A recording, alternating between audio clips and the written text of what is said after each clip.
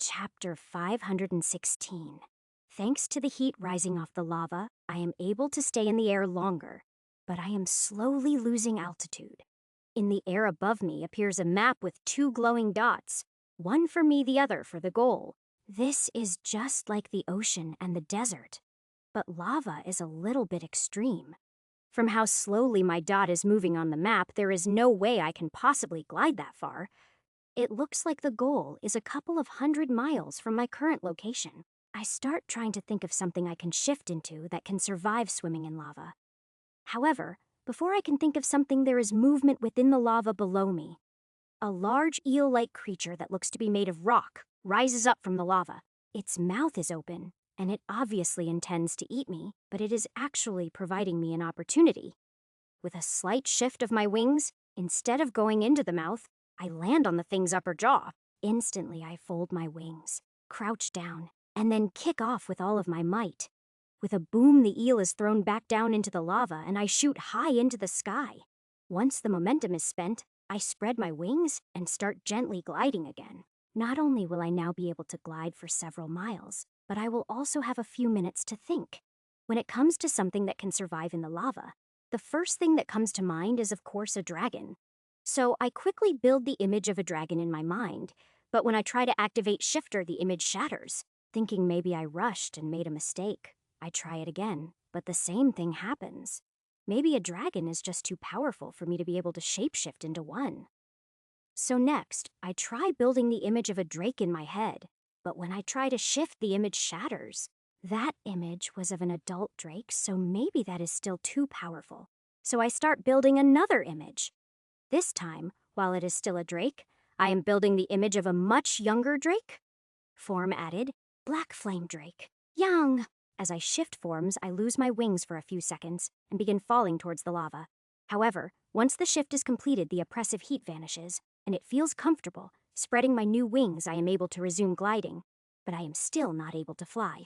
Having leathery wings instead of feathered feels a bit weird, but other than that, the new form feels amazing. It is definitely the most powerful form I have tried so far. No wonder I wasn't able to shift into an adult drake.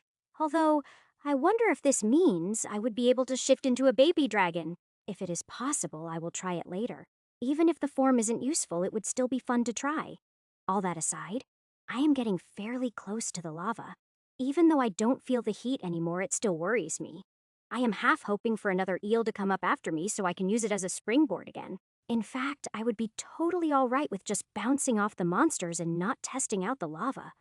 Unfortunately, no eel appears and I end up landing in the lava, but luckily it doesn't hurt. In fact, the lava basically feels like bathwater, just pleasantly warm. After folding my wings away, I start trying to figure out how to swim properly in this form. After all, I don't want a dragon paddle for a couple of 100 miles. In my head, I know it should be something along the lines of how an alligator swims, but actually doing it isn't easy. As I am starting to get the hang of it, an eel suddenly comes up from beneath me and bites me. While its teeth aren't able to penetrate my scales, the pressure does cause me some pain. What is worse is as soon as the eel has a hold of me, it sinks back into the lava, taking me with it. While the lava doesn't hurt me, being submerged in it does leave me blind. All I can see is orange and red shades. I can't even see the eel's mouth that I am inside of. However, I don't need to see it to know where it is, so I crane my head around and take a bite out of it. Losing a chunk of its jaw is enough to make the eel spit me out, and I immediately head for the surface. After all, I still need to breathe. And while I am immune to the lava, I can't breathe it. Once back on the surface, I look around for signs of the eel, but it is staying deep. Being unable to see in the lava is a major disadvantage, but I can't think of a way to change it. My best bet is going to be figuring out how to swim properly. Then my speed will make me a harder target.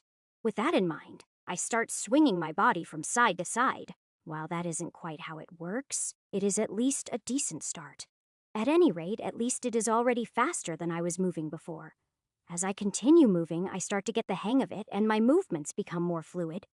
The more fluid my movements become, the faster I start moving through the lava. Hearing a sudden splash behind me, I take a look. An L just barely missed me. My change in speed must have made it miss. As such, I put more effort into my swimming. This form is a lot like Lizzie's. Even the muscles are similar, so I am able to adapt to it fairly quickly. Within a few minutes, I have it figured out and I am moving through the lava at high speed. Now that I have the hang of it, swimming at this speed is actually effortless. Several times eels try to eat me, but between my speed and the fact that I don't go in a straight line, they all miss. The way my body moves through the lava, I may as well be zigzagging. Even hitting me with an arrow would be difficult. At this rate, I should be able to reach the goal in a few hours, if nothing else happens. Not that the lava and eels aren't enough. If I wasn't able to shapeshift, I would be dead already. However, since I can, this is basically a cakewalk. This is my new favorite form. In fact, I really want to get this test over with so I can try flying around as a drake. Although, that will have to wait until after I deal with the temple and escape the underground. Maybe I can use this form to terrorize the Empire. No one should be able to tell I am shapeshifted. That way it will just seem like a monster attack, and no one can blame Mercy. The more I think about it, the more it seems like a good idea, and it sounds like a lot of fun. When I get out of here, I will talk to Mercy and Zamart about it, see if they agree. For now, I just have to keep swimming, which is fairly boring since there is no change in the scenery. The lava is endless. In fact, if it wasn't for the map, I would think I am not moving at all. The dot slowly moving across the map is the only thing that lets me know I am in fact making progress. Without the map, I would probably be going insane right now. Chapter 5:17. Although the boredom is about to drive me insane all on its own, even the eels have become boring. However, by judging my progress on the map, I would say I have less than 3 hours to go. Then these useless tests will be over, and I can finally deal with the Temple of Earth. So for the next hour, I just keep swimming. The only thing that happens is a few eels try and miss.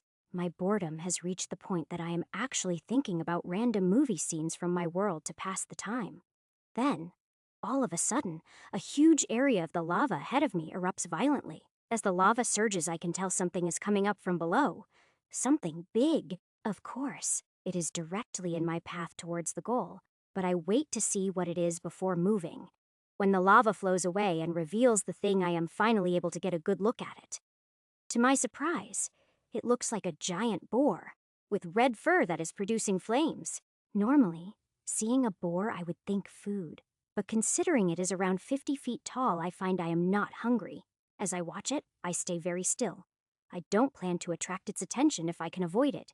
That is especially true once I notice that there are several eels dangling from the side of its mouth. Luckily, my drake form isn't all that big, about the size of a sports car. So I should not be of much interest to something that big, as long as I don't piss it off.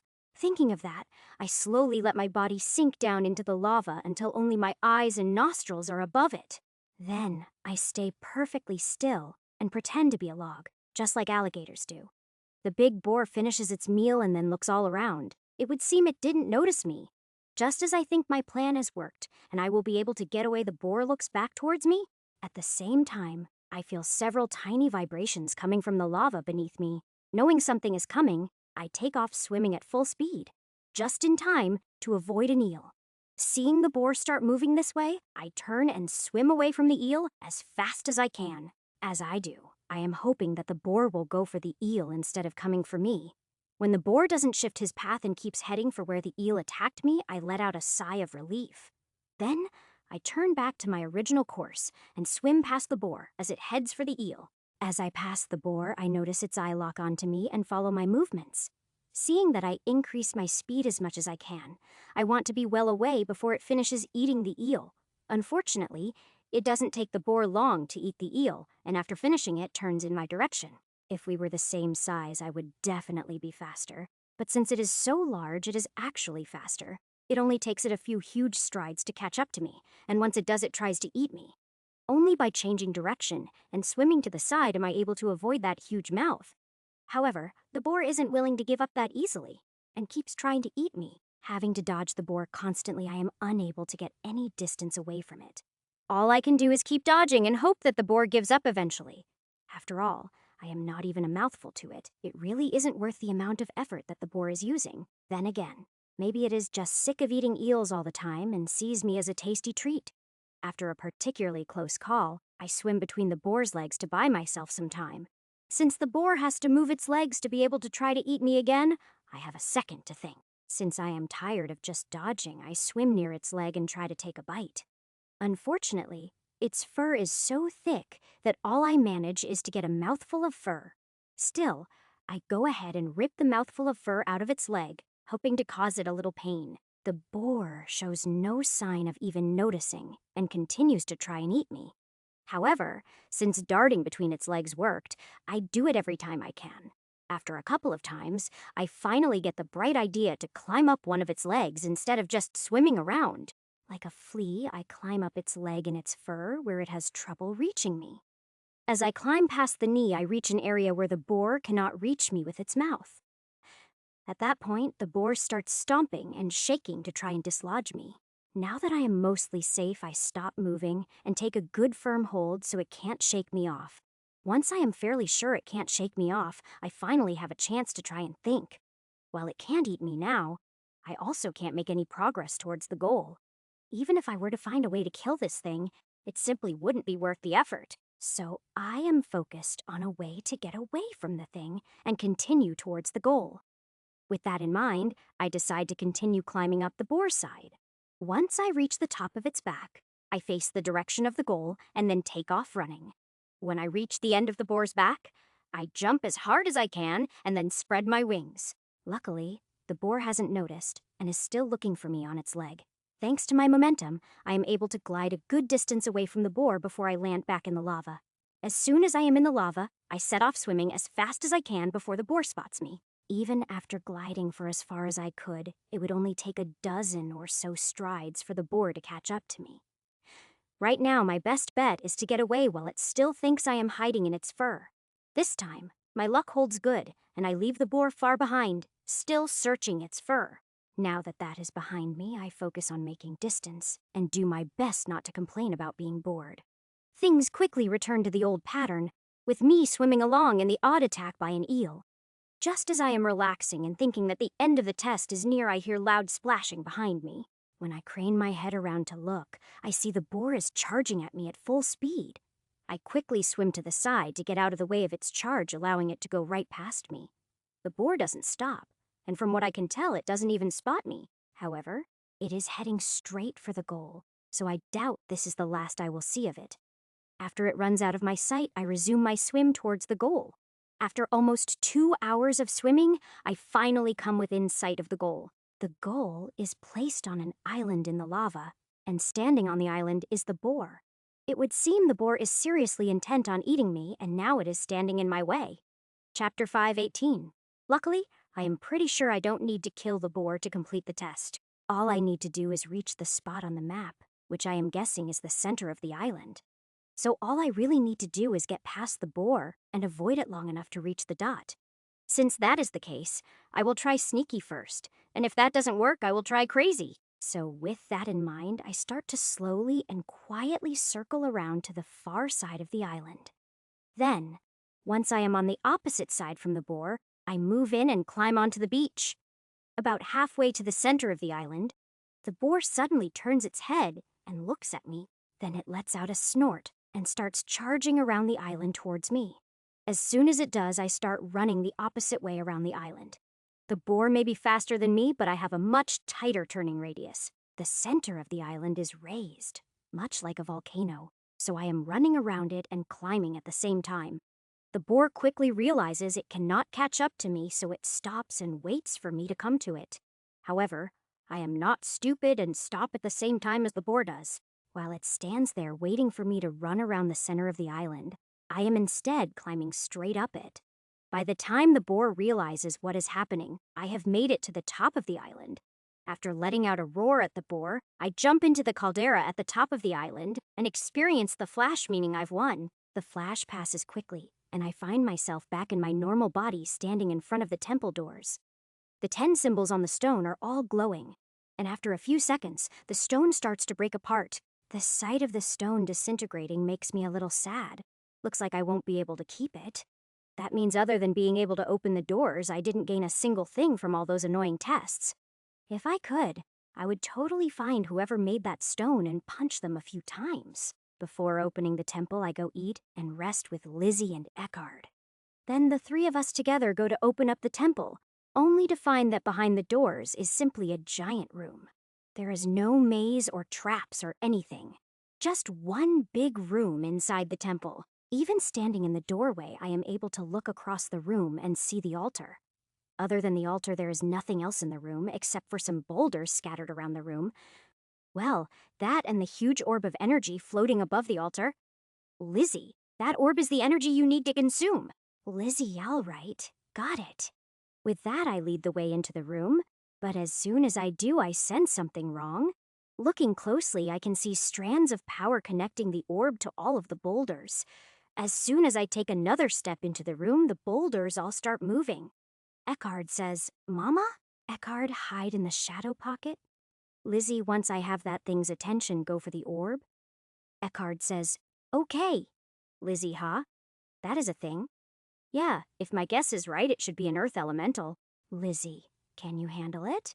Not sure yet, but I should be able to keep it busy while you sneak past. Lizzie understood. Be careful, aren't I always? As Eckhard disappears into the shadow pocket, Lizzie just snorts at me. Then I leave her behind and move towards where all the boulders are gathering together. As I was expecting, the boulders are merging together into a humanoid form. Once it is complete, it stands 20 feet tall and 15 feet wide at the shoulders. Its appearance is fairly rough, like a mud doll made by a child, but it reeks of power. As I move closer to it, it turns to face me directly. Even though it doesn't have eyes, it seems able to see me. Luckily, all I have to do is distract it. Once Lizzie eats the orb of energy, the earth elemental should collapse.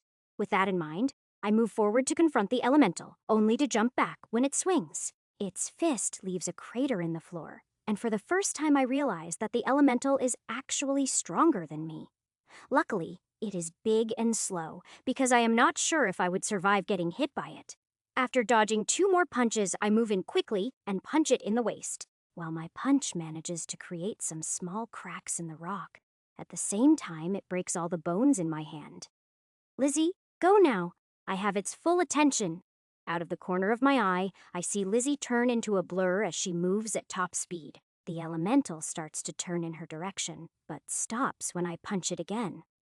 As I dodge its return punch, I see Lizzie reach the altar and begin absorbing the orb of energy. About a minute later, the elemental suddenly stops moving mid-swing. A glance at the altar shows that Lizzie has been able to fully absorb the orb. I quickly move away from the elemental, just in time to watch it return to a bunch of boulders. Once the boulders stop bouncing around and everything is still, I let Eckhard come out of the shadow pocket. While he starts exploring, I walk over to Lizzie, only to find her curled up in front of the altar. She doesn't respond even when I touch her. By that, I am guessing she is absorbing the energy. It will probably take her a while to absorb all that energy. It took me days. Since the wind orb gave me wings, I am excited to see what changes Lizzie might go through. With nothing else to do, I walk over and break open the altar and then smash the gem inside it. Diding, congratulations. You have completed a quest.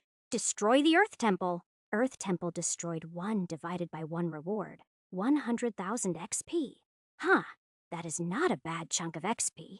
When I turn around, I find that Lizzie has been covered by a cocoon of what looks like rock. She basically looks like a big, odd-shaped boulder. Seeing Eckhard sitting next to her looking worried, I quickly explain what is going on to him.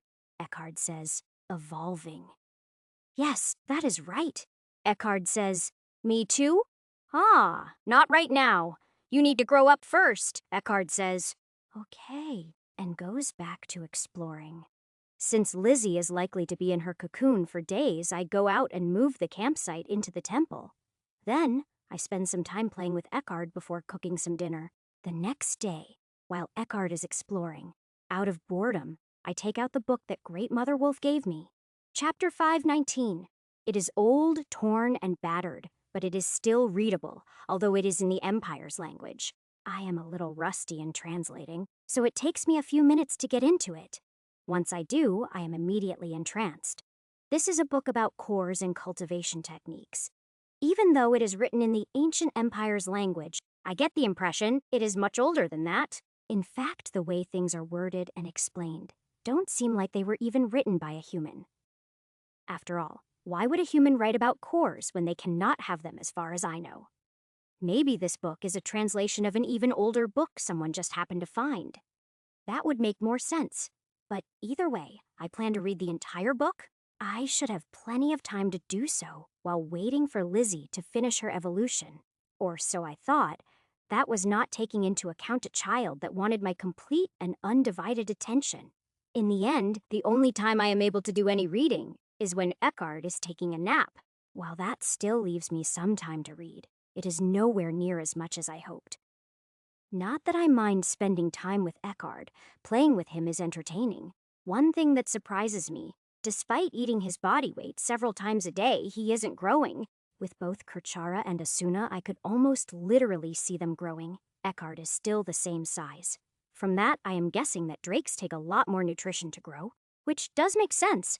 It is just surprising that Eckhard hasn't grown at all yet. It is enough for me to start worrying that I am missing something and not providing enough for him. It could just be that drakes grow very slowly, but not knowing for sure worries me.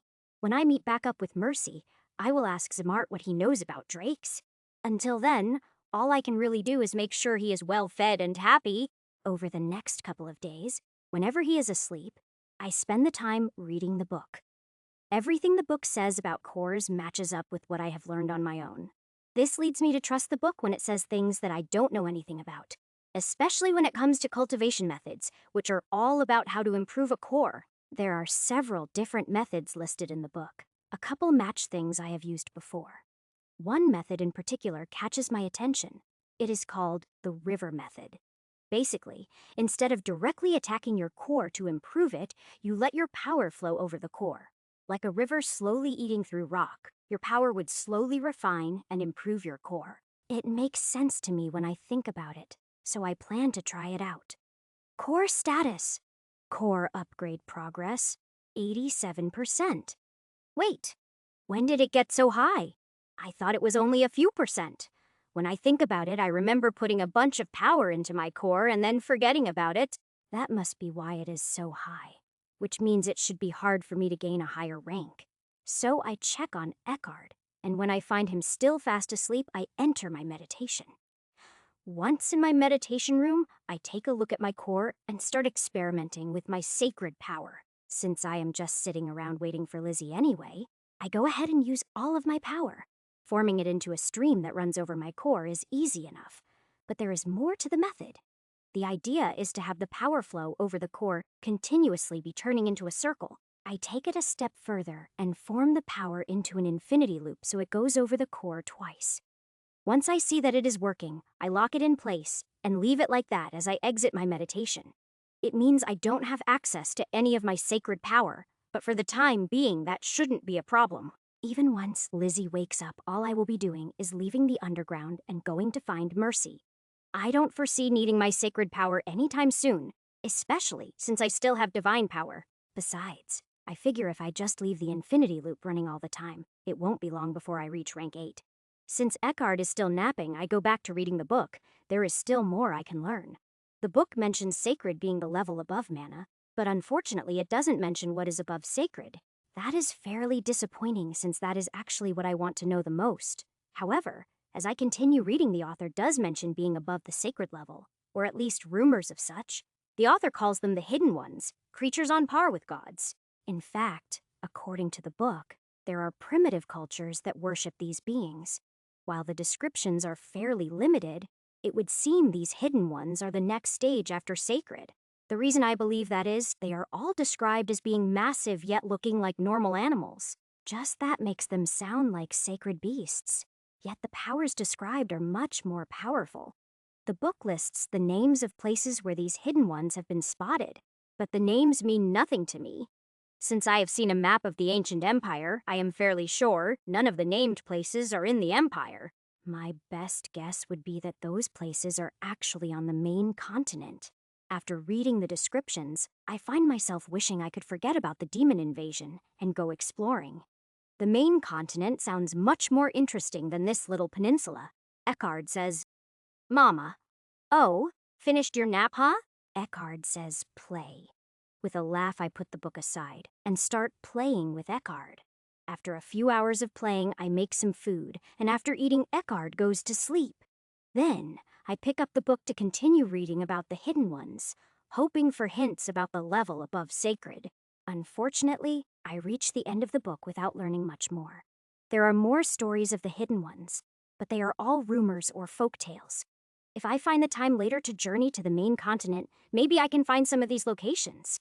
Going there in person, I may be able to track down one of these hidden ones. Other than that, I will just have to wait and see what happens when I go above rank 10. For the time being, the plan is to help Mercy deal with the Empire and then return to Ilium. Once back in Ilium, I will start working on gathering the clans and become the Beast King. Unfortunately, once I am the king, I don't know if I will be able to find time to adventure. Being tied down dealing with politics is basically my worst nightmare. Chapter 520. Cronotia says, Ash, aren't you going to open a soulscape so that my sister and I can reward you for destroying the temple? Oh, I thought the XP was the reward. Besides, Saronia is mad at me. Cronosia says, stop being a baby and open it. Okay. Eckhard, come over here. Eckhard says, okay, Mama. After having Eckhard sit in my lap, I explain to him what the soulscape is and that I will be inviting him into it. After hearing about it, he seems to understand and is ecstatic to try it out. I am hoping his cuteness will act as a distraction for Saronia so she doesn't hurt me. Create soulscape. Once the soulscape is open, I invite Eckhard in first and spend some time teaching him. When he understands how the place works and how to use his mind to do things, I let him loose to play. Then I invite Cronotia and Saronia into the soulscape and wait for them to appear. Cronosia appears first, but she ignores me and immediately runs after Eckhard to pet him. That doesn't really surprise me. Eckhard already wrapped her around his finger. When Saronia appears, she gives me a cold look before she notices what Cronotia is doing. Saronia says, cute, and runs over to Cronotia. As hoped, Eckhard's cuteness prevails over Saronia's anger, meaning I am safe. Since Eckhard is obviously enjoying the attention, I don't interrupt and just let them spoil him. Between his cute little chirps and the way he purrs when petted, Saronia doesn't stand a chance. Oh, right. Do either of you know anything about the growth rate of drakes? Cronotia says, not really, no. Why? Because, despite eating his own body weight several times a day, Eckhard isn't growing. Both Kachara and Asuna grew like weeds once I started feeding them properly. Saronia says, so his name is Eckhard. As a drake, he will need considerably more to grow than normal. After all, drakes are an evolved species. So him growing slowly is normal. I am not doing anything wrong. Saronia says, yes, it is normal. I can sense from his life force that he is perfectly healthy and happy. That is a relief, thank you. Eckhard says, Mama. Eckhard flies over and lands in my arms and starts rubbing against me. Saronia, hearing Eckhard call me Mama, starts laughing. She is soon laughing so hard she is holding her sides. At this point, I am getting used to being laughed at, so I ignore Saronia and pet Eckhard. Cronotia says, so, I guess it is time to give you your reward. The quest gave me 100,000 experience. I figured that was the reward. Cronotia says, while that may be the reward from the quest, that has nothing to do with us. We told you we would reward you for each temple destroyed. Saronia says, as your reward for destroying the second temple, we have made an item for you. It is a pouch, but unlike your current pouch, it is not for holding things. Instead, it creates things. Cronotia says, in watching you during your travels, we noticed how much space in your pouch you had to waste to carry enough food. So we have made you a pouch that creates food. Saronia says, it has been programmed with all the dishes and drinks available in Ui's Tower and Sarah's Inn. Cronotia says, we did that because we noticed you enjoyed the food in those two places the most. That sounds amazing. Thank you. Saronia says, here you go. Eh? Cronotia says, what is wrong? What is with this appearance? Cronotia says, what do you mean? My pouch is leather and rugged looking? It looks like something an adventurer would wear. This looks like a fanny pack. Cronotia says, a what? It is basically a woman's purse on a belt? Cronotia says, ah, that, and looks at Saronia, who is laughing. Oh, so this is my punishment? Saronia says. Yep, fair enough. I guess it could be worse. So, what is the limit on uses? Krenosha says. None. You can feed an army with it. It is a divine item. It will be recharged anytime you pray to one of us. Really? Wow. I wonder what would happen if I added sacred power. Saronia yells, Don't you dare! Relax. I was only kidding. Saronia says, You, and disappears. Krenosha says, You really should stop teasing her. I can't help it. She is so cute when she is mad. Krenosha says, does that mean she is your favorite? Nope. I don't have a favorite. I like you both equally, like I am going to fall for that trap. Krenosha says, Are you sure? You don't tease me like that. Saronia is much easier to get a rise out of. You always see through my attempts. Krenosha says, From how you said that I can't tell if it is a good or bad thing? It is a good thing. It makes you more of a challenge, Krenosha says. And you like a challenge. Of course. Without challenges, life is too boring, Krenosha says. Is that why you are always finding trouble? Yes, I get bored easily. When I get bored, I look for interesting things to do. Krenosha says, like me. Seeing the smile on her face as she says that I feel my face turn beet red, at this point, I wouldn't be surprised if blood gushed from my nose just like in an anime. I can't tell if she is teasing me or not, and at this point, I don't dare to ask. At that moment, as I am panicking and trying to think of something, Eckhard proves his intelligence. He leaps from my arms and clumsily glides over into Krenosha's arms. Eckhard says, Auntie. Krenosha says, so cute. I hope they programmed deserts into this pouch because Eckhard just earned a whole bunch. After letting Krenosha cuddle and pet Eckhard for a few minutes, I start telling her goodbye.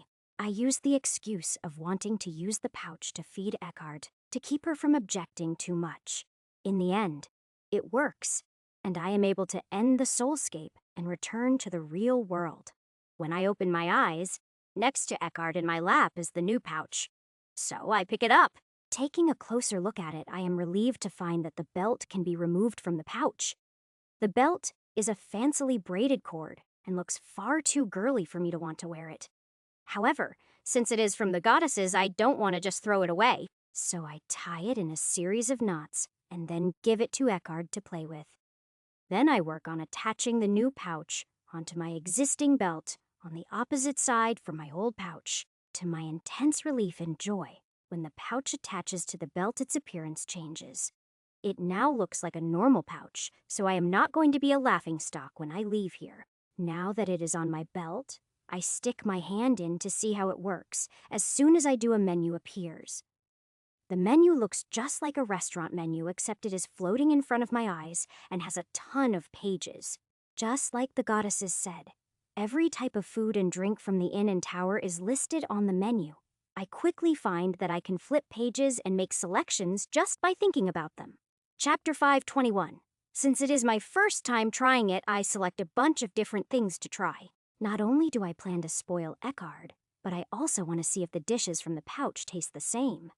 Yue won't care, but Sarah might get mad if she were to find out the goddesses stole all her recipes. When Eckhard and I dig in, we are both delighted by the flavors, which are exactly as they should be. Compared to my cooking, I am pretty sure Eckhard thinks he has gone to heaven. Especially once I give him some desserts to try as his reward for saving me. Eckhard eats until he can't eat another bite. By then, he is looking decidedly round. He rolls over onto his back and almost immediately starts snoring. It is adorable. Once he is asleep, I clean up the mess and then sit back to relax with some mead. Since I have nothing else that I need to do, I start planning what I want to do after leaving the underground.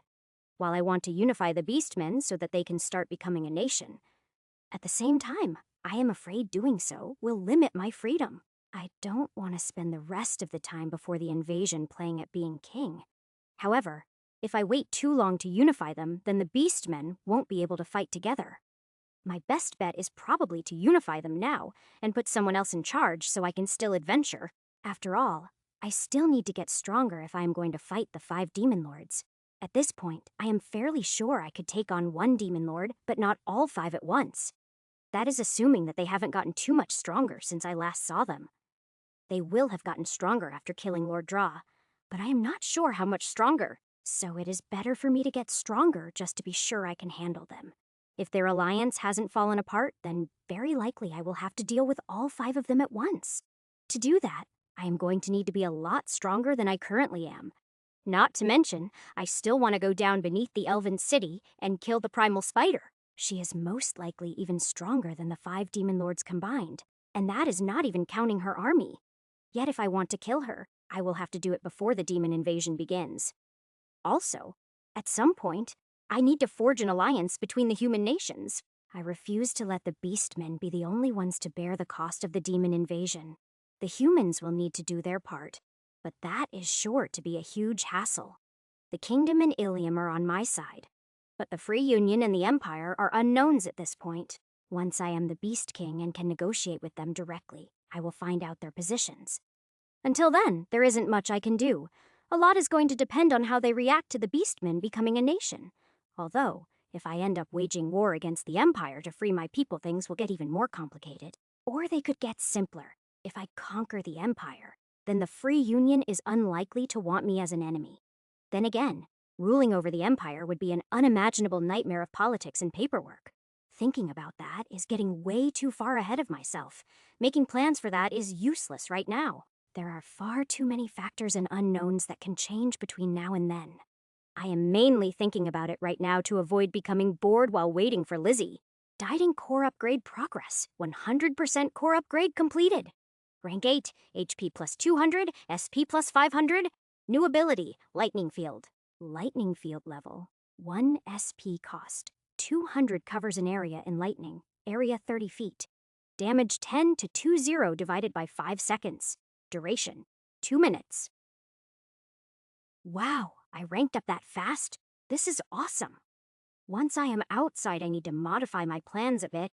Wandering around is now important. Since this gift from Mother Wolf has helped me so much, I need to fulfill her request.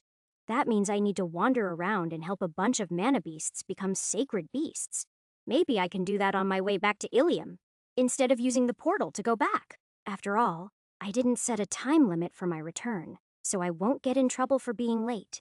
In fact, I can probably find that bear she mentioned on my way to Mercy. Taking out the map, I take a better look at it to see what other beasts are either close or on the way to Ilium. It turns out there is another beast I can reach on my way to Mercy. It is only a little out of the way. Looking at the map, if I head to Ilium, normally I can seek out 3 or 4 more. 5 or 6 new sacred beasts should make Mother Wolf happy. At least I hope so. So that will be the new plan once Lizzie comes out of her cocoon. The other beasts shown on the map will have to wait until later adventures. Looking further down on the map, I am happy to see a decent number of beasts in the Beastmen lands. When I am going around to the clans, I should be able to awaken all of them. The beasts in the Free Union and the Empire will probably have to wait quite a while. With those decisions made, I finally pick up the sleeping Eckhard and head to bed. For once, Eckhard sleeps through the entire night without waking up. It seems stuffing him till he can't move is a good way to get a decent night's sleep. Not that I really need to sleep, but when I do sleep, getting woken up is still annoying. After breakfast, Eckhard is hyper, and it takes me a few hours of playing with him to burn off the extra energy. Once he has eaten some lunch, it quickly becomes nap time, which leaves me with nothing to do. To avoid being bored, I get up and move a decent distance from Eckhard. Then I try out my new lightning field to see how it works, which is fairly simple. It creates an area where the ground is electrified and has little lightning bolts dancing all around. It doesn't have to be centered on me, so I can set it anywhere I want within line of sight. Unfortunately, it is bright and somewhat noisy, so there is no chance of using it as a trap. Still, in situations where I am surrounded, it would be very useful, especially since lightning heals me. The damage isn't much, but it will add up quickly if someone doesn't get out of the field. The damage will probably also increase once the level of the ability goes up. I will have to remember to try it out the next time I get into a fight against multiple opponents. Chapter 522. Just as I am finishing playing with the field and thinking of what else to try, I hear cracking sounds. I quickly run over to Lizzie, only to see small cracks spreading all over her cocoon. After a minute, the entire cocoon shatters, sending pieces of rock everywhere. As soon as the cocoon shatters, I start brushing dust and rock chips away from Lizzie. The first thing I do is look for changes. It is actually a relief when I don't find any wings. However, what I do find is another pair of legs. Lizzie now has 6 legs. Lizzie. How are you feeling? Lizzie, I feel like I haven't moved in a year. Everything hurts? Be careful. Take it slow getting up. It will take some getting used to. Lizzie, what will take getting used to? You have 6 legs now. Lizzie, I what? Of course. Despite my warning, Lizzie tries to get up so she can look at herself. Her new pair of legs get tangled with the others, and she ends up falling over, almost crushing me. In the end, I have to help position her new legs in order for Lizzie to be able to stand up. Once she is on her feet, it is a lot easier for her to examine her new legs. Then it is simply a matter of getting used to controlling them, just like I had to with my wings. Since she already has 4 legs, she has a lot easier time than I did with my wings. There are also no embarrassing moments for her, like when I was learning to fly. She is soon walking in circles around the temple to get used to moving with 6 legs. During this, Eckhard wakes up from his nap. When he sees what is going on, he runs over to join in. Since he is too small to keep up with Lizzie, he waits until she comes around again. When she passes him, he jumps up and grabs her tail, then hangs on for dear life. He is soon laughing as he swings around on the end of her tail, especially once her speed increases. So, how is it? Lizzie, I am still getting used to it, but I can already tell it is amazing. Not only has my speed increased, but I feel like no terrain will ever slow me down. That is great. So you are back to being faster than me, I am guessing. Lizzie-o? Absolutely. My top speed is probably double what it was before. That is a huge improvement. Any other changes? Lizzie, I haven't tested it out yet, but I feel like I can control the earth around me if I want to. Really? We should test it out. We head outside of the temple, and Lizzie starts testing out her powers. Eckhard continues riding her tail as she roams around trying out different things. Then, upon my suggestion, she uses her new powers to create a small-scale castle out of rock. It has multiple rooms and even slides inside. As soon as Eckhard sees it, he goes nuts. His new playground captivates his attention for hours, allowing Lizzie and I time to chat. As we experiment with her power, it ends up being closer to earthbending than using magic. Since that is the case, I am able to give her all sorts of ideas on what she can do with it. Describing things is rather limited, so I create a soulscape and bring both of them into it. Then, I have them sit down and watch both Avatar the Airbender series. For Lizzie, it is really useful. For Eckhard, it is just entertaining, but there is a drawback. Now that Eckhard has seen TV, he wants to watch more and starts begging endlessly. Luckily, I have plenty I can show him. The problem is I can only do so inside the soulscape. Eckhard says, "Mama, more. Not right now, it is time for dinner." Eckhard says, "Yay, food." Lizzie actually joins in the cheering for food. She hasn't eaten in days thanks to the cocoon. She is surprised when she sees the food that comes out of the new pouch. So, over dinner, I end up telling her about my conversation with the goddesses. Other than that, I spend some time trying to figure out how I can show Eckhard anime without going into the soulscape. From working on my core, I know that sacred power can be programmed, so I start experimenting. My goal is to program sacred power with anime so that it can play without me having to concentrate on it. That way, Eckhard can be entertained, and I will have free time to work on other things. I quickly realize that it can work, but the power needs a container. Without one, the power dissipates. What I need is basically a magic version of a DVD, but I don't have anything to work with. Lizzie says, well, this feels a little weird. You can talk now? Lizzie says, it seems like it. How is it? Do I sound weird? No, it is good. In fact, you sound surprisingly feminine and dainty considering your body size, Lizzie says. And what is that supposed to mean? Are you calling me fat? What? Of course not, Lizzie says.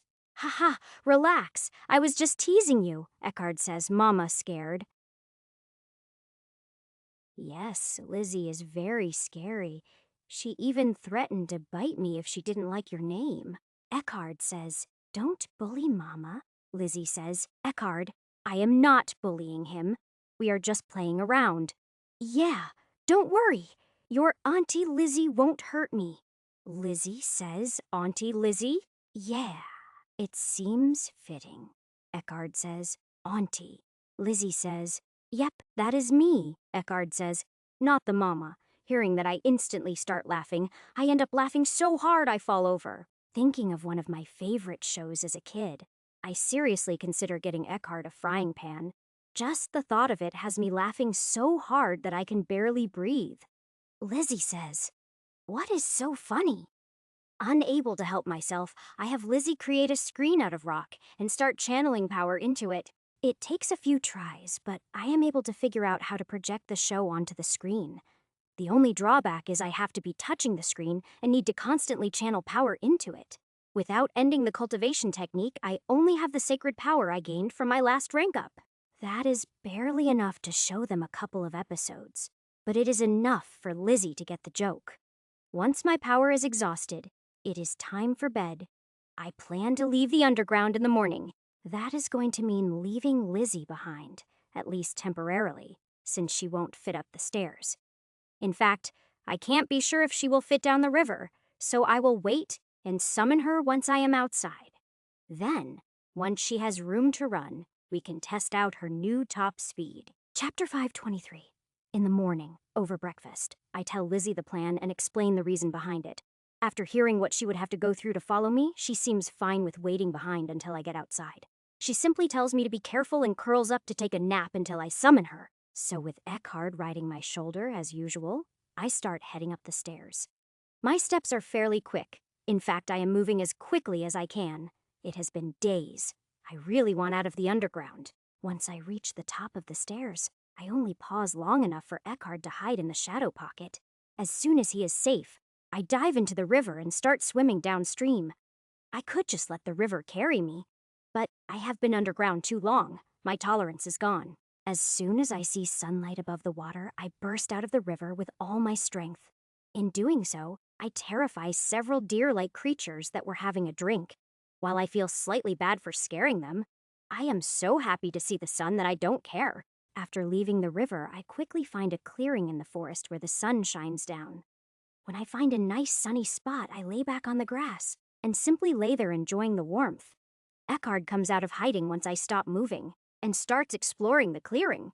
Not wanting to have to chase him around, I summon Lizzie and tell her it is my turn for a nap. And so, after saying that, I close my eyes and let myself drift off to a peaceful sleep. It feels absolutely amazing, until a little over an hour later when an Eckhart lands on my face. Eckhart says, "Mama, hungry." The next sound I hear is Lizzie's laughter, and so, while grumbling, I open my eyes and sit up. After removing Eckhart from my head, I ask the two of them what they want to eat. After providing the two of them with their selections, I pull out some for myself and dig in. Lizzie says, "So, what is the plan now?" We are going to head over to join Mercy, but we have 2 stops along the way. Lizzie says, "All right, just tell me which way to go." So I take out the map and show Lizzie where the beasts are and where Mercy's army should be. Our route is going to be northeast through the forest and to the far corner of the kingdom. Then we will simply follow the border south until we run into Mercy and her troops. So after we are done eating, Eckhart climbs up to my shoulder and I mount Lizzie. Then we set off, and almost instantly Eckhart starts screaming in fear. The reason for that is that Lizzie is moving so fast that the trees we are passing turn into blurs. After a few minutes, he gets a hold of himself, and his screams of fear turn into screams of excitement. He is having so much fun that he moves from my shoulder to the top of my head to enjoy it more. Then he spreads his wings and almost flies off. Luckily, I have fast reflexes. Before the wind carries him off, who knows where, I manage to grab him by the legs. Of course, Eckhart doesn't care. He is squealing in joy at the feeling of flying for the first time. I keep a good hold on him, but let him enjoy himself while I keep an eye out for low-hanging branches. Every time he lets out a particularly ear-piercing squeal, Lizzie cranes her head around to look at him. It is obvious she wants him to stop. But when she sees how much fun he is having, she can't bring herself to say anything. Since he is doing it anyway, I start coaching Eckhart on how to move his wings to control his direction. This continues until Lizzie slows down, at which point the exhausted Eckhart returns to my shoulder. He would probably go straight to sleep if he wasn't getting hungry. Once Lizzie slows down, I am able to sense beasts in the area, bears to be precise. Seeing them, I am reminded of the first time I saw them and of how they taste. However, since I am here to help them, it wouldn't do to kill one to eat it. In fact, now that I have the pouch, there is no reason for me to kill anything that isn't trying to kill me. You wouldn't think the bears are ferocious considering how they are acting right now. The bears are acting scared and refuse to come anywhere near me or Lizzie. I remember being told the bears were supposed to be solitary creatures, but there are over 50 of them in the area we have entered. It seems what I was told is incorrect. Either that or they are gathered here because of the bear I am looking for. She is the only bear that doesn't act scared of us. She is also 3 times the size of the others. From just a glance, I can tell she is the one I am looking for, but I can also tell she is dying. Eckhard says, "Mama, hungry." "All right, dinner time." "It is." Lizzie says, "Is that going to be all right? Some of these bears look like they are starving." "Then we will just feed them too." Lizzie says, "Can you do that?" "Should be able to. The goddesses told me I could feed an army with the pouch." Lizzie says, "I hope so. I could kill them easily enough, but it would be bullying." "Relax, I've got this." Not only do I pull out food for Lizzie and Eckhard, but I also pull out over 50 trays of meat. The bears quickly overcome their fear of us. They are hungry enough to ignore their fear. Once everyone else is eating, I walk over to the big old bear and sit down. "Can you speak?" The bear shakes her head. "Do you know that you are dying?" The bear nods. "Do you know who the great mother wolf is?" The bear nods again. "She has asked me to come here and try to help you evolve into a sacred beast. I cannot be sure, but it should extend your lifespan. Do you want me to try?" The bear looks excited and nods. Once I have her permission, I cancel my cultivation so that all my sacred power is available. Then, I reach out and gently put my hand on her neck and start scanning her. Not only is her core max rank for a mana beast, but it is full of energy. It turns out she is only missing a single spark to become a sacred beast. She should have become one already, but she must be missing something. Either a bit of understanding or just a lucky situation would have allowed her to evolve already. For me, it is as easy as giving her just a few drops of sacred power to trigger her core to evolve. As she feels the process starting, she lets out a loud and triumphant roar. Since I barely used any energy, I use the rest to heal up her body, revitalize her cells, and infuse the rest into her core. Chapter 5, 24. With her healed, and with the extra energy she should get to rank 2 or 3 easily. Once she is done evolving, I check her again, and am happy to learn that her lifespan did increase. She now isn't anywhere near dying of old age. In fact, I can't detect a lifespan. It would seem that sacred beasts are naturally either extremely long-lived or straight up immortal. That is kind of what I was expecting, since Great Mother Wolf has been alive since the ancient empire was around. When I finish my scan and return my attention to the outside world, I hear endless roaring. The other bears are all roaring in celebration. Apparently, the old bear becoming a sacred beast is a big deal. The fact that it is a big deal doesn't surprise me. What does is the fact that all the bears understand it. I may have been underestimating the intelligence of mana beasts all along. Old Bear says, "Thursday, Ank, you are welcome." Apparently, Old Bear doesn't feel that saying "thank you" is enough, because she turns and starts licking my face. It takes me a few minutes to get her to calm down and stop licking me. When I do, I notice the bears have polished off all the meat I gave them, and some still look hungry. So I decide to empty out all the food I have left in my old pouch and give it to them. After all, with the new pouch, I don't need to carry food in my old pouch at all. Considering most of what I was carrying was meat anyway, the bears are overjoyed to take it from me. Old Bear says, "Thank you for saving my children." "You are welcome. Why are they starving?" "Did something happen to affect the hunting?" Old Bear says. "The humans' war. The army drove away most of the game. I thought they made an agreement with Great Mother Wolf to provide food." Old Bear says, "They did, but the humans are too scared of my children." "Well, the human army has left now. Things should go back to normal." Old Bear says, "Yes, the balance will return, eventually." After chatting with the old bear, I finally remember to eat my own dinner. By then, Eckhart is already fast asleep with Lizzie watching over him. He is actually sleeping on top of a bear. In fact, Lizzie is surrounded by sleeping bears. They seem to have gotten over their fear. When I am done eating, I take off Lizzie's saddle and give her a good grooming. Then I sit down and meditate for the entire night. In the morning, I have enough power to restart my cultivation technique. When breakfast is demanded by Eckhard, I once again feed all the bears as well. Once we have finished eating, we say farewell to the bears and continue our journey. It only takes a bit over an hour to leave the forest and enter more open land. This allows Lizzie to finally test out her new top speed, to Eckhard's delight. Seeing her speed yesterday, I already knew that Lizzie was faster than I am. However, when she shows off her top speed, I am left in awe. She is about 3 times faster than I am. For her to be able to run 3 times faster than I can fly is truly amazing. It is also a very smooth ride. Even hills will flatten out in front of her to allow her to pass. Everything returns to the way it was once she has passed, but it is still amazing to watch. It is like she is a goddess, and the land just doesn't dare to impede her. Of course, she can choose whether or not things are changed. If she wants to go up a hill, it stays put, which she proves when she decides to stop atop a nice big hill with a good view all around. From here, I can see the forested hills that should be the border area of the kingdom. Lizzie says, "Can we have lunch, please?" Of course. Does moving at that speed consume a lot of energy? Lizzie says, only maintaining it for a long period? That makes sense. Okay, what would you like? Eckhard says. After lunch, we continue on at a more normal pace and reach the forested hills in less than 2 hours. Once we enter the hills, Lizzie slows down even more, so we can look for beasts.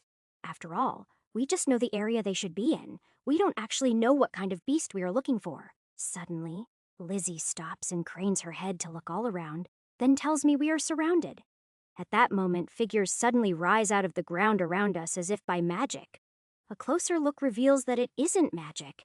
They came from concealed tunnels. The figures are standing upright and carrying crude spears, but they aren't humanoid. The closest thing I can compare them to would be weasels, giant weasels. To be honest, even though they are trying to look fierce, they are simply cute and adorable. As such, I am having a terribly hard time keeping a straight face as the weasels try to threaten us. They are not making animal noises. It would seem that they actually have their own language. Of course, I can't understand a thing they are saying, but it shows high-level intelligence. After a few minutes of trying to talk to us, they give up and stand quietly as if waiting for something. Eventually, another weasel shows up. This one is obviously much older and has an air of authority about him. Instead of a spear, he has a staff in hand that is decorated with various bones. It makes me think, Shaman. Shaman says, "What do you want in our territory?" "The Great Mother Wolf asked me to come here and help one of your people evolve into a sacred beast," Shaman says. "One of our people? Well, this is the location marked on the map and it is your territory. So unless there are other mana beasts here, I am guessing it is one of your people." Shaman says, "Follow me. I will take you to the king." The shaman turns and heads back the way he came, so Lizzie takes slow steps and follows him. Rather than a cave or cavern like I was expecting, the shaman eventually leads us to a valley. Being a valley between hills, it isn't all that impressive, but the village is. The fact that the weasels live in a village is surprising enough. But the fact is they have well-constructed buildings. None of these buildings would stand out if placed in a human village. While the buildings are wooden, they actually have brick foundations and tile roofs. It really makes me curious as to why the warriors have such primitive spears if the weasels are capable of building like this. The buildings I am seeing should require advanced tools to build, so why only have primitive spears? The shaman leads us into the biggest building. It is a tight squeeze for Lizzie and introduces us to the king and queen. Chapter 5, 25. The king and queen do not look as old as the shaman, but they are older than the warriors. Now that I have more reference, it would seem the warriors I encountered are rather young. I can't be entirely sure, but they are possibly just barely adults, which doesn't exactly make sense. If they are that young, then they should have only just become warriors. Such new warriors shouldn't be tasked with guarding the borders of their territory. At least, not without an older warrior to lead them. Now that I think about it, the village was pretty much deserted, but I was distracted by the buildings. As I look at the king and queen, They seem worried about something, and it isn't us. As the shaman is telling them why I am here, they seem to be only half paying attention. As if something more important is weighing on their minds, my curiosity is tingling. King says, "Welcome, visitors." "Greetings," Queen says. "What is it you want here?" "I am here to help one of you evolve," King says. "Evolve? What do you mean? As mana beasts, you should be aware that you have cores and the cores have ranks, yes?" Queen says, "Of course. We are not as simple as you think. At the request of Great Mother Wolf, I am here to help one of you who has reached max rank evolve to the next level." King says, "Next level? What does that mean?" "It means that instead of remaining a mana beast, they will evolve into a sacred beast." Queen says, "What are the advantages of a sacred beast? And who is this Great Mother Wolf?" Great Mother Wolf is the sacred beast that rules the forest surrounding the human capital. As to the advantages of sacred beasts, they are stronger, more intelligent, and have longer lifespans. Queen says, "While that sounds good, we have no interest in this evolution." Shaman says, "Your Majesty?" King says, "The person you are looking for is not qualified to become a sacred beast at this time." Queen says, "We thank you for your offer, but it is of no interest to us. So, please leave our territory immediately." "Very well. It isn't like I am going to force you to accept a blessing," says Mother. "Father, you can't do this." As I am turning to leave, another weasel comes rushing into the room. A young woman? Judging by what I have seen so far, I would guess that she is just shy of adulthood. Upon her entrance, both the king and queen show pained expressions on their faces. King says, "Windy, you have no business here. Return to your room." Queen says, "Daughter, you are not yet of age. You have no say in this matter."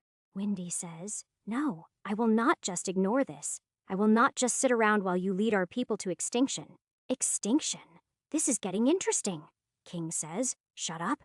Do not speak of our people's matters before an outsider." Queen yells, "Why are you still here? Leave." Although I am seriously tempted to put the queen in her place, in the end I turn around and leave peacefully. Mounted on Lizzie, I quickly ride out of the village and the weasel's territory. However, as soon as we are outside their territory, I have Lizzie stop. Lizzie says, "Why are we stopping?" "Because my curiosity isn't satisfied." Lizzie says, "So are we sneaking back in?"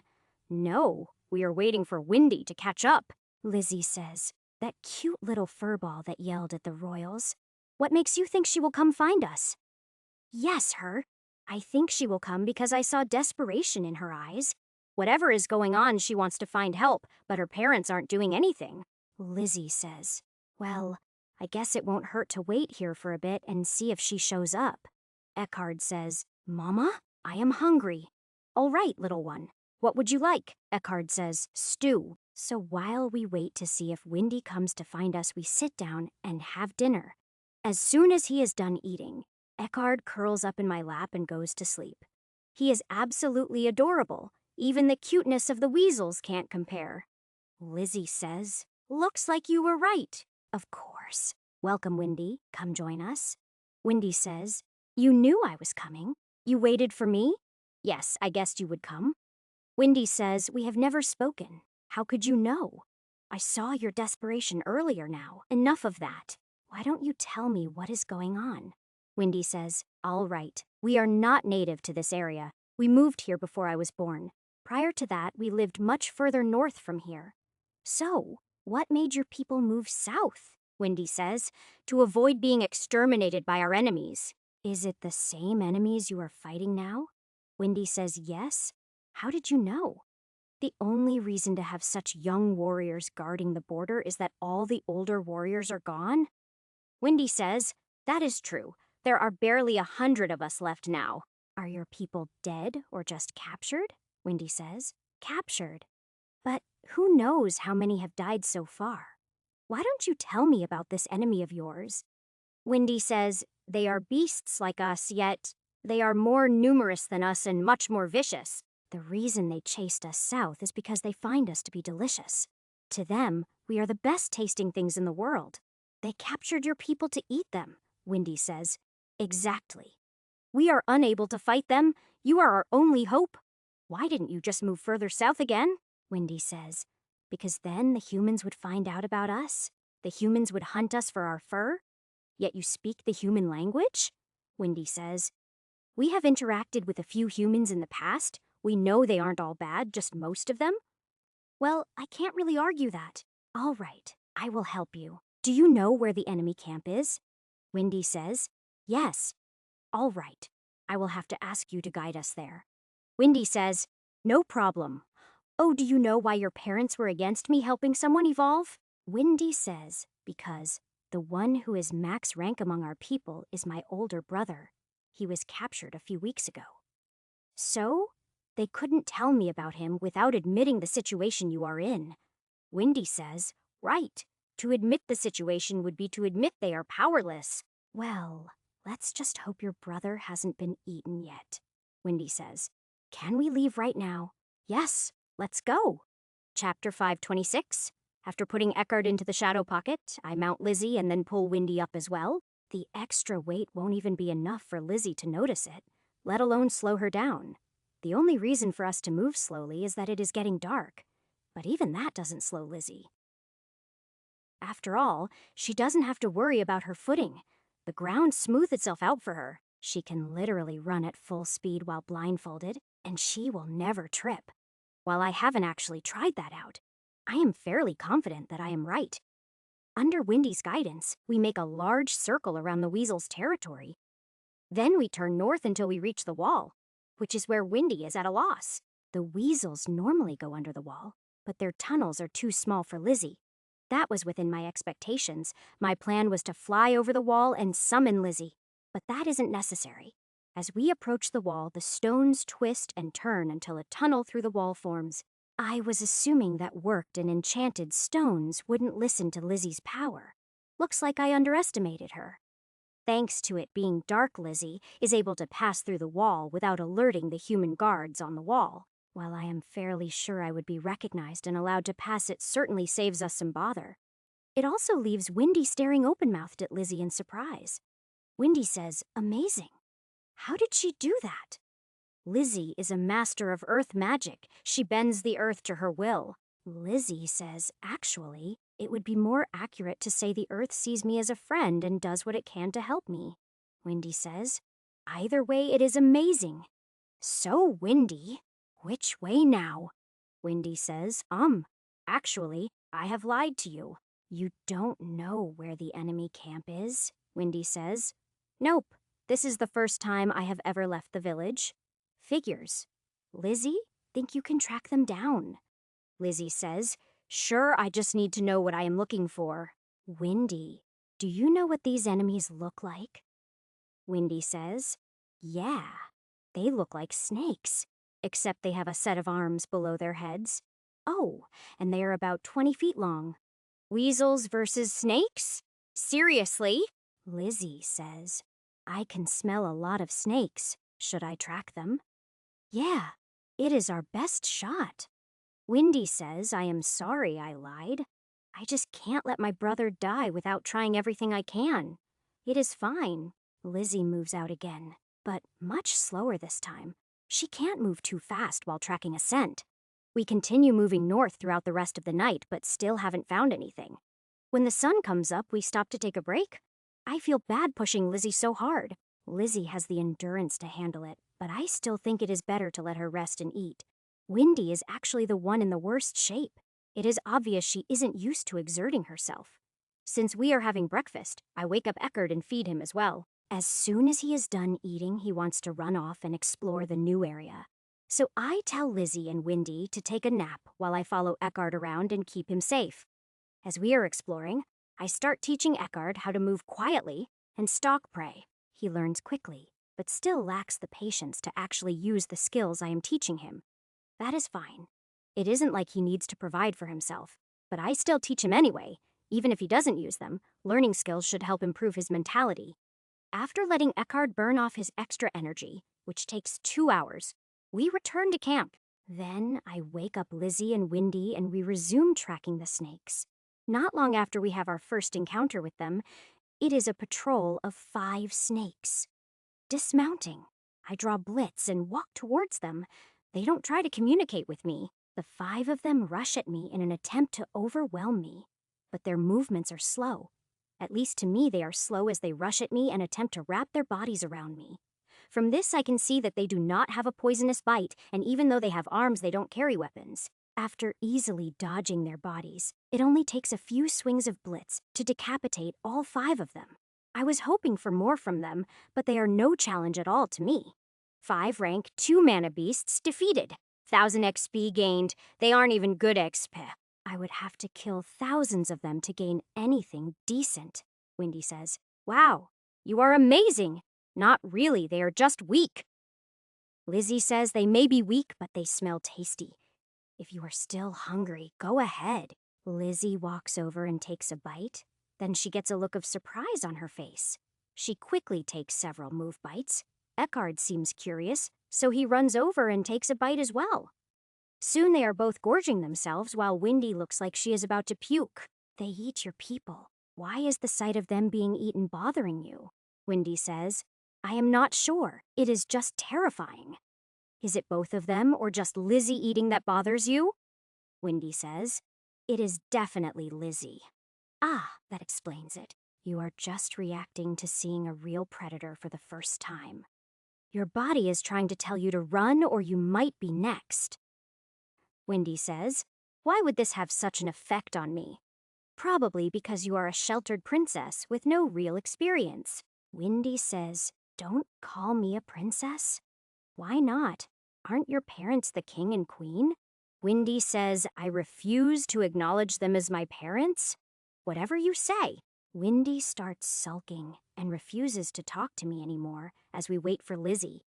Lizzie eats moderately, but Eckhard stuffs himself until he can no longer move. In the end, I have to walk over and pick him up to put him in the shadow pocket. Then I mount Lizzie, and we continue moving deeper into the snake's territory. The next few snakes we encounter are on their own, so I don't bother doing anything and let Lizzie handle them. Then we reach what looks like a cave entrance, but when we enter it turns out to be a large cavern. There are snakes all over the cavern, either coiled up or lying in piles, at least 100 of them. It doesn't take long before they notice us and start hissing, waking up the sleeping ones. I quickly dismount and move Windy off to the side. Then I summon Bones to protect her. With Bones protecting Windy, Lizzie and I are free to charge into the cavern and begin the massacre. To my surprise, I quickly start losing. Lizzie is killing them faster than I am. She is like a tornado of claws and teeth. Everywhere she passes, the snakes are all shredded. Chapter 527. While I knew her speed had increased, I hadn't expected her combat power to have increased this much. Behind me, I can hear retching sounds coming from Windy, but I guess I can't blame her. After all, it looks like someone put the snakes into a blender without the lid on. If I am being honest, Lizzie even scares me a little. I don't think I would win if we fought. With all my healing abilities, I could drag the fight out for a while, but I think she would still win. After all, right now, she isn't even using her earth abilities, just pure physical might. What is more, she is still getting used to her new body. I can see her improving in real time. It would seem that Lizzie got a lot more benefits out of the Earth Temple than I did from the Wind Temple. Maybe it is because she is a natural sacred beast, whereas I am basically a fake. Anyway, it is not like I need to worry too much. She is on my side after all. I will just make a note to try not to piss her off if I can help it, which will be difficult. My natural tendency is to tease any female I am in contact with, even ones who can hurt me. It has long been a problem for me and has gotten me into tons of trouble. Yet no matter how hard I try, I just can't seem to stop myself from doing it. So I will just have to do my best to curb that impulse around Lizzie. Otherwise, she might eat me. 54. Rank 1 mana beasts defeated. 2,700 XP gained. 33. Rank 2 mana beasts defeated. 3,300 XP gained. 15 rank 3 mana beasts defeated. 2,250 XP gained. Lizzie says, what are you spacing out for? I was just surprised by how much stronger you have become. Lizzie says, this isn't an accurate gauge of my abilities. These snakes were too weak. True. Anyway, can you smell the members of the Weasel clan? Lizzie says, they should be down that tunnel. All right, let's check it out. There are quite a number of tunnels leading out of the cavern, so chances are there are more snakes around. So we bring Windy and Bones with us and head down the tunnel Lizzie indicates. I let Lizzie lead the way since the tunnel will widen itself to accommodate her. The tunnel soon leads to a small cavern that has been crudely fenced off. Behind the fence, there are several hundred weasels of all ages, including children.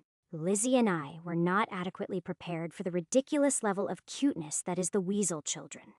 While Eckhard is amazingly cute and adorable, the addition of soft fur gives the weasel children an extra level of cuteness. Lizzie easily rips down the fence, closing off the cavern, causing all heads to turn and look our way. Unfortunately, the weasels don't see Lizzie as a savior. All they see is her big teeth. In all fairness, both Lizzie and I don't really give off all that friendly of an appearance. Luckily, the weasels quickly notice Windy before they do anything stupid. Immediately, one of the weasels jumps up and rushes over to hug her, probably her brother. This happy scene finally convinces the rest that they are actually being rescued. Then there is cheering and tears as the weasels finally find hope in our arrival. To be honest, it is a little overboard. But since they have all been sitting here waiting to be eaten, it is understandable. Windy says, "This is my brother, Cloud." Cloud says, "Thank you so much for saving us." As Cloud shakes my hand, I take the opportunity to scan him with my sacred power. It turns out that Cloud is indeed a max rank mana beast, meaning he is the one I am looking for. It is impressive because he doesn't look that much older than his sister. However, now is not the time to help him evolve. We need to get his people out of here first. Getting this many people back south is not going to be an easy task. So I tell Cloud and Windy to start organizing them. According to Cloud, there should be over 200 of the snakes, so we have only killed about half of them. Once everyone is organized and ready to march, Lizzie leads the way back to the main cavern. Needless to say, the sight that greets them causes a lot of the weasels to be sick. There are others, mainly warriors, who look extremely pleased when they see the carnage. Contrary to my expectations, there are no snakes waiting to ambush us. Maybe they saw the cavern and decided to run away, or they might be waiting elsewhere. Either way, it doesn't really matter. If they show up, we will kill them all. They are not good enough experience that I am going to worry about chasing them down. I am more interested in getting the weasels home, and then heading to meet up with Mercy. Of course, the snakes don't plan to just let all of their food just walk away. The snakes are waiting in ambush, not too far outside of the cavern, but Lizzie smells them. Once Lizzie informs me, I tell the weasels to stay put. Then Lizzie, Bones, and I attack. The snakes don't react well to having their ambush turned around on them. Their slow reactions just make it that much easier for the three of us to massacre them.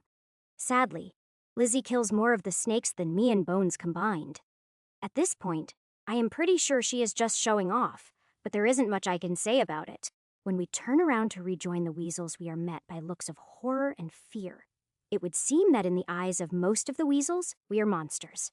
There are a few exceptions, mainly Windy and Cloud along with some of the warriors. Not that I really care how they think of us, I just want to get this over with. After marching for a while, we stop to eat, and I provide food for everyone from my pouch. Surprisingly, Eckhard is still sound asleep and shows no signs of waking up even when food is mentioned. It is probably because he overstuffed himself. He probably won't wake up until he has digested everything. Once everyone has eaten, we resume the march south towards the wall. We end up having to stop again once we are close to the wall. The weasels can't cross it during the day. Since we have a few hours to wait, I call Cloud over and start telling him about sacred beasts. Since his parents were so against it, I want to give him the choice before they can say anything to him. For his part, Cloud is very enthusiastic about being able to evolve and asks me to do it right away. Chapter 528. Since this was why I came here in the first place, I immediately stop my cultivation. Then, I send a pulse of sacred power into his core. It doesn't take much to trigger the evolution. Since I don't need to use any power to heal his body, I restart my cultivation. Considering how young he is, I don't feel the need to put any extra power into his core. He should be able to progress as a sacred beast all on his own without any problems.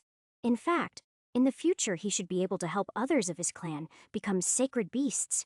Under the cover of night, the entire group of weasels managed to cross the wall without raising an alarm. After that, it is only a few hours' walk to reach their village, meaning my job is done. However, I decide to stick around at least long enough to see the looks on the faces of the king and queen. Cloud and Windy seem to be of similar minds on this matter.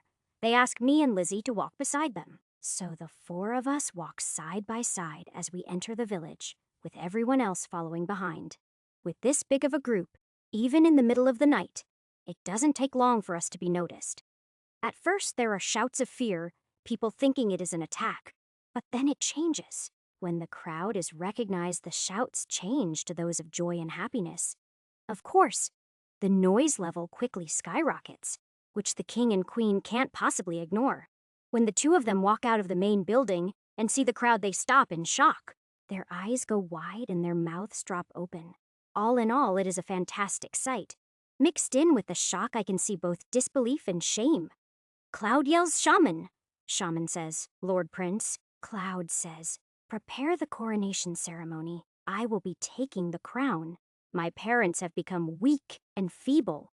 The king and queen show looks of outrage on their faces, but the crowd cheers. It is obvious that the prince has the people's support, while no one is backing the king and queen. It seems a little harsh to dethrone his parents, but it is true that they had given up on everyone. King says, "Son, you are going too far." Queen says, "While I am happy that you escaped. Now the snakes will come to attack the village." Cloud says, "No, they won't. This hero who rescued us wiped them out." At which point all eyes turn to me and the king and queen go back to looking shocked.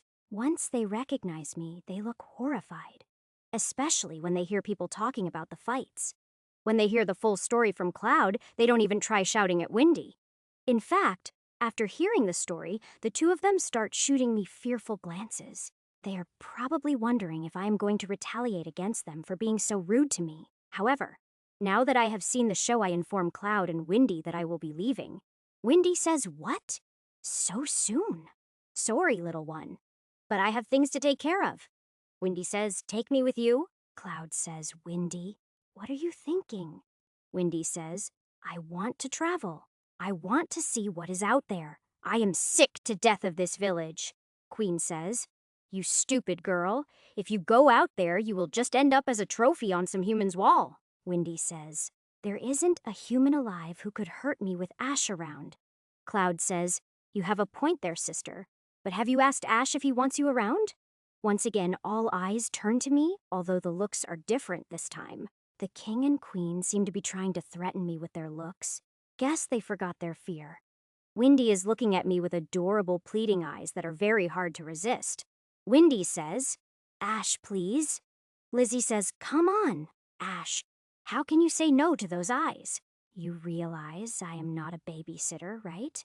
If you come with me, you will have to earn your keep. You won't be treated like a princess.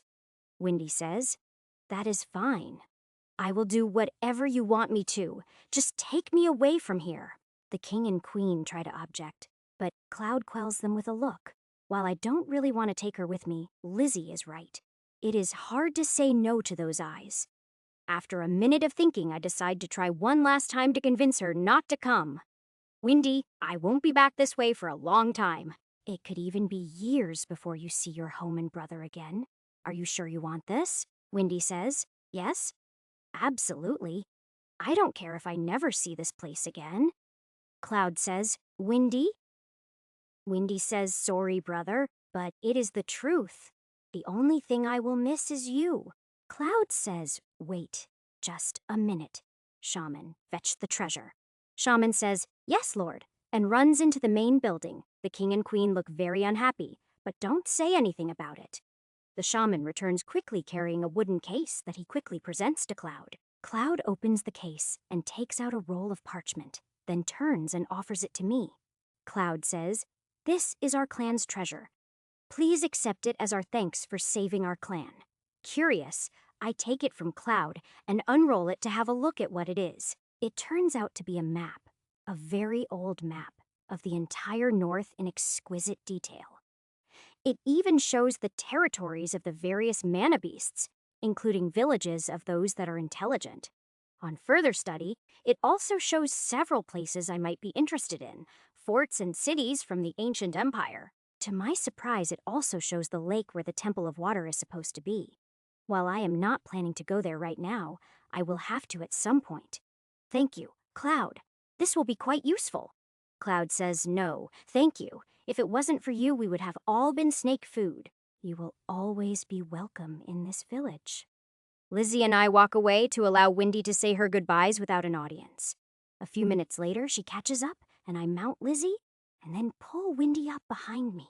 Once we are settled, Lizzie takes off towards the south, making Windy scream in surprise from the speed. A few minutes later, after the adrenaline wears off, Windy falls asleep against my back.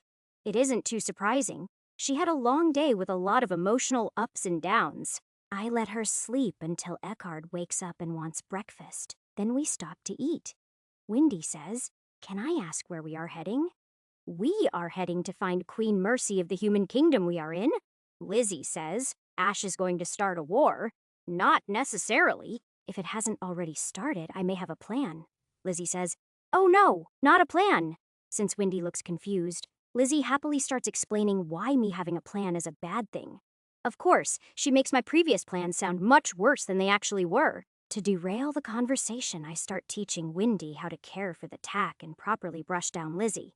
Chapter 529. Windy says, "So, other than taking care of Lizzie, what are my duties?" "Other than taking care of Lizzie for now, all you have to do is help with Eckhard." Windy says, "That is it." "Really?" "Yeah, why?" "What were you expecting?" Windy says, "I don't know." Don't underestimate how much work taking care of Eckhard can be, especially when he gets hyper. Windy says, "I don't mind that. He is adorable. Ladder, I will teach you how to fight so you can protect yourself. For now, that is all you need to worry about." Windy says, "Okay. Just one last question. Sure, ask away." Windy says, "Do you always eat like this?" "I've never tasted anything this good in my life," Lizzie says. "Haha, yes, we always eat like this." Eckhard says, "Good food." For the rest of the day, we make our way south following the border. When we stop for the night, I am glad to see that Windy starts taking care of Lizzie on her own. A full day of riding has left her extremely tired, but she doesn't let that stop her from doing her job. Surprisingly, there hasn't been a single complaint from Windy. Not what I expected. Since she is a princess, I expected a lot more whining, or at least a refusal to do menial labor. Who would have thought that she would turn out to be a hard worker who doesn't complain at all? It may have been a whim to bring her along, but it seems like I won't end up regretting it after all. When we go to sleep, she cuddles up with Eckhard and Lizzie with no sign of fear at all. It makes me happy, since Lizzie will be properly taken care of even when I am busy or not around. In the morning, after breakfast, we resume our journey, and it doesn't take us long to find the army. The border with the Empire does not have a wall, just markers showing where the border is. The only exception to that is on the road that goes into the Empire. It has a border fort on either side. Mercy's army is camped not too far from that border fort on either side of the road, or at least the human elements are.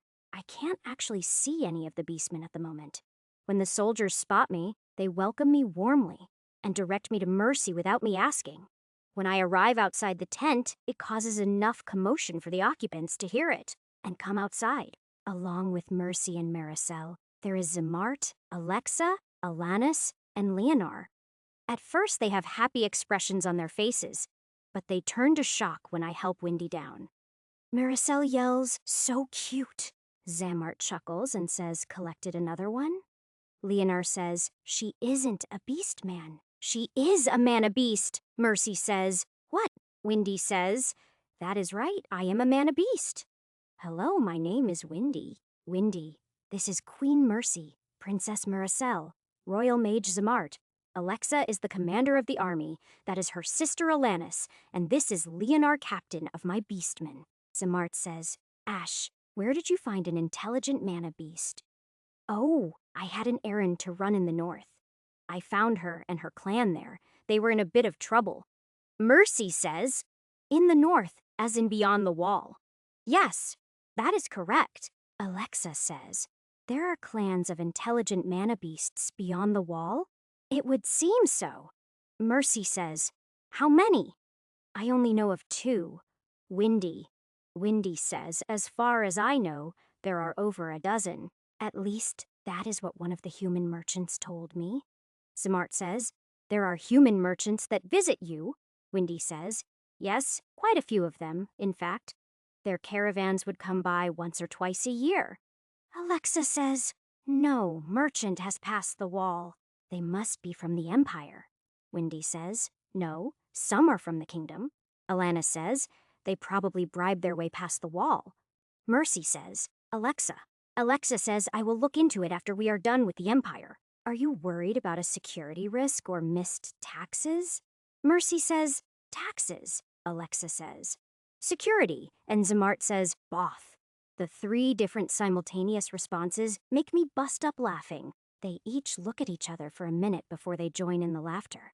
At the same time, I notice that Maricel has snuck over and is whispering with Windy.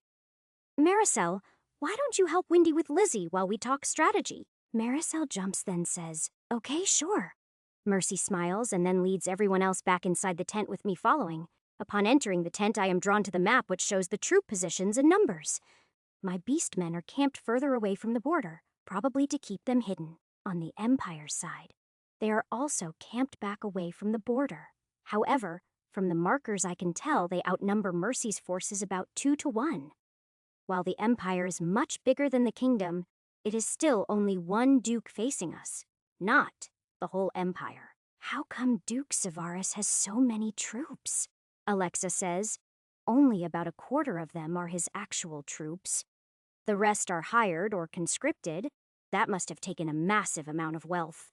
Zamart says, yes, it did, which is why he is so unwilling to back down. Mercy says, he is determined to fight. We are in trouble.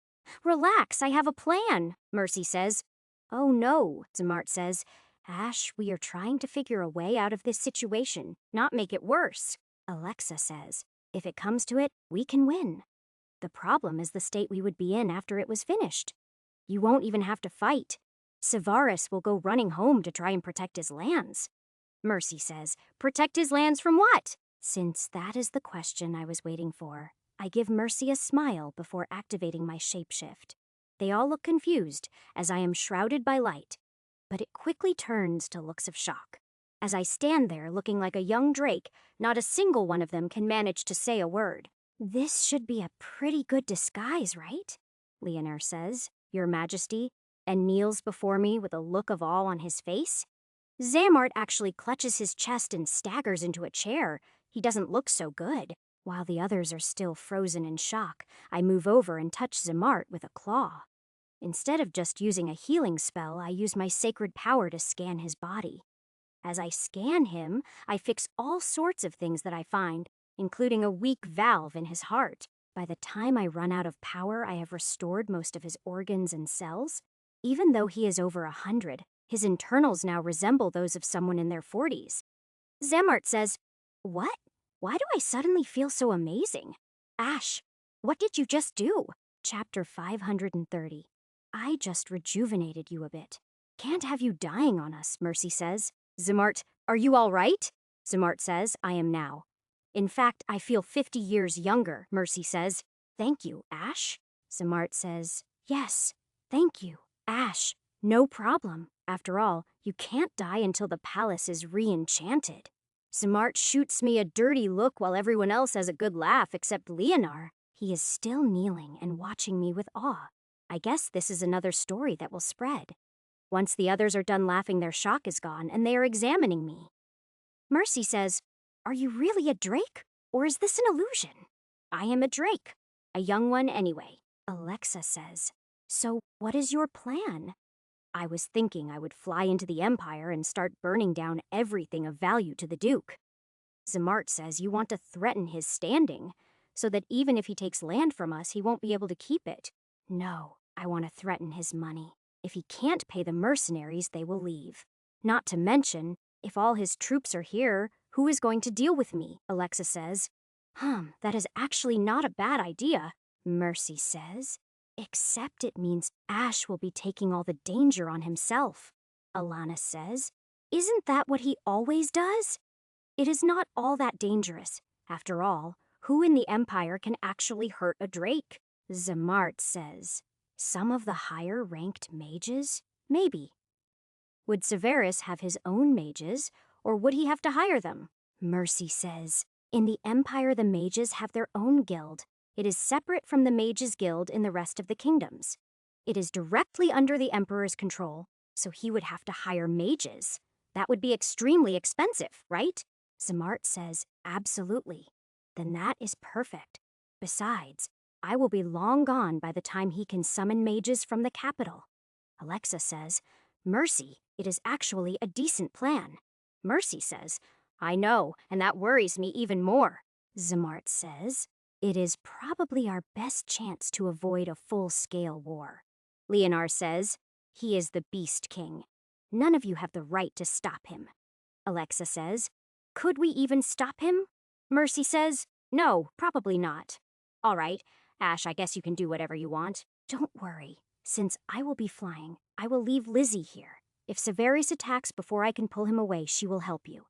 Alexa says, is Lizzie that powerful? I am not sure if I would even be able to defeat her, Elenis says. Wow, I never expected to hear that from you, Zamart says. All right, since it is decided, let me show you Severus territory. At that point, Zamart pulls out a different map and starts showing me everything Severus owns, starting from his capital city and then going through all his income sources. He even points out all the homes and vacation homes that Severus owns. Zamart says, the people of the Empire tend to be a bit more superstitious than most. If you burn down all of Severus' homes, the people will think he has done something to anger the gods. Mercy says, try not to do anything too risky, all right? Don't worry, this form is really powerful. I will be fine.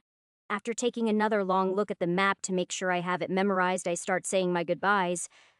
I keep it as short as I can. After all, I am not worried at all. However, when I head outside the tent in Drake form, it ends up raising quite the fuss. Eckhard says, Mama. Eckhard flies over and lands on my back, but at the same time, the soldiers start shouting. It is only when I see the soldiers panicking that I realize I should have probably dropped my Drake form. Alexa and Alanis rush out of the tent and start shouting orders as they try to restore order. Once the soldiers understand that I am the Drake they laugh it off as a joke, then I head over to Lizzie and explain to her what the current plan is, but Eckhard doesn't like it. He absolutely refuses to stay here with Lizzie and instead insists on coming with me. In the end, I agree to take him with me, but only on the condition that he stays in the shadow pocket when I am fighting. Once he makes his promise, I am a lot less worried and agree to take him with me. After telling Lizzie to take care of Windy, I launch myself into the air and fly away. Once I am high enough, I fly across the border and officially enter the Empire. Before heading deeper in, I circle around and take a good look at Severus' forces. Some distance from his main camp, I finally find what I am looking for. His beastmen slaves. Finding a comfortable spot not too far from their camp, I land and settle in to wait. Eckhard and I eat dinner as I wait for night to fall. Then I sneak into the camp. The first thing I do is sneak up to a sleeping beastman to figure out how they are being controlled. While I find no chains or manacles, there is a collar on the beastman, and it is magical. Luckily, after examining it, I find it is not going to be a big problem. It is obviously mass-produced, and not anything exotic. The enchants on it are very weak. It only takes me a few minutes of examination to figure out how to undo the enchants. Before I do anything, I have Eckhard hide in the shadow pocket and return to my normal form. Then, I send a single spike of sacred power into the collar and watch as it turns to dust. The beastman instantly wakes up, but obeys my gesture to remain silent. In the camp, there seem to be over 500 beastmen. Watching over them are only 30 or so humans. Not wanting to risk the humans raising the alarm, I start sneaking around the camp and killing them. It seems they have become complacent because the beastmen can't fight the magic collars. This has led to them being lazy and not paying much attention, which makes them easy to kill. It only takes me about a half hour to kill all the human guards. Then I start freeing beastmen. It takes a couple of hours to destroy all of the slave collars, but it is worth it. Just the looks of gratitude the beastmen give me make it time well spent. Once they are all freed, I lead them back towards the border. They follow me without question. Severus has scouts watching the border, and they are a lot more alert than the ones who were guarding the beastmen. However, A human versus a beastman at night is no contest at all. Not to mention all the beastmen with me are burning to get some payback. So in the end, I don't get to kill a single scout. The beastmen take care of all of them. When Mercy scouts see us coming, they send off messengers, but otherwise don't trouble us. Soon Leonor and a couple of dozen of my beastmen come to meet us. Leonor says, "Your Majesty." Leonor, take good care of these guys. "All right." Leonor says, "Of course." Verika says, "Now that we are out of the Empire, can I ask who you are and what you plan to do with us?" Chapter 531. Leonor says he is Ash, and he will soon be the Beast King. You are free now. You will be able to decide for yourselves what you want to do. Whether that is to join the army or return to the Beastlands, we will help you. Leonor here is the captain of my army. He can explain more to you once you have rested. Verika says, "Wait, you are leaving." Yes, I am going to go burn down everything Severus owns. Verika says, "Does that mean you are going to free the others?" Others? He has more beastmen slaves. Verika says, "Yes, we are just the ones capable of fighting." The old, pregnant, and the young were all left behind at his home. He keeps us in kennels at his house. How many? Verika says. "Around 300. If I free them, would they be able to travel?" Verika says, "Most would be able, but not fast." Leonor says, "Just say the word, my king. I will lead our troops straight through the enemy and rescue our people." "No," I promised Mercy. "I wouldn't start an all-out war, at least not yet. Send someone to fetch Zamart." While waiting for Zamart to arrive, I chat with Verika a bit more to find out details. Surprisingly, she is the leader of the Beastmen and is recognized by them as the best fighter. The reason this is surprising is because she is a bunny girl who are supposed to be the weakest fighters. Zamart says, "Ash, I thought you already left?" "I did, but I came back with some freed Beastmen," Zamart says. "So we don't have to worry about Severus having Beastmen troops?" "Correct. He also lost about 50 scouts." Zamart says, "Mercy and Alexa will be glad to hear that. So what can I help you with?" "I need to know of a way to transport several hundred people." Zamart says, let me think." Leonor says, "If you don't want us to fight our way through, I have scout types that can sneak through." Zamart says, "Wait, I have an idea. It is a spell for moving heavy cargo, but in this case, I think it will do the trick." "All right, tell me about the spell." Zamart says, "The spell creates a rectangular area that greatly reduces the weight placed onto it. Normally, this wouldn't help you much, but since you can fly, it should enable you to carry the people with you." Sounds feasible. All right, teach me the spell. So Zamart carefully teaches me the spell. He not only has to teach me the spell itself, but the theory behind it. Then I work on converting it so that I can cast it with sacred power. At least that was my intention. But when I gain the spell, it is instead set to work with divine power instead. Hiding, congratulations! You have gained the spell. Transport barge? Transport barge level. 1 DP cost, 50 Severed hour max weight. 10 tons, not questioning the way it works. I cast the spell, and then have 500 beastmen climb onto it. It works, and I am able to easily tow it behind me while flying even with the beastmen on it. This means I should be able to rescue all of the beastmen and bring them out of the Empire. As soon as the test is done, I thank Zamart, and then fly back into the Empire. I plan to complete the rescue before I start destroying things. That way, I won't have to worry about casualties. At least not among the beastmen. The humans I am not as worried about. Especially the humans of the Empire. I have no connection with them. While I won't intentionally target innocent commoners, I will also not go out of my way to worry about them. If they were rebelling against the nobles, I would care more. But since they aren't, they are complicit.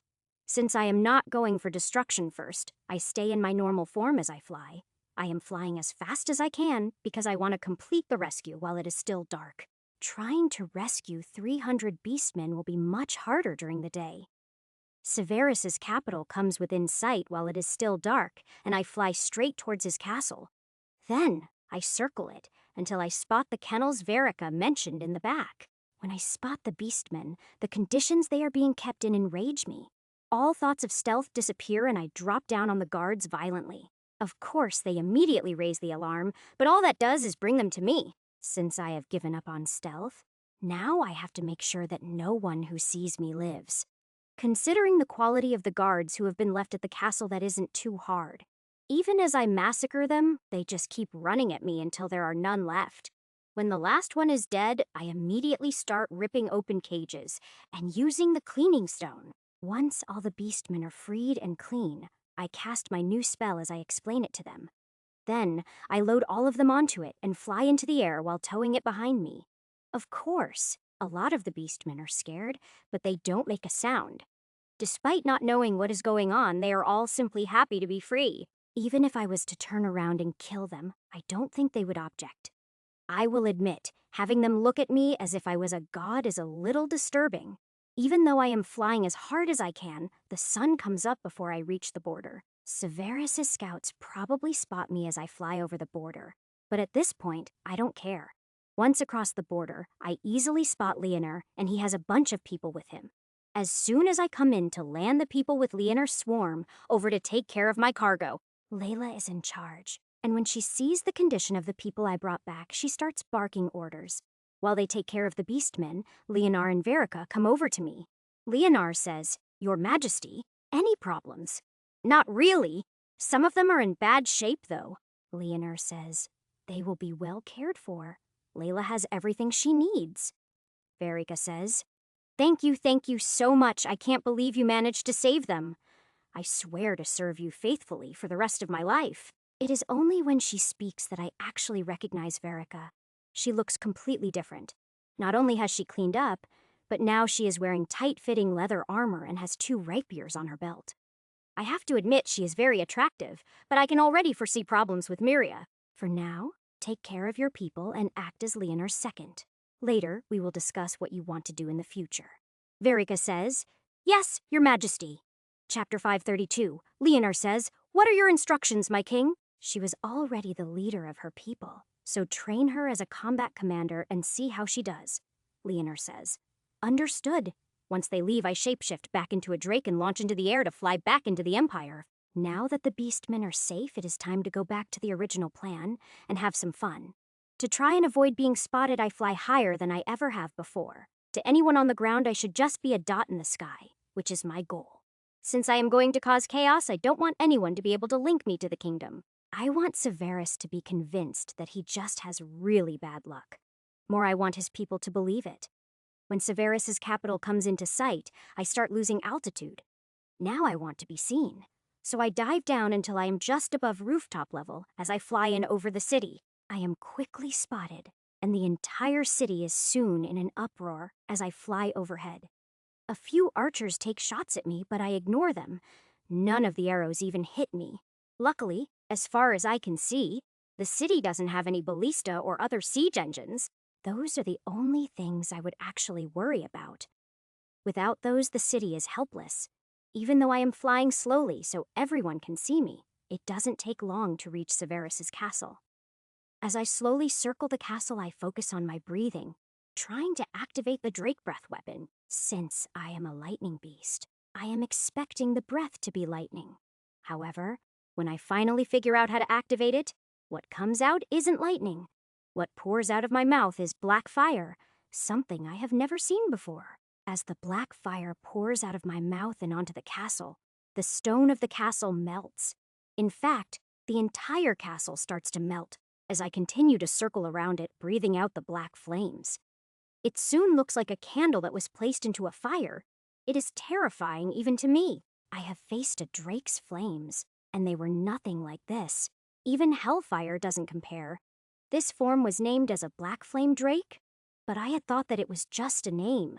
When the flames finally stop pouring out of my mouth, the entire castle is destroyed. It isn't even on fire. The stone is all just melted into a pile. There is nothing left. It is actually a little disappointing. I had planned to break in and do some looting once the castle was on fire. Now everything inside is undoubtedly destroyed. Nothing valuable could have survived that.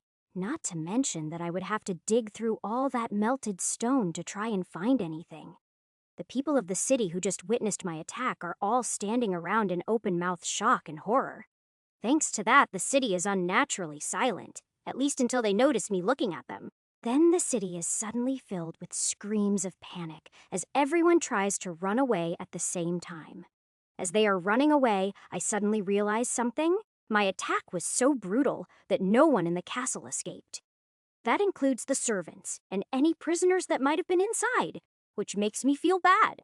I don't care about the soldiers. They get paid to take risks, but the servants are mostly innocent. It is too late to change things now. In the future, I will be much more careful about using the breath weapon. I am not done with this city yet, though. Xamart gave me a list of properties Severus owns. For these, I definitely don't want to use my breath weapon. I will just use physical force. So I fly over 2 streets and drop down into the street, sending everyone running. Spotting the store name I am looking for, I slowly start tearing the front of the building off. This gives any customers and employees the time to run out the back. Once I can't sense anyone in the store anymore, I proceed to bring the rest of the building down. As I am tearing the building down, a brave group of city guards run up and try to attack me. Feeling bad about the innocents I already killed, I simply wave my tail at them. Those that are too slow and fail to dodge are sent flying into the surrounding buildings. Most of them are hurt, but I don't think I killed any of them. Those that dodged run away. It seems this is the limit of their courage, but I let them go and continue destroying the building. The building to either side ends up receiving some damage, but I try to keep it light. Once the store is completely destroyed, I fly up and head to the next one. There are plenty of stores that Severus has a stake in, but I am only going for the ones he owns outright. As I continue to rampage through the city, all the people of the city evacuate. By the time I am looking for the last store, there isn't a single person left inside the city. At least, that is what I thought before I see a kid in an alley I am passing. The kid is under 10 years old and so dirty I can't tell if it is a boy or a girl. What caught my eye is the kid has silver hair, so I stop and take a look at it. The kid shows no fear of me at all. It even raises its arms towards me and laughs. Out of curiosity, I lower my head until the kid can reach it, and the kid starts petting my nose. As the hands touch my nose, I feel a spark of power from the kid, magic power. It would seem the kid has a lot of magic potential, but I don't have the testing stone anymore. Eckhard. Eckhard says yes, Mama. Can someone else join you in the shadow pocket? Eckhard comes out of the shadow pocket to sit on my shoulder and then takes a look at the child. After giving me a nod, he uses my neck and head as a bridge to walk over to the child. The kid starts petting Eckhard once he is in range, and then both of them vanish into the shadow pocket. With the kid safely stowed away, I continue on to the last shop and start tearing it apart. No one interrupts me, and the store is a pile of rubble after a few minutes. Once that is done, I launch into the air and circle the city one more time. All the people of the city are standing in the hills surrounding the city watching. They are probably expecting me to reduce the entire city to rubble or set it on fire. When I turn and fly off to the north, I can hear them cheering behind me. After flying north for a while, I climb high into the sky and turn west to return to the kingdom. Despite the time spent in the city, it is only lunchtime when I return to Mercy's army.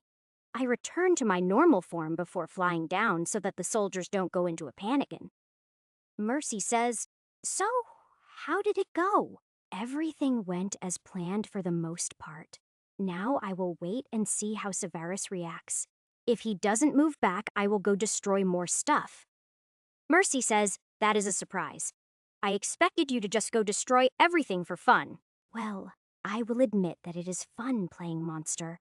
Chapter 5, 33. Mercy says, "So then why did you quit?"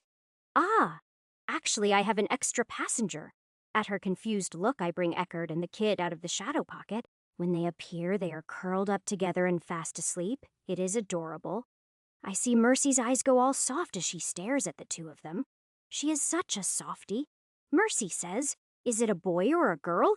I don't know. I couldn't tell through all the dirt and grime. Mercy says, "Okay, I will have my maids clean the kid up. Once that is done, send the kid over to Xamart to test for mage potential." Mercy says, "Okay, but why?" I feel there is something special about the kid. Mercy says, "All right, I will let you know." Thanks. Picking up the sleeping Eckhard, I go looking for Lizzie and Windy.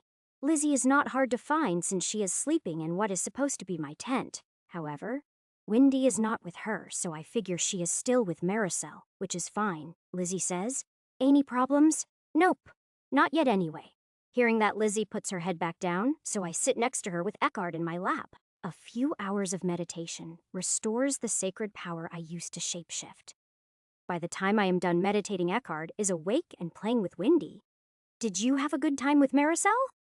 Windy says yeah. She is really nice, and she gave me all sorts of advice. What kind of advice? Windy says.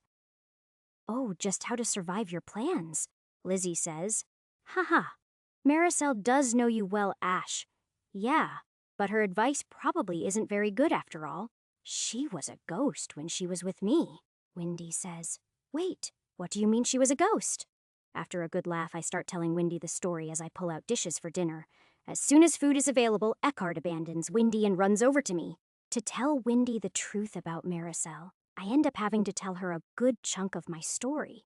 Windy says, Wow, you are a lot more amazing than I thought, Lizzie says. Don't compliment him.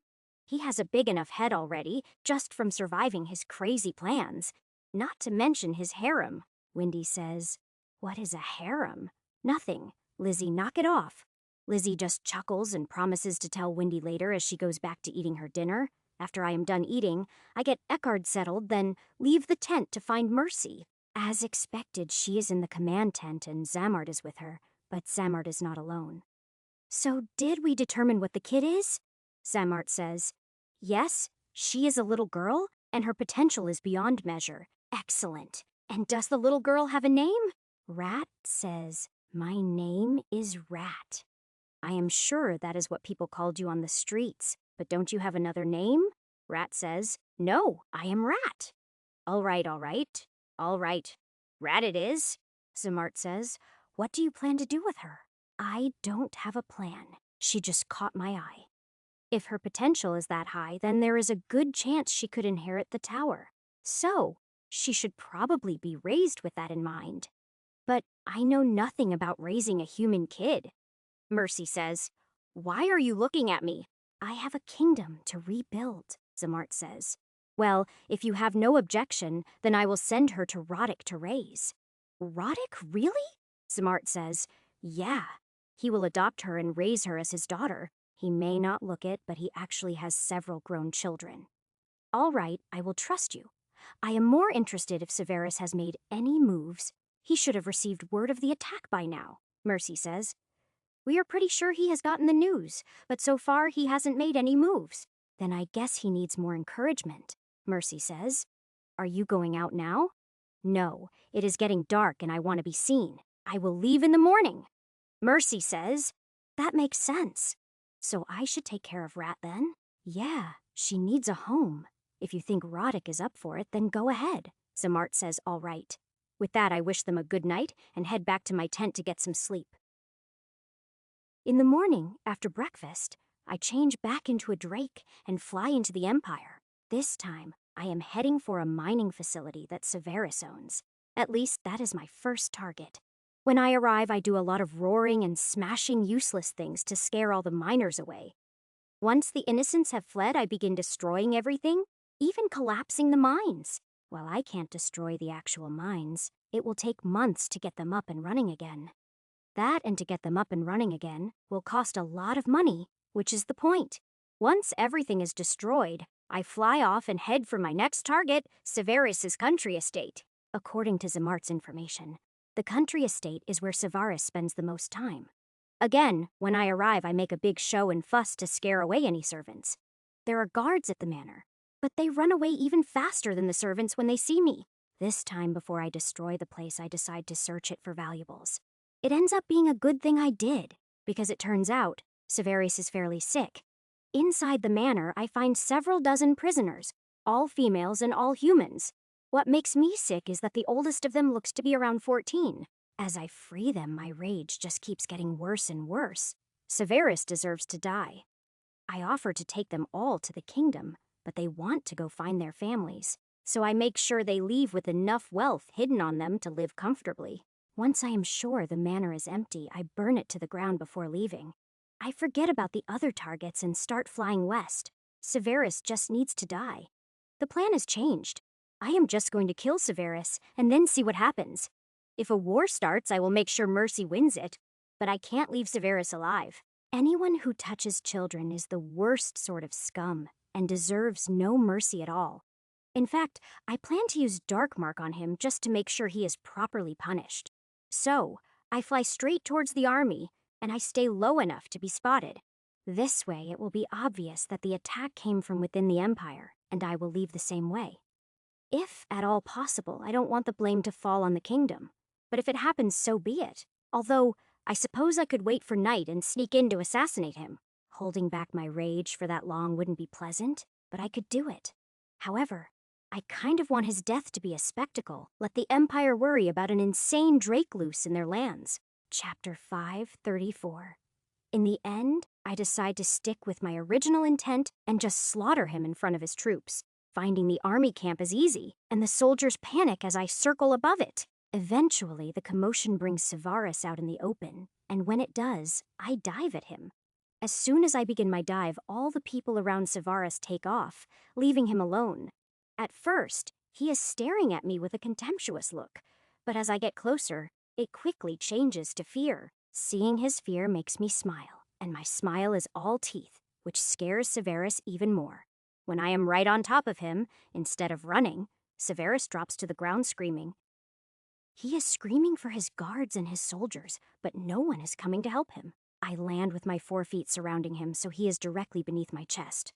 At this point, I could simply flop down and kill him, but that wouldn't be painful enough. Then again, considering his crimes, I don't know that Darkmark is painful enough either. However, that is easy enough to solve, so I aim carefully and then step on his left ankle. His ankle is crushed by my foot, causing his screams to increase in volume. As he is screaming and thrashing around, I carefully aim and then crush his other ankle. A quick look around shows no one is going to try and save him. In fact, the soldiers are all running deeper into the Empire. It makes sense for those that were conscripted to run, and the mercenaries if they have been paid. Yet, even his household soldiers are running just as fast as the others. I didn't think that a Drake, especially a small one, would be that terrifying to them. Since I don't have to worry about being interrupted, I can take my time and make Severus suffer. Normally, I wouldn't torture someone like this, but in my opinion, he deserves this and so much more. Next, I crush his hands and wrists one by one. Then, I use a healing spell on him so he doesn't die of shock.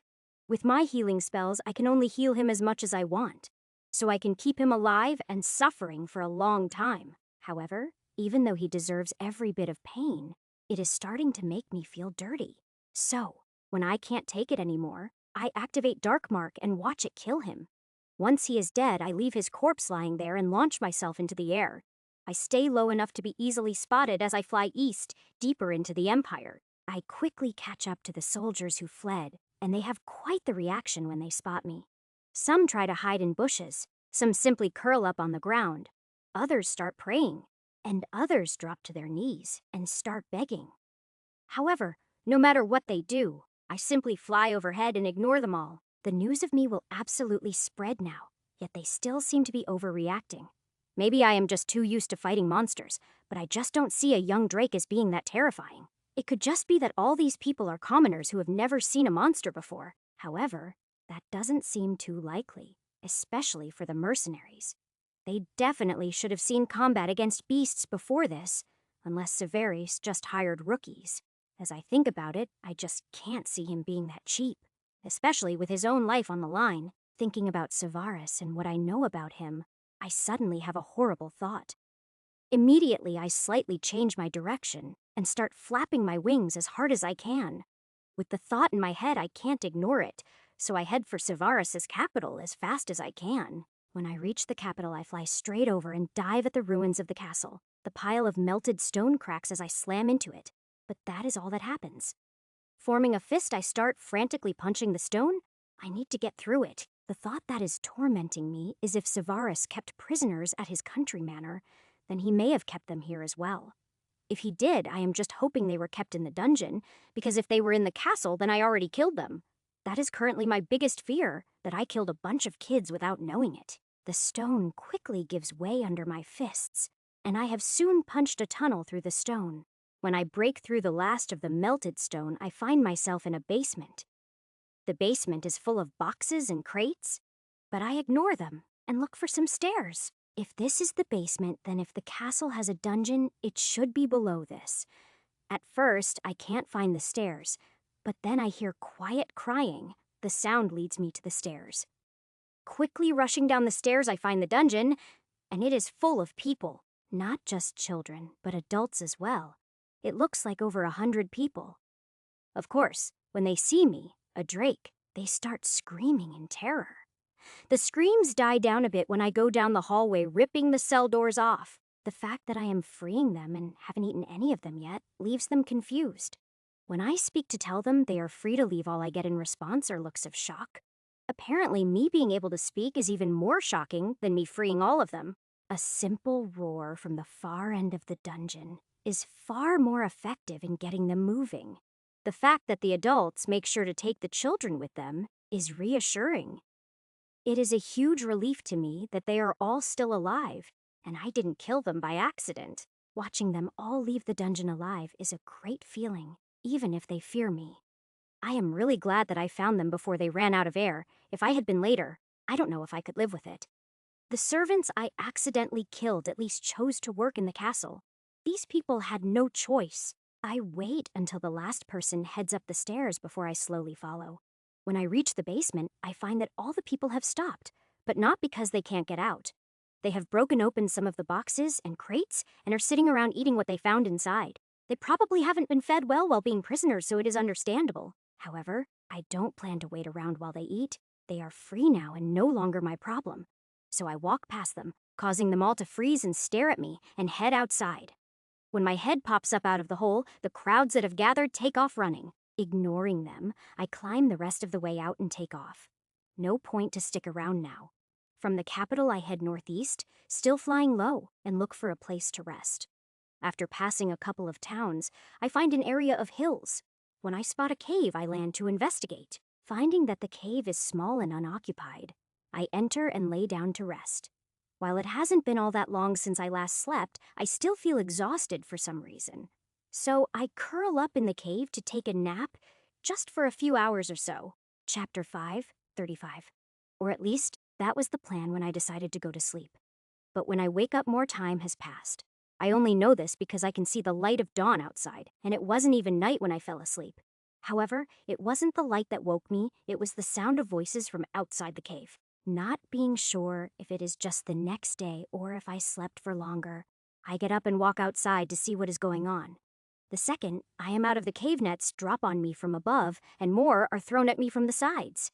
Yelling battle cries, several humans with swords or spears charge up and attack me. Still feeling a little confused from having just woken up, I simply stand there as they attack me. The swords and spears hit my scales and don't even scratch them. In fact, some of the weapons break. This results in the faces of all the humans dropping and suddenly starting to show fear. Taking a look at all the mismatched equipment and how carefully they staged the ambush, I am guessing they are adventurers. Simply stretching out my wings is enough to shred all the nets and free me. Not that I was ever worried, after all, they are just humans. As the pieces of netting rain down around me, all the humans stop and start looking at each other. It is obvious that they don't have a backup plan and are unsure what to do next. I could have already slaughtered all of them, but I am curious about how they found me. Such brave humans, to dare disturb my slumber, Adventurer 1 says. Please, forgive us. We got greedy when we heard about the bounty. What bounty? Adventurer 2 says, the Emperor put a bounty on your head for killing Duke Severus a week ago. 1 million gold. A week ago. I slept for an entire week. Quickly, I shift my attention into the shadow pocket to check on Eckhard. Luckily, he is still safe and sound. He is currently sleeping, surrounded by dirty dishes. He must have somehow found a way to get into my pouch while I was sleeping. That is a relief. If something had happened to him while I was sleeping, I don't know what I would do. While I have no idea why I slept for a week, the fact that he was able to take care of himself is impressive. When he wakes up, I will ask him about it. But for now, I should deal with the humans. You all are lucky that I don't like the taste of humans. Get out of my sight before I decide to make an exception. The adventurers don't give me a chance to change my mind. They all run off the second I finish speaking. However, they will most likely return with stronger forces, if they can find any. I could stay here and play with the humans for a while, but since I've been gone a week already, I should head back. If there are adventurer teams out hunting me, then it would seem that they believe I am from here. That should mean that my mission was successful, but I won't know for sure until I check with Mercy. Now I just need to get back without being spotted by anyone in the Empire. While I could wait until nightfall, Mercy is probably already worried about me. So once I am sure the adventurers have left the area, I launch into the sky heading northeast. Only after I have flown over a couple of villages do I start gaining altitude.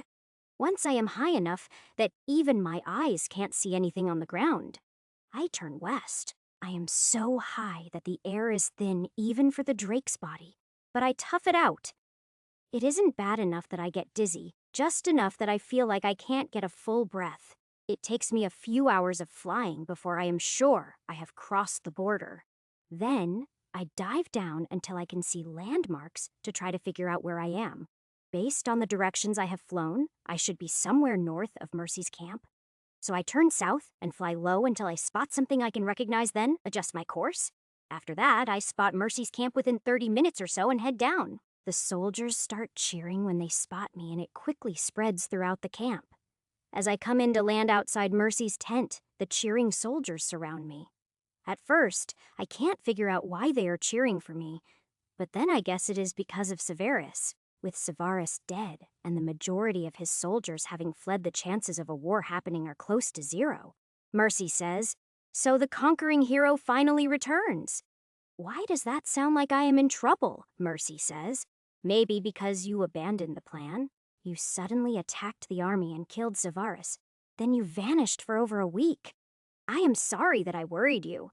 Some new information came up and the plan had to change. Mercy says, "What information?" When I raided Severus's country estate, I found a dungeon filled with female children. Mercy says, "What? Oh, yeah, he got what he deserved." Mercy says, "Yeah, I guess that is understandable. But why did you vanish for a week?" Well, I was laying down a false trail so I wouldn't be linked to the kingdom, and I kind of took a nap. Mercy says, "You took a nap? For a week?" Yeah, I am still not sure why. I might still be sleeping if a group of adventurers hadn't woken me up. Mercy says, "Adventurers? Why would they wake up a drake?" Well, it seems the Emperor put a bounty of 1,000,000 gold on my head. Mercy says, 1,000,000 gold? Yeah, that is what they said.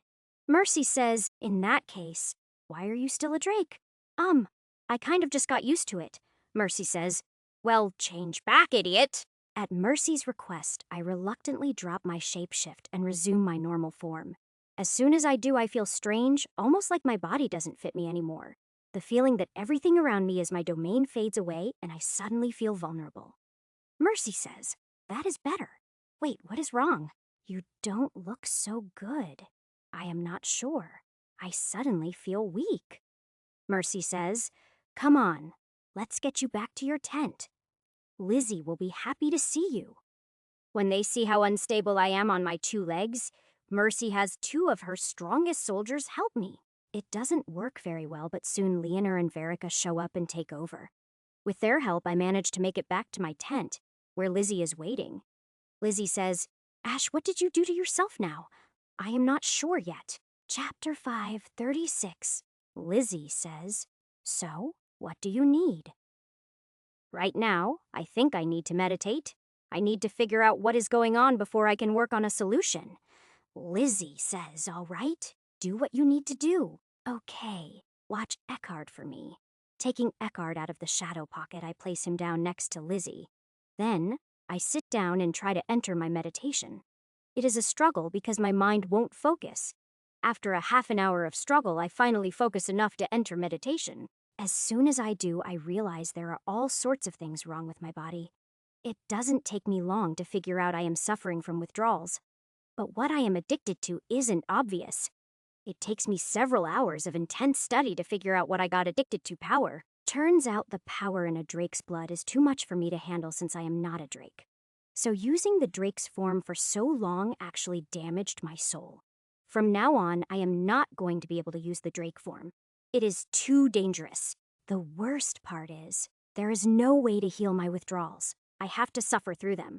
Until my soul can heal on its own, I am going to be stuck feeling weak and sick. That isn't so bad right now, but it means I need to avoid getting into any fights. The only part that worries me is I don't know how long it is going to take for me to heal. Until I fully heal, I should probably avoid shape-shifting at all, just to be safe. I should also avoid combat, but that isn't very likely, and would be way too boring. To be on the safe side, I will take a few days to rest up a bit. But if I am not healed by then, I will go back to traveling. Once my mind is made up, I exit my meditation and open my eyes to look around. Lizzie is curled up around the sleeping Eckhard. Windy is in the corner reading a book, and Lenner and Verica are standing guard. Lizzie says, "Are you all right now, Ash?" "No, but at least I figured out what happened." Windy says, "So what happened?" It turns out that the Drake form is too powerful for me. I am suffering the backlash of using it too long. Lizzie says, "So, no more being a Drake."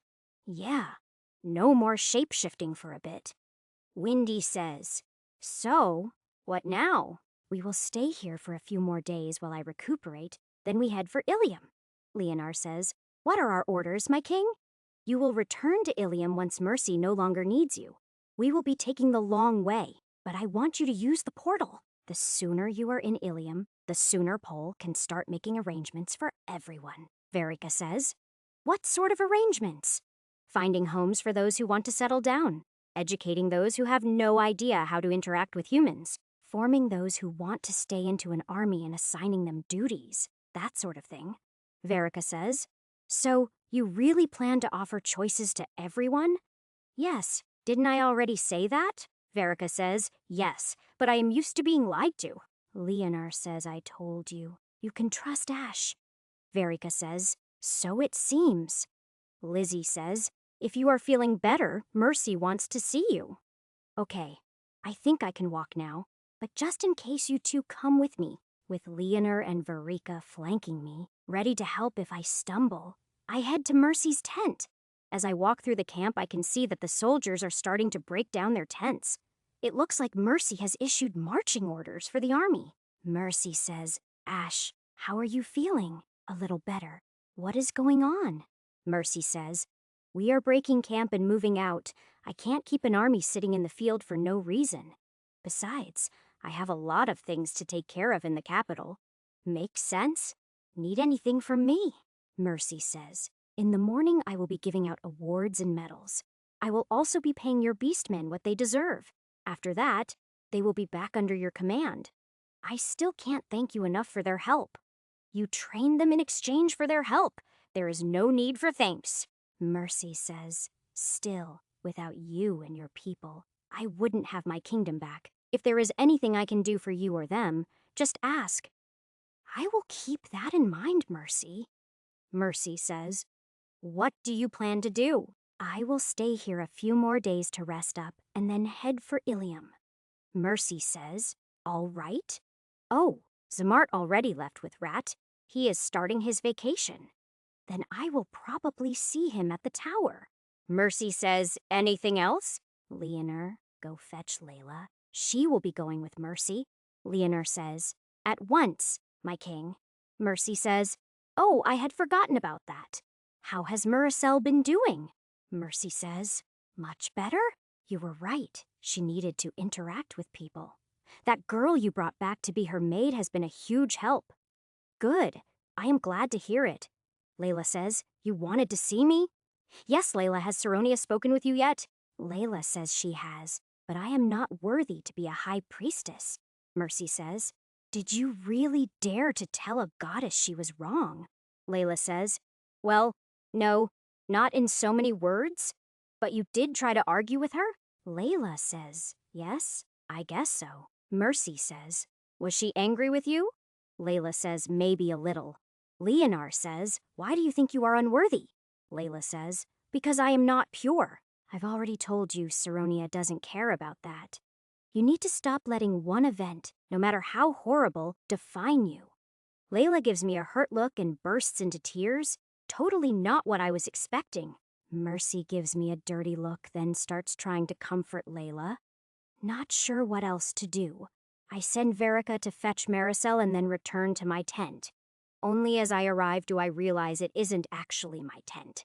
It is the army's tent that I have been using. So before resting, I set up my actual tent and move everything over. That way the soldiers can break the big tent down and pack it up. Lizzie says, Eckhard has been asleep for a while. Should I be worried? Realizing she is right, and that he has been asleep since I woke up, I take a look at him. At first, I am worried, but then I realize he has grown a couple of inches. That should be why he is sleeping so much. It is a relief to see him finally growing some. Looks like he is going through a growth spurt. Just let him sleep. Lizzie says, all right. You look horrible. You should get some sleep too. I will, after some food. When I start pulling out food, I can tell by the way her eyes light up that Lizzie wants some. It would seem she has missed my pouch more than she missed me while I was gone. After we are done eating, I go to lay down and I am out as soon as my head hits the pillow. Chapter 537. My sleep is plagued by dreams of being a drake and destroying cities and armies. The main point of the dreams is how powerful and indestructible I am as a drake. When I wake up, the first thing I check is that I am still in my normal form. Lizzie, how long did I sleep? Lizzie says. Almost a full day. It is now the evening of the next day. Well, at least it wasn't a full week this time. Lizzie says, I wouldn't be too happy just yet. You missed Mercy's big ceremony. Oh, crap. Is she really mad? Lizzie says, I don't know. She didn't stick around. She already left for the capital. If she didn't try to say goodbye, then she is mad at me. Lizzie says, nope, she didn't come by. So, has everyone left then? Lizzie says, not everyone. About a quarter of the army is still waiting their turn. The beastmen also haven't moved yet. Leonar is probably waiting until after he knows I am better. I will go talk to him in a bit. Anything else I should know? Lizzie says. Eckhard finally woke up. He is outside playing with Windy. Okay, that is good. Since I woke up hungry, I start pulling food out of my pouch, and of course I pull some out for Lizzie. Not even a minute passes before Eckhard comes charging into the tent looking for food. As I am pulling out food for him, a very haggard-looking Windy comes into the tent. Still think taking care of him is easy. Windy says, no, I never imagined he would have so much energy. He isn't usually that bad, but he did just sleep for a long time. Windy says, hopefully he will take a nap after he eats. More than likely, but if not, Lizzie can take a turn watching him. Lizzie says, I can? Yes, we don't want poor Windy exhausted all the time. Lizzie says, of course I will help. I was just kidding. Once he is done eating, I notice Eckhard is looking sleepy, so I pull him over to me and take a nap with him. When I wake up again, I can tell from the light that it is dawn. My nap lasted all night. When I sit up, I find I am alone in the tent, but I can hear movement outside. As I stretch, I find I am feeling somewhat better. All that sleep did me a world of good. When I walk out of the tent, I am surprised to see Eckhard playing tag with Verica. Lizzie is keeping an eye on things, with Windy curled up taking a nap next to her. Leonar says, my king, are you recovered? Not fully, but I am improving. Is the army done marching out? Leonar says yes. Mercy's army is gone. Only we remain. Are you prepared to move out? Leonar says yes. At any time. We already sent a runner ahead to notify Pole that we are coming. Good, good. Are the troops well rested? Leonar says. Oh yes. After all, thanks to you, we just sat around here for the past 2 weeks. Then let's get them home. Well, first we need to give them a home, Leonar says. For most of them, wherever you are is home. Well, they need a home other than me. Ilium is only a temporary stop for them. We will be taking over the Beastlands soon. Leonar says, by force. No, not if I can help it. The last thing I want is beastmen killing beastmen. Leonar says, that is good. I will get the army marching immediately. All right. Once you are there, listen to Pole. Leonar says, yes, my king. I will meet you there, although it will take me longer. Leonar says, in that case, we will be waiting for you. Lizzie says, Are we leaving today? No, probably tomorrow. As Leonor leaves, he calls Verika to go with him, so Eckhard comes running back. When he sees me up and moving, he excitedly runs over and climbs me until he can rub against my face. Laughing, I rub my face against him before reaching up to pet him with both hands. After getting some attention, he asks for food, so I start pulling out dishes. Windy wakes up to join us for breakfast, and soon everyone is eating happily. Once I am done eating, when Eckhard shows no sign of wanting a nap, I start chasing him around. Not only does this allow me to spend some time with him, but it tests out the condition of my body. It hurts a little to move around, but my stamina and strength don't seem to be affected. My body is a little stiff and everything hurts a little, but not bad enough to stop me from fighting if I have to. Lizzie says, "You look like you were doing better." Yeah, I am. Still a little sore, but I can handle it, Lizzie says. So, what is the plan then? Windy says, "If we are leaving tomorrow, where are we going? We are heading to Ilium, but we are not taking the portal." Windy says, "How come?" "We are going the long way so that we can detour and visit other mana beasts to make into sacred beasts," Windy says. "Like my brother? Exactly. Although as far as I know, we won't be dealing with beasts like you," Windy says. That makes sense, unless we are heading north past the wall again. Eventually we will, but not right now. For the rest of the day, we just relax and take turns playing with Eckhard. With the three of us teaming up on him, we manage to wear him out by dinner time. After dinner, we all pile up and go to sleep, and in the morning, everyone looks fresh and ready to go. We have a big breakfast, break down the camp, and mount up to head out. After checking the map, I guide Lizzie towards the nearest mana beast that we need to find. However, I tell Lizzie to take it easy.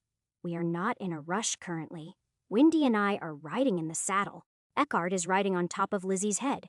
Lizzie is going at a nice, easy pace that she can keep up all day without problems. Other than a stop for lunch, we ride all day long. And even taking it easy, Lizzie still covers a lot of ground. By the time we stop for the night, we have entered the plains in the southern part of the kingdom. We spot a few small farming villages, but we go around them. No need to scare them. This is the area marked on the map, but I haven't seen any mana beasts. While we are eating dinner, I ask Lizzie if she has spotted or smelled anything. She tells me that other than normal animals, all she has caught the scent of are wolves. If we are looking for plains wolves, it is going to be tricky since they move around a lot. The next morning after breakfast, when we set out, I ask Lizzie to track down the wolves. Unless she picks up the scent of some other type of mana beast, then the wolves are our best bet. Luckily, Lizzie is an excellent tracker and moves much faster than the wolves. Chapter 538. Shortly before lunchtime, we spot the pack of wolves. There are 13 of them. These wolves are leaner and smaller than the forest wolves that I have encountered. To my surprise, when the wolves spot us, they stop and wait for us. I was expecting them to run. As we get closer, and the wolves get a good look at Lizzie, the rest of the pack hides behind the two biggest wolves. Those two wolves are a male and a female. They seem to be the pack leaders. As I dismount and walk towards them, they stare at me with no trace of fear. To my surprise, as I get closer, I can sense that they are both maxed out as mana beasts, meaning I can make both of them evolve into sacred beasts. Both of them give off an impression of intelligence, but don't seem to be capable of speech. When I explain to them what I want to do and what will happen, they seem to understand. The male steps forward. He gives me the impression he is going to be first to make sure it is safe. Since I am not in a rush, evolving them one at a time is no big deal, so I put my hand on his neck. Then, I release a small amount of sacred power into his body through my hand.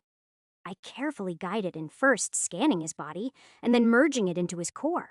Since the scan shows no problems, I go ahead and trigger his evolution into a sacred beast. Then, as he is evolving, I continue to scan and use my power to smooth out his evolution.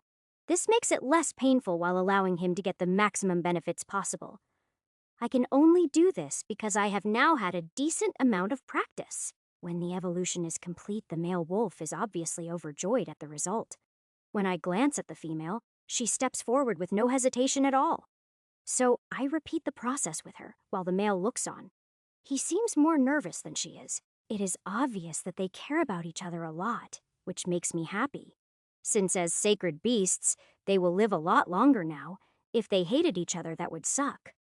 It does make me wonder if Great Mother Wolf knew about the two of them, or only sensed one of them. Either way, this is definitely going to make them the king and queen of the plains. Now the plains and the forest are under the control of sacred beasts. Oh, I guess I should say both forests, since the Forest of Fangs already has a sacred beast. Surprisingly, that is the next location marked on the map. Maybe I will meet Brother Tiger again. Although, if I am not going there for a tiger, maybe Brother Tiger won't be happy about this. Either way, maybe I should seek him out to speak with him about it first. After all, from what I can remember of him, I am probably still not a match for him. Although Lizzie and I together might be, but I would prefer not to find out. After all, I am supposed to be making sacred beasts, not killing them. When the female finishes evolving, she and the male dance around happily, then they both rush over to me and express their gratitude with their wet tounges. Once my face is thoroughly soaked, they run off to rejoin the pack and lead them away. Since we are already stopped, we have lunch before turning due west toward the Forest of Fangs. Taking it easy as we are, I expect to reach the forest the day after tomorrow. I am tempted to visit the church village, but there really is no point since we moved the people to Ilium. Along the way, I see military units several times. It looks like Mercy dispersed the army. Considering all the chaos during the Civil War, it is a good idea. Lots of places probably need help. The fastest way to restore order is to use the army. It just costs more. However, restoring order is important. She can't send out tax collectors until it is calm. If the first thing the people see is the tax collectors, they are likely to revolt. I trust Mercy to be smarter than that, especially with how much she cares about her people. No matter how good she is, it is going to take a while for the kingdom to recover, especially the capital, since all its inhabitants were massacred and turned into hosts for shadow demons. The capital will probably take years to fully recover, no matter how much gold Mercy spends. When I get back to Ilium, I will ask Pole about sending useful goods up to help Mercy, if things have progressed as planned. Pole should control the market from the Beastmen by now. That will give us a lot of power, and we should have plenty of goods that Mercy could use. Even if we just give the goods to Mercy, we should certainly be able to afford a bit of a loss. Thinking about it makes me wonder how things are progressing with everything. I haven't been gone too long, but it doesn't take much time for things to change. If we keep going at a slow pace, it will take about 2 weeks to hit the points on the map that I have chosen. We could probably cut that down if we started moving faster. But right now, I am enjoying the relaxed pace. Maybe once I am feeling better, I will ask Lizzie to move faster. Or maybe not. There is no real reason to rush. It is not like I have a time limit or anything. I have been rushing here or there practically ever since I was summoned. Maybe this would be a good time to relax a bit. Once I return to Ilium, things will get hectic again. It is my own fault. It isn't like I have a boss telling me what to do or setting goals. The goddesses only provide objectives. They don't try to tell me how to do things. Although, they do seem to constantly tell me to be careful, as if I am reckless. Of course, I keep that thought to myself. Who knows if they are paying attention to me right now? Saronia only recently forgave me. No need to make her mad at me again. I need to try and avoid doing anything stupid for a while, or at least not let them know about it. Right now, I am hoping that they haven't been paying attention and don't know what I did to myself with shapeshifting. Considering I haven't heard anything from them, I am guessing that they haven't been watching. That makes sense. They are goddesses with all sorts of responsibilities. They can't watch me all the time. It also helps that I haven't needed to pray for anything recently, so they shouldn't know my condition. I am sure that if they did, I would have gotten a lecture about it by now. So I just need to avoid calling their attention to me until after I am all healed up. Taking it slow and easy should help with that. They pay more attention when I am running around. Right now, if they check on me, all they will see is me relaxing and Eckhart enjoying the ride. I am not really sure if they would approve of me making more sacred beasts or not. Chapter 539. However, as the saying goes, it is easier to ask for forgiveness than permission. To be honest, I've had plenty of experience asking for forgiveness by this point. I am pretty sure as long as I don't mix the powers again, anything else can be forgiven. That isn't as easy as it sounds. Mixing the powers so far has had awesome results. It makes me really curious what else I can do by mixing them, which is hard to resist. I really want to do some experimenting, especially with enchanting weapons. If I could make more weapons like the Naginata, that would give us a huge advantage against the demons. Unfortunately, I already promised not to do that kind of experimenting, and I need to keep my promise. Until the goddesses give me permission, experimenting is not allowed, which means I just have to live with my curiosity eating at me all the time. I was curious in my last life. I liked learning things, but it was never this bad. It must have something to do with being a cat race. It seems the sayings had some truth to them. It is just something that I need to learn to live with. It isn't going to go away. Besides, my curiosity has led to some good things. It hasn't all been bad. Even if it was all bad, it isn't like I can somehow remove my curiosity. It is a part of me. It feels weird to be thinking this much. I normally don't have this kind of time for thinking. The last time I remember thinking this much was in the prison in the captain's test. Even then, there was a lot of stuff going on outside, so that was mostly all I thought about. This slow journey where I can trust Lizzie to watch for danger is a new experience for me. Not being in a rush or worried about danger, it is the first time I can remember feeling like this. Since I was summoned, at least, my old life was pretty much nothing but this feeling. Right up until the car wreck that killed me, my old life was completely peaceful. Thinking of it now, my two lives have been almost complete opposites. I have done things since being summoned here that would have never even crossed my mind in my old life. In truth, I probably went crazy when I was in the pit and never came back. I don't want to think about it too closely. It might affect my ability to move forward. The way this world is, you kind of have to be crazy to be able to do anything. Which would mean all the adventurers are crazy, and the ones I have met fit that description. Who knows? Maybe everyone is crazy. Just some are better at hiding it than others. I certainly can't hide it at all. That is probably why everyone is always telling me to be careful or stay safe. It would also explain why everyone fears my plans, even though they mostly work out in the end. If everyone is crazy, yet I still scare them, what does that say about me? That is something I probably shouldn't think too much about. The answer would be something I won't like. To distract myself from that train of thought, I turn my attention to Eckhard and start playing with him. His utter cuteness is the perfect remedy for my dark thoughts, and he deserves my attention? Not that he lacks attention. Even while I was distracted, Lizzie and Windy were taking turns playing with him. If anything, he is spoiled for attention, and it will only get worse once we return to Ilium. Although, I am really looking forward to introducing him to his big sisters. Asuna and Kachara are probably going to love him just as much as everyone else does. My only worry is that they might get jealous of him because I have spent more time with him. I will just have to cross that bridge when I come to it. For now, there is nothing I can do about it. I do miss the two of them a lot. I wish I could bring them traveling with me as well. Unfortunately, anywhere there are humans, the both of them will be viewed as monsters.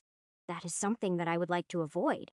Not for the humans' sake, but for their sake. I don't want the two of them to be attacked, either physically or mentally. Eckhard can just hide in the shadow pocket, but it isn't big enough for Asuna or Kachara. Maybe I should ask the goddesses for something that can carry them for the reward of the next temple. Or maybe items that would shrink them to Eckhard's size. That could work too. However, I can't ask until I am done healing, even though now that I've had the thought I can't shake it. The idea of having Kachara and Asuna as small and cute as when they were babies is very appealing. That would also make them far less scary, so I could take them to see human cities. Also, if they are in control of their size, then they can join in when we get into a fight. They already proved how capable they are against the Driders, especially Kachara. Asuna has probably improved by now as well. Her rank should have increased by now. As soon as I am healed up, I will talk to the goddesses. The more I think about the idea, the more I like it. Being able to travel around with my adopted family sounds really nice. I might even think about getting a wagon that Lizzie can pull so everyone can come. That will depend on the girls and how they are acting. Ruby especially. At some point, I am going to have to take her with me to the fire temple. There is no other choice. However, I don't want to do that until we have a good long talk and she comes to terms with how things have to be. Isabella is going to be the key to that. At least that is what I am hoping for. In fact, hopefully, Isabella has already had a chance to talk to Ruby and calm her down. Until Ruby is willing to sit and actually try to work things out, there isn't much I can do. From what I have seen, the more I am around, the more intense Ruby gets. If I am being honest, not wanting to deal with Ruby is a big part of why I have been traveling so much. It may be cowardly, but avoiding her is much easier than fighting with her. All these thoughts occupy my mind for the 2 days it takes us to come within sight of the Forest of Fangs. Once I can see the forest, I am able to push all those thoughts to the back of my mind and focus on the task at hand. Which is a good thing. Being distracted when dealing with something powerful is a bad idea. Entering the Forest of Fangs this time is completely different. My senses have improved a lot. All the little tigers watching us are detected by me, whereas before I was clueless. Even when Brother Tiger approaches, I can sense him, but seeing him is just as scary as it was before. Chapter 540. Brother Tiger says, "Hello, little Ash." "Greetings, Brother Tiger." Lizzie says, Are we fighting?" "No, hopefully not." Eckhard says, "Mama, scared?" Windy says, "I certainly am. Not scared, just cautious." Brother Tiger says, "What brings you back to my forest?" Great Mother Wolf requested that I go around making new sacred beasts. According to the map she gave me, there should be a beast in your forest that is ready to evolve. Brother Tiger says, you must mean the snake. Since it is your forest, I figured it would be polite to talk to you about it first. After all, it will mean sharing your forest with another sacred beast. Brother Tiger says, not really. It would take hundreds of years for a new sacred beast to reach my level. Besides, I happen to agree with Great Mother Wolf. We need more sacred beasts. All right. Do you know where I can find the snake? Brother Tiger says, yes. She is in the southern part of the forest. Just look for the snake with 2 heads. A 2-headed snake? That should be hard to miss. Brother Tiger says, true. She is easy to find. However, there is another matter I could use your help with. Oh, what is going on? Brother Tiger says. Recently, a group of bandits has been using my forest to hide from the human authorities. Normally, I would just wipe them out, but somehow they know when I am coming and flee the forest. So, they have something that can either detect you specifically or sacred creatures in general. Brother Tiger says, basically, if they flee from you, then I will know it is sacred creatures. If they don't flee from you, then it is me specifically. If they don't flee from me, what do you want me to do? Brother Tiger says, kill them all. All right, are they in the forest right now? Brother Tiger says, no, they left a few days ago, so they should be returning soon. I have my children watching every inch of the forest's edge. As soon as they return, we will know. Okay, we will take care of them for you. We follow Brother Tiger to the middle of the forest and then wait for news of the bandits. For them to dare to use the forest like this, they are either very brave or amazingly stupid. We have only been waiting a few hours when Brother Tiger informs us the bandits are back. After getting the location, Lizzie and I head out, leaving Eckhard with Windy. When we get close to the area, we are stopped by one of the normal tigers. It can't communicate, but it shows us where the bandit's camp is. Okay, Lizzie, circle around to the outside of the forest. I will drive them to you. Lizzie says, all right, we are killing everyone. All the bandits, if they have prisoners, we will rescue them. Lizzie says, all right, give me a few minutes to circle them. Okay, I will move in 5 minutes. Once Lizzie moves off, I count out 5 minutes and then move towards the bandit camp. I move slowly and carefully, expecting them to have sentries out at least. Yet I don't find any. It seems all they have is patrols, which is fairly sloppy. Bandit 1 says, this forest gives me the creeps. Bandit 2 says, relax. As long as the beast stays quiet, we are safe. Bandit 1 says, that thing can really sense the Lord of the Forest? Bandit 2 says, sure can. How do you think we have survived so long? So, that is what it is. They have a beast that can sense Brother Tiger. Bandit 1 says, when do we get a turn with the captives? Never, Bandit 2 says. What? Bandit 1 says, attack. We are under at Urk. After cutting down the 2 bandits, I slowly walk further into the camp. The cowards among the bandits immediately start running to get out of the forest, but the cocky ones come at me. I stand and wait. letting them surround me. Then as they attack, I use Whirlwind and kill them all. Soon I can hear screams coming from the edge of the forest. Looks like the cowards found Lizzie. With her speed, no matter how they run, they are done for. She won't let any escape. So, I focus on finishing off the ones still in the camp, and that is when I find the prisoners. Over a dozen young women, and they have already been treated brutally, so I release them and heal them as best I can. Unfortunately, healing doesn't help emotionally. Other than that, I really don't know what I can do for them, so I go back to killing bandits. Luckily, the women help each other, which leaves me free to head over to the cage. My curiosity has been eating at me ever since the bandits mentioned the beast. The cage isn't very big. The beast can't be all that big either, so I don't hesitate to open the cage. Inside the cage is a cub, a lion cub from the look of it, or at least something like a lion. He is tiny and must still be pretty much a baby, but he is really cute, like a kitten. I just can't help myself, so I lift him out of the cage and start petting him. Instantly, I have to fight the urge to hold him up and name him Simba, but I still end up with the song in my head. At first, he seems scared of me, but he quickly calms down under the petting. Soon he is cuddling against my hand and I can feel his body vibrate as he purrs. Then suddenly the purring stops and he tries to bury himself in my arms as if he is scared. Looking around, I can see Brother Tiger approaching. Somehow he fits through the trees. The fact that he doesn't knock any trees down must be one of those cat things. Brother Tiger says, "Relax. Little one, I won't hurt you." He is how they knew when you were coming, although I have no idea how they got him. Brother Tiger says, "Neither do I. I don't recognize his breed. He must have come from a long way away from here. He is still really scared of you, so I am guessing leaving him here won't work." Brother Tiger says, "No, different breeds of cats don't always get along. He would probably not do very well here. I guess I will have to take him with me then." Lizzie says, "Take who with us?" "This little guy." Lizzie says, "He is adorable, but what is with you and adopting cute things?" "I don't know, but I can't help it. I can't just leave the little guy all alone." Lizzie says, "Well, I certainly hope that this little guy and Eckhard get along.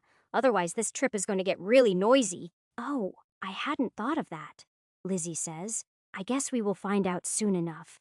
"What are we going to do with the humans?" Brother Tiger says. "Let them go? They are not enemies of the forest. We will send them back to their village with whatever else the bandits stole." Chapter 5, 41. The little lion still has his head buried in my elbow and is shivering in fear. So I use the excuse of dealing with the humans to move away from Brother Tiger. As soon as I do, the little one starts to calm down. He definitely won't want to stay here. Even though I am the one who saved them, the human women still act scared of me. So as gently as I can, I inform them of the plan, and they are quick to agree. In fact, they grab as much as they carry and run out of the forest, as if we are going to change our minds and eat them. Considering some of Brother Tiger's children are eating the dead bandits, I can't really blame them. Little do they realize they are completely safe in the forest now. Once they leave, they are on their own. There should be patrols out hunting the bandits. Hopefully one of them will find the women. It is out of my hands now. But at least the bandits won't ever hurt anyone ever again. Still, carrying the cub with me, I walk deeper into the forest to meet up with Eckhard and Windy. When Eckhard sees me, he jumps from Windy's arms and runs over towards me. When he spots the cub in my arms, he stops and starts sniffing at it curiously. I carefully kneel down, bringing the cub and Eckhard closer to each other slowly. By now, the cub has also noticed Eckhard and is sniffing at him in return. Eckhard says, "Mama, who that?" He doesn't have a name yet, but treat him like your younger brother, Eckhard says. Brother.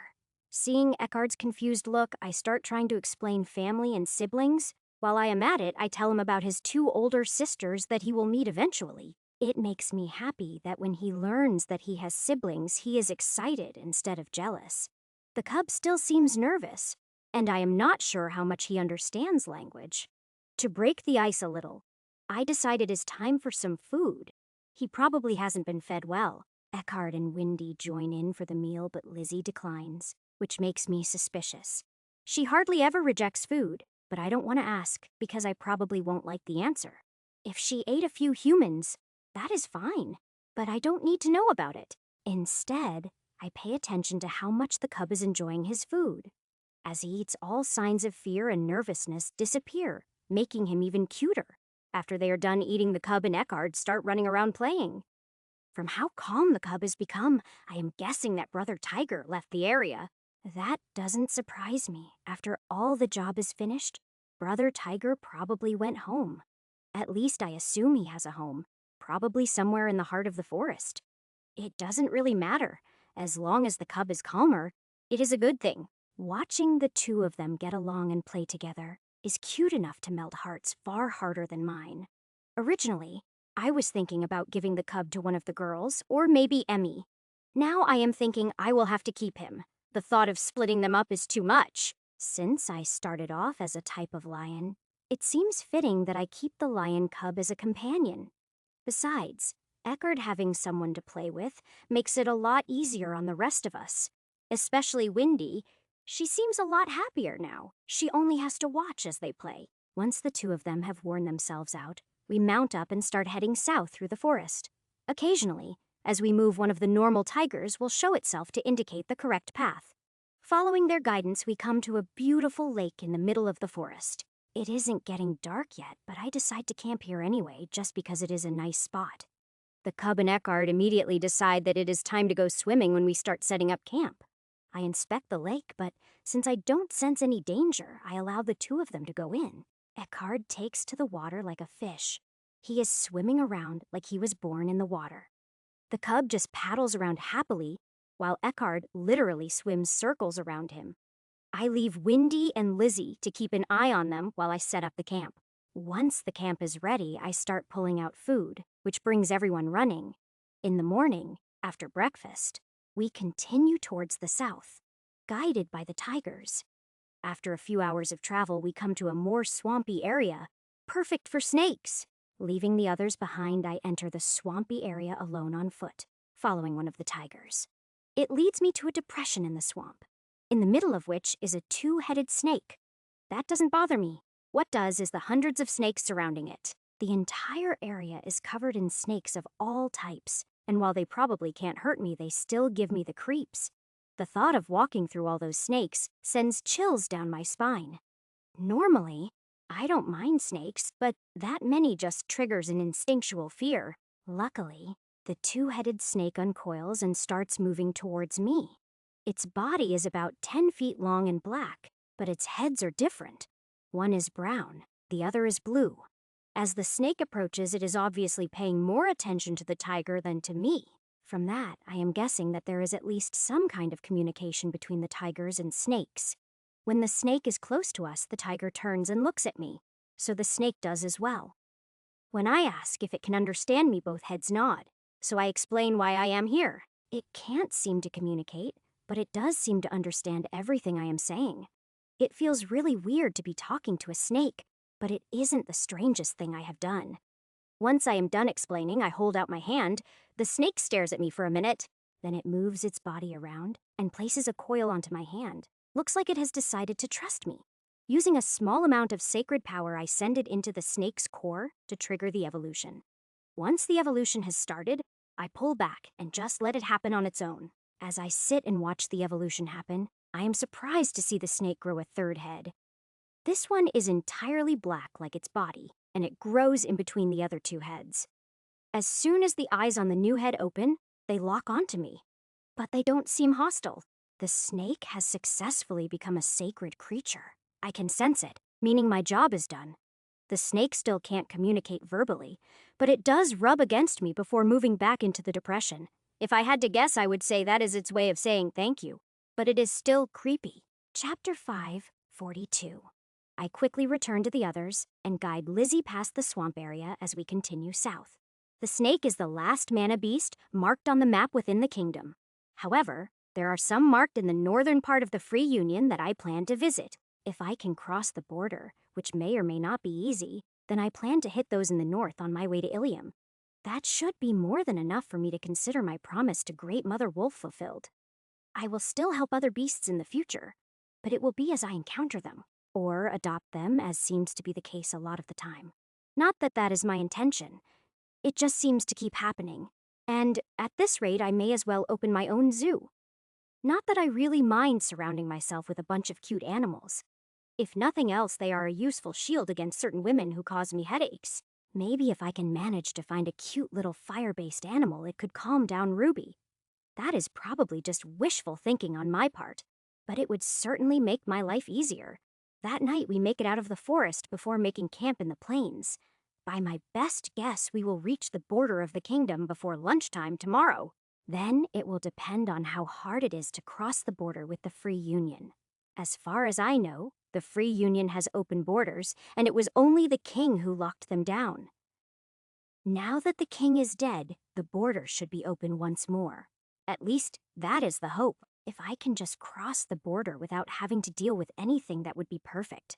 Of course, just because I am thinking about it, the opposite is likely to happen. Either way, I will find out tomorrow. No need to worry about it today. For now, I simply enjoy my dinner and spend some time playing with Eckhard and the cub. After breakfast, we mount up and move out heading south towards the border. Leaving Lizzie to keep an eye out, I enter meditation to check out the condition of my body. I have been feeling better day by day, and as I check my body, I find that I am mostly healed. A few more days at most, and I will be back at 100%. Finally. However, as I inspect my body, I find a strange chemical residue in my circulatory system. After a while, I figure out that it is residue from the Drake's adrenaline, which shouldn't be possible. When I return to my normal form, everything from the shapeshift should disappear. The fact that residue was left behind just further proves that the Drake form is more powerful than my normal form.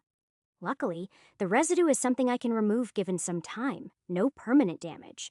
Just as I am starting to work on cleaning the residue, I am interrupted as I feel Lizzie stop moving. When I open my eyes, I see why she stopped. A dozen human riders are heading towards us.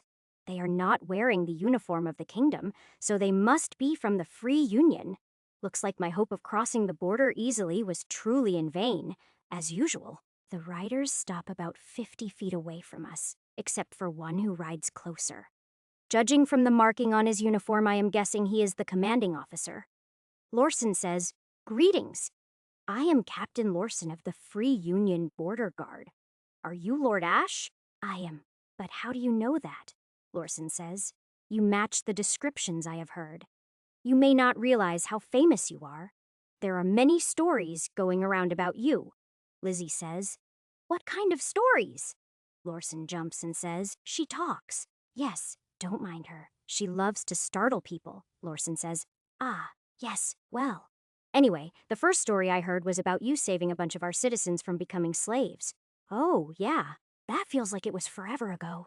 Lorson says, "The Free Union is a land of merchants, and many of those merchants visit Ilium. Each time they come back, they bring new stories about you. Although the latest story is probably the most popular." "Latest story? It has been weeks since I was in Ilium." Lorson says, "Well, from what I heard, you crushed Guildmaster Pine. This has made you a hero since Pine was universally hated in the Free Union." "Oh, sounds like Pole succeeded then." Lorson says, "Don't know who that is, but the stories are saying you are the one who destroyed Pine. Pole works for me. He handles all the merchant stuff." Lorson says, "Then I am sure our merchants know of him then." "Anyway, any problem with me entering the Free Union?" Lorson says. "No, of course not. You are an honored guest. I am not here to visit any of the cities. I am basically taking the scenic route to Ilium." Lorson says, "Oh, that is a little disappointing, but if that is your plan, it is fine. Are you looking for something specific? If so, I may be able to help. I am looking to visit these 5 points." After looking at the map, Lorson says, "Well, that figures. What? Do you know about them?" Lorson says, "Yes, I do. They are the 5 most dangerous areas in the north of the Free Union." "Sounds about right," Lorson says. "Unfortunately, I cannot guide you there. My duty is to stay and patrol the border." "That is fine. I actually don't need a guide, and you would only slow us down." Lorson says, "In that case, I wish you luck. Here, let me see the map for a second." "Okay." Lorson says, "These are all military bases and outposts. Should you need any help, visit any of these and they will help." "Thank you," Lorson says. "It is my honor to be of any assistance I can." With that, Lorson gives me a bow and then leads his men away to continue their patrol. They are acting more like they are out here to help people who are lost, rather than protect the border. It would seem that what I heard about the Free Union having an open border is true. Once they have passed, I show Lizzie the map so she knows where we are going. Then, as she resumes moving, I go back to meditating and trying to remove the residue. The residue isn't hard to deal with, just time-consuming, and there is a lot of it. After an hour of working on it, I have Lizzie stop, and we all have some lunch. Then, when we continue on, I go back to removing the residue a little at a time. By the time we stop to make camp for the night, I figure I have removed about 1/10 of the residue. Chapter 5, 43. After eating dinner, Eckhart and the cubs start running around playing with each other. After riding on Lizzie all day, they have a bunch of extra energy to burn off before they will be able to sleep. Windy and I sit by the fire with Lizzie close by, and the three of us watch them play. Lizzie says, "Have you thought of a name for the cub yet? Please tell me you are not going to name him Noel." Haha, no, I am thinking of naming him Haku. Lizzie says, "Haku? That doesn't sound too bad. Not like your normal names. Where did you come up with it from?" It is from a saying. Hakuna Matata? What a wonderful phrase. Windy says, "What does it mean?" It means no worries for the rest of your days. Lizzie says, "Why are you suddenly singing? Please stop." Sorry. Force of habit. Lizzie says, "You definitely don't have a voice for singing. Although, you could probably use that as a sonic attack." All right. I get the point. No more singing. Windy says, "That is a relief." Lizzie says, "I thought my ears were going to start bleeding." "Enough already, little one. Come here." It takes a few more calls before the cub pays attention and comes over. Eckhart, of course, follows with a curious look on his little face. Probably because I only called the cub. Normally, if we want their attention, we call Eckhart. Since he can talk, he tends to respond better. The cub is far more likely to ignore us in favor of whatever has his attention. Since I called the cub directly, he comes over to me and I pick him up. As I do, I am happy to see that I can no longer see his ribs and his fur looks much better. "Little one, from now on your name is going to be Haku." As usual, I feel the power rushing out of me as I name him, but for some reason, it is my divine power. It is only as it happens that I realize all my sacred power is currently invested in my cultivation. I have never used divine power in a naming, so I have no idea what might be different. At least since it is only divine power, and not a mix I shouldn't get in trouble for it. When the glow fades from around Haku, I notice that in his tawny fur, there is now a black pattern. It is fairly faint, but it is a definite change. But I can't be sure if it is from the naming or the divine power. As usual, there is no way for me to tell, and I will just have to wait and see what effects it has. Since I have yet to see any negative effect from a naming, I am not too worried. As for Haku, he looks like he feels great. He is wiggling around and obviously wants to go back to playing.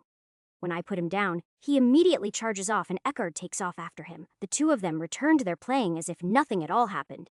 It takes another 2 hours of play for them to wear themselves out enough to go to sleep. In the morning, after breakfast, I let them play for an hour before we resume our journey. That way they will be a bit less hyper during the ride. At least that is the hope. Luckily, they are pretty well behaved when they are on Lizzie, mainly because she scares them. After all, she is a predator who can eat either of them in a single bite. Not that she would. Yet all it takes is a single growl from her, and they both become little angels. It makes the trip much easier with her keeping them in line, especially for Windy. She helps keep the two of them entertained by telling stories from her tribe. Some of them even have me distracted and listening in when I should be meditating. Some of the legends of her tribe mention races that sound like the elves and dwarves. It would seem that I need to go back to the north at some point and do some searching. Even if it doesn't affect my quest, I still want to know what happened to the elves and dwarves. If nothing else, I want to be able to tell Kor what happened to her people. Besides, if I don't find out, my curiosity will never leave me alone. It is fairly high on my list. That is a worry for later. Probably much later, like after I am the Beast King. For now, I need to focus on what I am actually doing and stop daydreaming. When I turn my attention to our surroundings, I find we have entered an area of hills. According to the map, we are looking for a lake somewhere near the center of these hills. Still, No idea what kind of creature I am looking for, but the mark on the map is right on the lake. As I am looking around, I spot several mana beasts. It seems Captain Lorson wasn't kidding. This area would be very dangerous for humans, but the mana beasts don't bother us. Chances are the beasts want nothing to do with Lizzie. She is bigger than they are. Not to mention she is a sacred beast, which puts her above them in the food chain. Anything that did come to attack her would basically be asking to be eaten. So, even though it is a dangerous area, we practically have nothing to worry about. It is unlikely that there is anything in these hills that could be a danger to Lizzie. Although, we will have to make sure Eckhard and Haku don't wander off. Explaining to them that they need to stay close to Lizzie will only work for a while. To make it easier on them, when we stop to camp for the night, I let out a roar. It chases everything well away from our camp. After all, I am a rank 8 sacred beast. Even Lizzie looks a little intimidated when I roar. She is used to me sitting back and letting her take care of things. Once my roar has cleared the area, I let Eckhard and Haku run around for a bit before dinner. Even though I am sure my roar cleared the area, I still keep a close eye on both of them. Lizzie and Windy also keep an eye on them. Nothing is going to get to them without being spotted.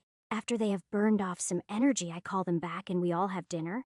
Once they have eaten, it is a lot easier to get them to curl up and go to sleep. Once they are asleep, the three of us can finally relax for a bit and let our guard down. Windy stays close to either me or Lizzie. She is the least able to defend herself.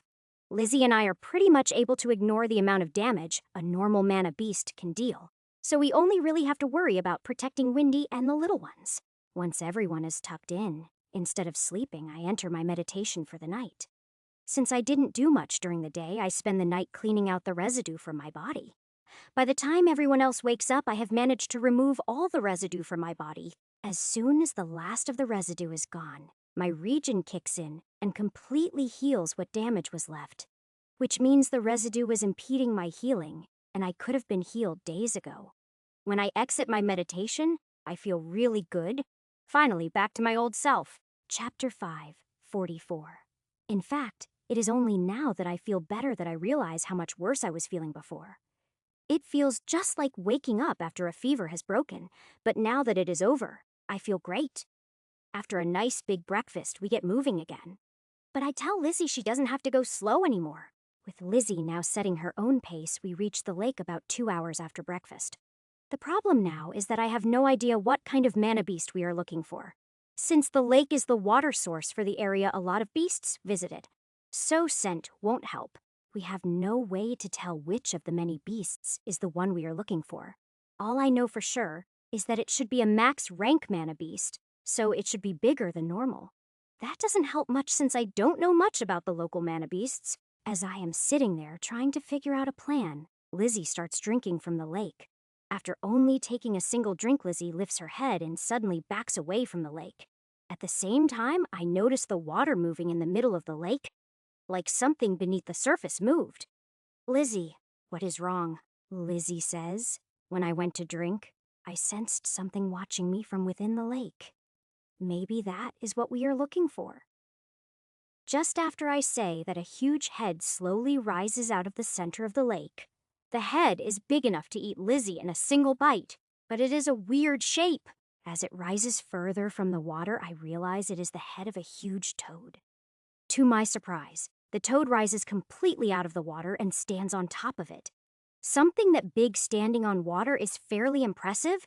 It definitely has water-based abilities. I get a slight feeling of danger from the thing, and I can tell that it is already a sacred beast. King Toad says, "Was it your roar I heard last night? Are you here to challenge me?" It was my roar, but it was not a challenge. It was to warn off any predators that might think about going after the young ones. King Toad says, if not to challenge me, then why are you here? Actually, I am here to help a mana beast evolve into a sacred beast. King Toad says, you can do that? That is beyond my abilities. Is it because you are a higher rank than me? It is not because of rank. It is a special ability I have because of how I became a sacred beast. Do you happen to know the whereabouts of the max rank mana beast we are looking for? King Toad says, I do, but I don't trust you yet. As the king of this area, the beast you are looking for is under my protection. Fair enough. What can I do to reassure you? King Toad says. For starters, you can tell me what you meant by how you became a sacred beast. Since I sense no hostility from the toad, I let Haku and Eckhard down to play with Windy watching them. Then I tell the giant toad how I was summoned and became a demon, then later, a sacred beast. He listens intently to my story, all the while standing on the water like it is nothing. King Toad says, well, that is certainly a unique way to become a sacred beast. I can see why you have special abilities, but why are you here? So I tell him who Great Mother Wolf is and how I met her. Then about her request. I also tell him how she thinks more sacred beasts are needed to help keep the humans in check. While I am talking, I pull out a bunch of food for lunch, which brings Haku and Eckhard running. King Toad says I agree with her reasoning. Humans are very destructive if left to their own devices. Only fear will keep them in check in my experience. Their fear of me is the only reason this area is left in peace. Does that mean you will let me help the Mana Beast evolve? King Toad says yes. I have already attempted to help her evolve, but I was unsuccessful. As he is talking, another toad rises from the water next to him, a smaller toad. From the difference in coloration, it seems the smaller toad is a female. She is about a quarter of his size. King Toad is mostly brown with a few other dull colors. The female is bright blue and green. King Toad says, this is my daughter. She doesn't have the ability to speak, but she understands well enough. She has been listening the whole time, so she knows what you plan to do. At King Toad's urging, his daughter swims towards us. It seems she can't walk on water. She swims gracefully, but becomes clumsy once she reaches the shore. It is pretty obvious that she spends most of her time in the water and isn't used to being on land. As I step closer and put my hand on her side, I can feel her shivering in fear. I can't really blame her, after all. I smell like a predator and I am right next to her. I stop my cultivation and gently use my sacred power to calm her down.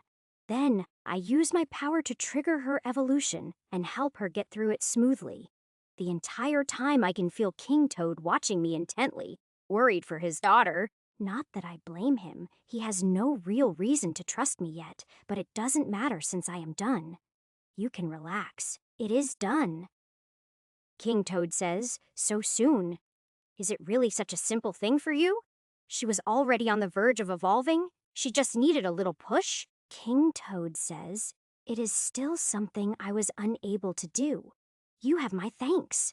In fact, I can return the favor if you like. What do you mean? King Toad says, my mastery over water is advanced enough that I can bestow water abilities on others. I can give the ability to either the weasel or the lion. The others already have strong abilities. Then I would say Windy Haku is still too young. Windy says, me? But I already have wind powers. King Toad says, yes, you do. However, they are not strong enough to prevent you from gaining another power. Windy says, so I will have both wind and water abilities? King Toad says, exactly. Windy, it is your decision. Windy says, I will do it. I want to be more useful. As soon as she agrees, King Toad opens his mouth and spits out a bubble. The bubble moves to Windy and envelopes her, but she doesn't look to be in pain. The bubble only covers her for a few seconds before it is absorbed into her body. Windy, how do you feel? Windy says, I feel amazing. Thank you, King Toad. King Toad says, no need for that. We are even now. I have only given her the ability. She will still need to train and practice with it. No problem. I will help her. The same goes for your daughter. She is a sacred beast now, but her progress is up to her. King Toad says that I can help her with. Then in that case, we are done here and will be leaving your territory. King Toad says, then I wish you safe travels. Chapter 5, 45. After calling the kids back, I pull out the map and figure out where we are headed next. Then I show Lizzie where we need to go and mount up.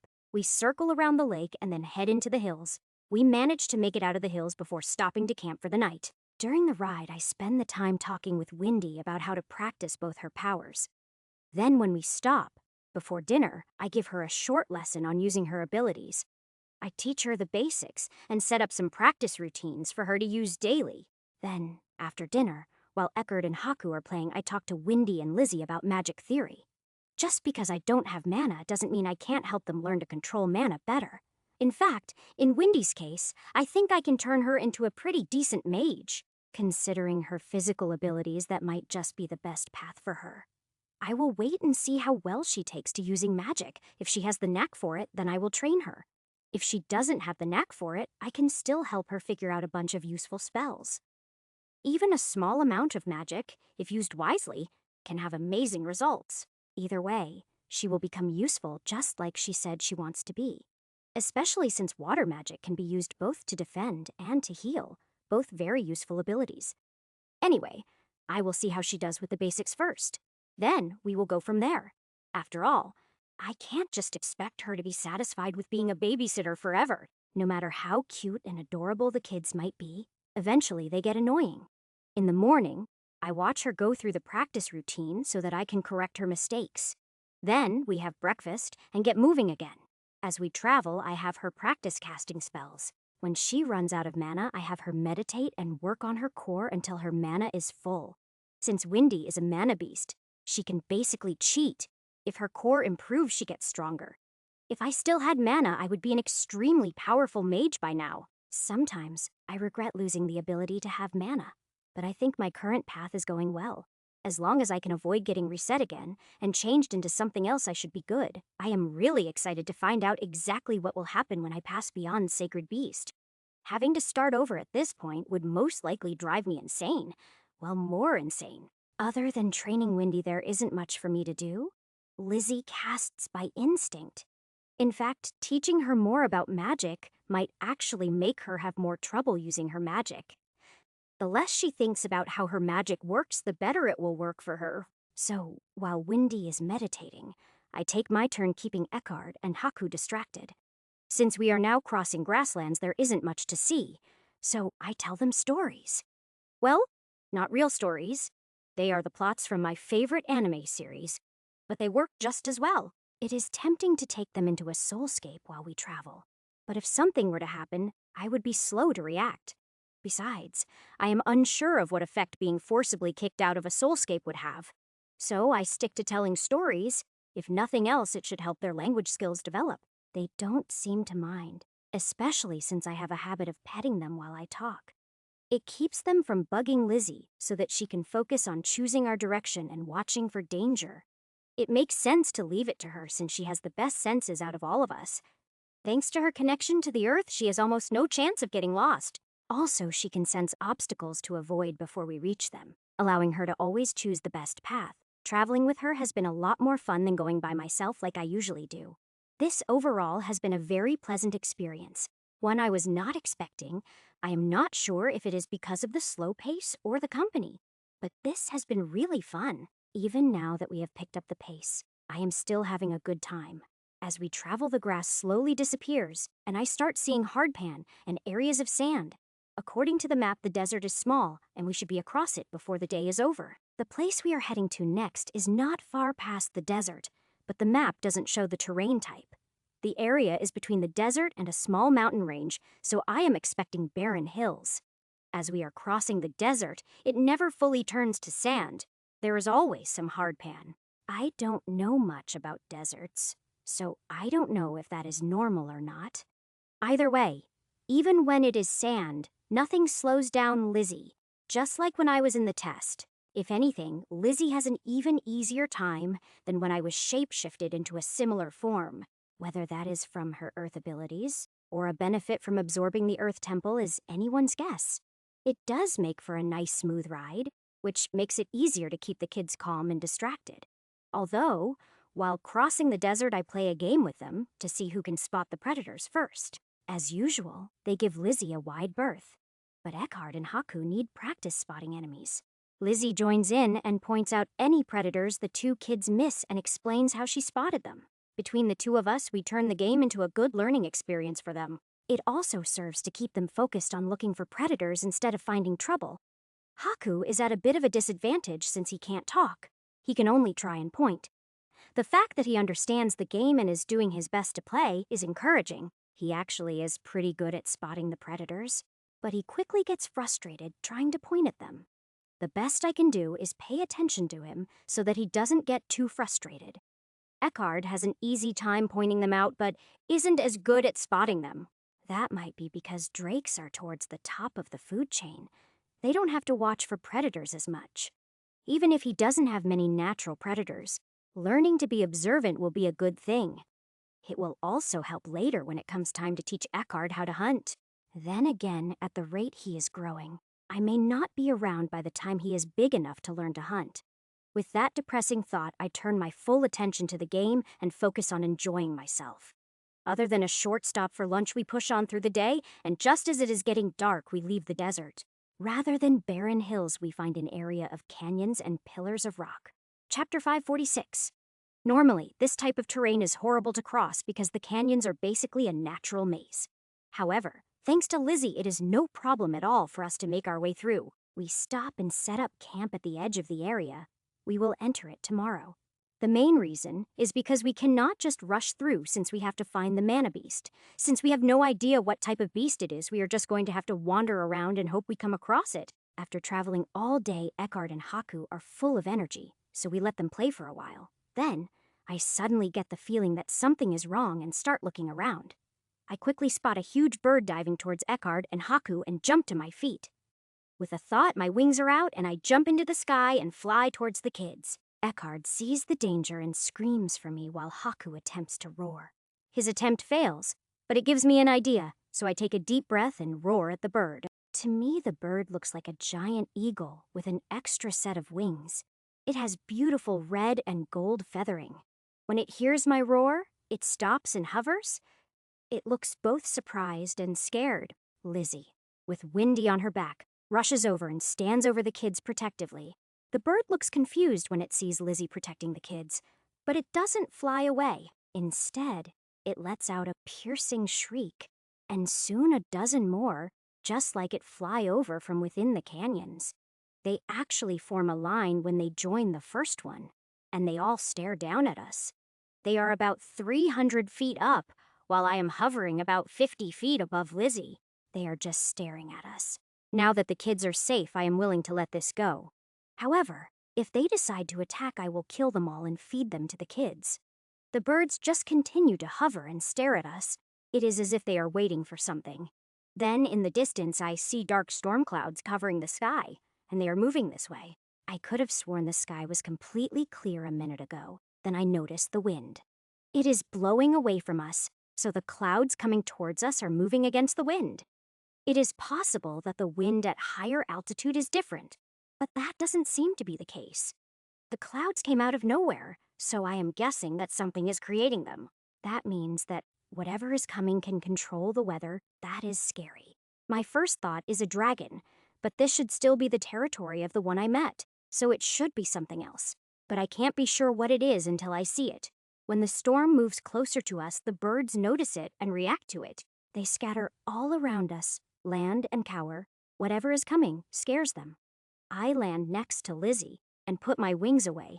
Maybe I can use them for a surprise attack if we have to fight. As the storm gets closer, I can see flickers of lightning striking a dot that is flying this way. It looks like whatever it is a lightning-based creature that should give me an advantage. As it gets closer and I can start to make it out, I again think dragon, but then change it to drake. It is too small to be a dragon, but the shape is the same, but it doesn't look incomplete like a young dragon would. If it is a drake, then there is a chance I can talk to it and end this peacefully. Yet the way the birds are reacting to it has me a little worried. They are terrified. That doesn't bode well for its personality, or it could just indicate that it preys on and eats them. The closer it gets, the less sure I am. Either it is a small type of dragon, or the biggest drake I have seen. It is moving fast, probably faster than I can fly, but the clouds are keeping up with it. Within a few minutes, it is already coming in to land in front of us. It is even bigger than I thought it was. Its head is as big as a pickup truck, and its wingspan is around 200 feet. What surprises me is that it is blue. I would expect a blue drake to be water-based, not lightning. Yet as it lands, I can see little arcs of lightning constantly crawling over its scales.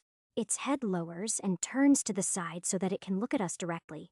Its eye is as big as I am. I can clearly see as the eye focuses on each of us one by one, including the kids. The last one to be inspected is Eckhard, and the Drake looks at him far longer than the rest of us. Drake says, "Oh, a shadow drake. I've never eaten a shadow drake before. If you give him to me, I will spare the rest of you." "Over my dead body," Drake says. "Fair enough." Then before I can react, the Drake breathes a stream of lightning at me. Before the lightning actually hits me, I have time to dodge, but I decide not to. When it hits me, it feels amazing, but instead of just flowing over me, the lightning is sucked into my body. Hiding core upgrade progress. 100% core upgrade completed. Congratulations! You are now rank 9. Rank 9. HP plus 500, SP plus 500 plus 50 to all stats. The lightning helped me rank up. How? Eckhard. Take Haku into the shadow pocket. Lizzie, protect Windy. Eckhard says K. Lizzie says, got it. Eckhard and Haku vanish into the shadow pocket as I draw Blitz and charge at the Drake. Lizzie moves to circle around behind the Drake while its attention is on me. When I reach the Drake and take a swing, it tries to dodge but isn't quite fast enough. The Drake looks surprised when Blitz actually cuts through its scales, but it still counters with its claws. Being in mid-swing, I don't have a chance to dodge and get hit hard by the claws. My armor and my defense do nothing to stop the claws. My chest gets severely lacerated. Luckily, at the same time the claws tear me open, lightning from the claws hits me, so my wounds close almost as fast as they open. My armor and tabard aren't so lucky. The claw strike knocks me back, so I cannot complete my swing. So the Drake only has a scratch on his neck. The Drake's counterattack came much faster than I thought it would. It caught me off guard. This thing isn't like the other Drake I fought. It has combat experience. This is going to be a much harder battle than I was anticipating. It seems I got cocky again. Chapter 547. As I move back towards the Drake, I am a lot more cautious. That claw strike hurt. Even though it healed almost instantly, I still felt the pain of being ripped open. That is not an experience I want to repeat if I can help it, which I probably can't. The Drake is keeping its focus on me, even though I didn't hurt it much. It probably isn't used to facing opponents that can actually hurt it. It got cocky too. Suddenly, it twists its head around as it lets out a roar of pain. Lizzie attacked it. As it turns to face Lizzie, I dash in and take another swing at its neck, this time watching its claws. As soon as Blitz hits its neck, its claws flash towards me, but this time, I manage to dodge. Having to dodge keeps me from doing any damage, but it does bring the Drake's attention back on me. That is until Lizzie rips a large chunk of its wing membrane off, getting its attention. It quickly turns to face her, and I can see it is getting ready to use its breath weapon against her. So I dash over as fast as I can and throw myself in front of Lizzie so the lightning hits me. Core upgrade progress. 20% after absorbing the lightning, I feel amazing. But the Drake looks really pissed off. Lizzie took a big enough chunk out of its wing that it might have trouble flying. The Drake snaps its head forward, intending to bite me, but Lizzie reacts faster. With a stomp of one of her feet, a rock spike erupts from the ground under the Drake's chest. It doesn't manage to penetrate the scales, but it does lift the front half of the Drake's body into the air. It completely ruins the Drake's attack on me and probably leaves behind some bruises. It seems having Lizzie watch Avatar was totally the right decision. She learned some tricks. This would be the perfect time for me to attack, but I am so surprised by her move that I miss my chance. I am not used to fighting with someone, especially someone who reacts faster than I do. After this is over, assuming we survive, we should really get some practice fighting together. Lizzie starts moving to the left, so as soon as I notice, I start moving right. The Drake swings its head back and forth, trying to keep an eye on both of us. Then it makes up its mind and turns to go after Lizzie. As it does, I cut a long slash in its other wing. However, it ignores me and continues to go after Lizzie. But she is too fast. As she is dodging, I notice something. The ground is smooth and firm under her feet. However, where the Drake is, the ground is soft and sandy, slowing down its movement just a little bit. It shows just how much control Lizzie has gained, and she can still improve. As the Drake is trying to catch her, I run up behind its back leg and strike with Blitz. While it isn't a deep wound, it is enough to slow down the Drake a bit more. It is also enough to get the Drake's attention. It tries to turn to come after me. However, I stay in the shadow of its leg as it moves and strike at the same spot again. Since I am next to the base of the tail, it can't hit me with its tail, so it tries to stomp on me. That is easy enough for me to avoid, and I even managed to hit the same spot for the third time. That should be enough damage to cripple the leg. At least, that is what I hope. When the drake moves again, it does seem to be favoring that leg, which makes me happy. The slower the drake is, the better our odds of winning this fight become. The drake lifts its wings out of the way and its head comes back towards me with its mouth open. Lizzie takes the opportunity and bites into the drake's neck. She skids a few feet, but manages to stop it. The drake's teeth snap shut less than a foot away from me. Its breath is foul. Before it can try to bite me again, I quickly move to the other side of the drake's body. As soon as I am clear, Lizzie rips a chunk out of the drake's neck and retreats. She gets out of range just in time to avoid the drake's counterattack. The wound on its neck is bleeding freely, and its other wounds show no sign of healing. Just as I am thinking we are doing well, I notice a glint in the clouds above the drake. Without stopping to think, I bring my wings out, fly up, and hover directly above the drake. Seconds later, a massive lightning bolt comes down from above and hits me. Core upgrade progress, 25%. I will have to look into cultivating during a lightning storm later. The drake cranes its neck back to look at me and stares at me with utter hatred. I am guessing that the drake summoned the lightning to heal his wounds. That means as long as I stay in the air and intercept the lightning, he can't heal his wounds. It will also help my core. It makes me wonder if it is lightning in general, or there is something special about the drake. It is certainly the first beast I have encountered that is able to summon lightning. It is something I will have to test out later when I get the chance. For now, preventing the drake from healing is the most important thing I can do. That leaves Lizzie doing most of the work, but she has proven to be plenty capable. If I can keep distracting the drake, then Lizzie should have a pretty easy time doing the damage. While the drake is staring up at me with murder in its eyes, Lizzie takes another big chunk out of its wing.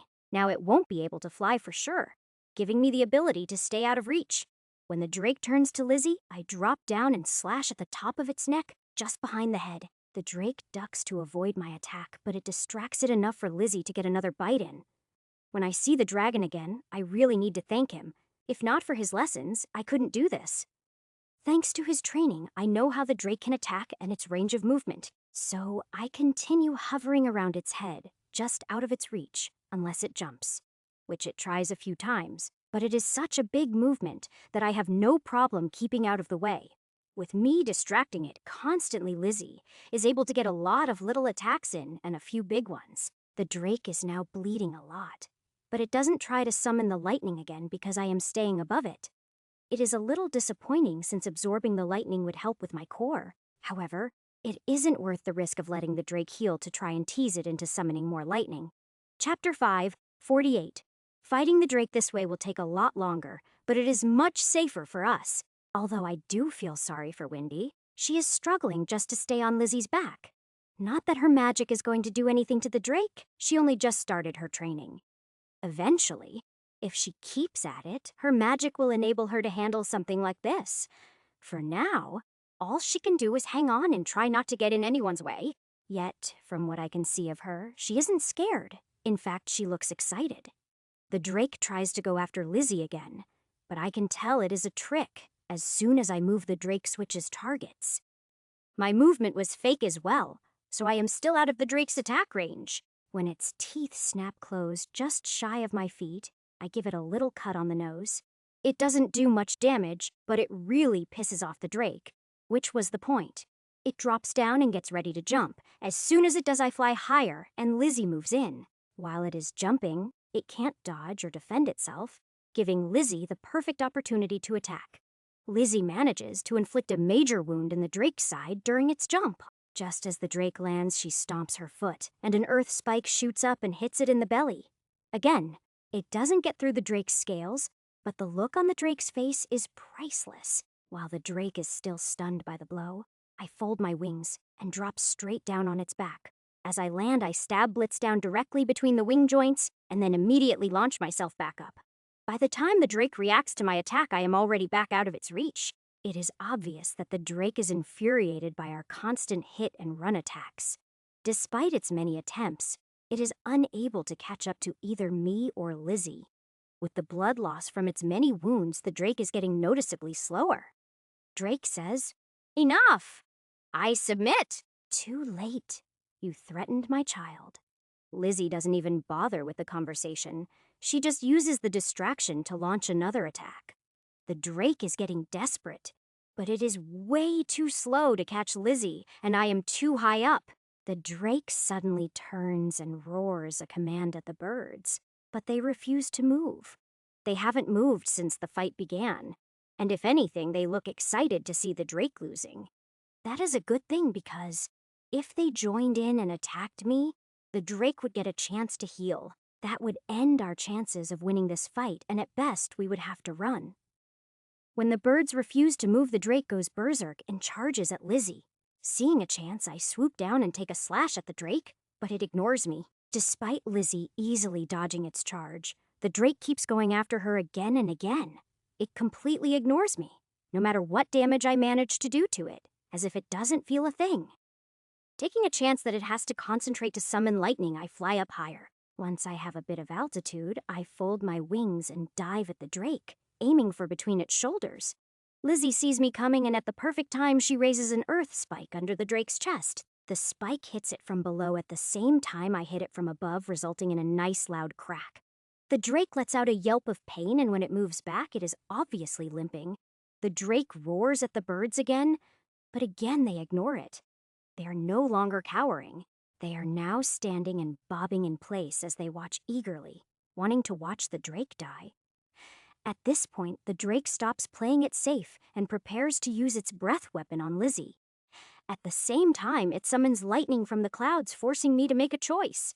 In the end, I decide to trust Lizzie and stay above to intercept the lightning. Right as the lightning hits me, I see the drake's breath weapon wash over where Lizzie is. Core upgrade progress, 30%. When the afterimage from the lightning fades, I can see a stone dome where Lizzie was standing. The dome sinks back into the earth, revealing an unharmed Lizzie and Windy. After that, the drake seems to lose all caution. It just launches attacks recklessly. This leaves its defenses full of holes and allows Lizzie and I to inflict numerous wounds. The drake just keeps getting slower and slower as it bleeds out from all the wounds. However, it isn't dead yet, and its attacks are still deadly, so we have to be careful.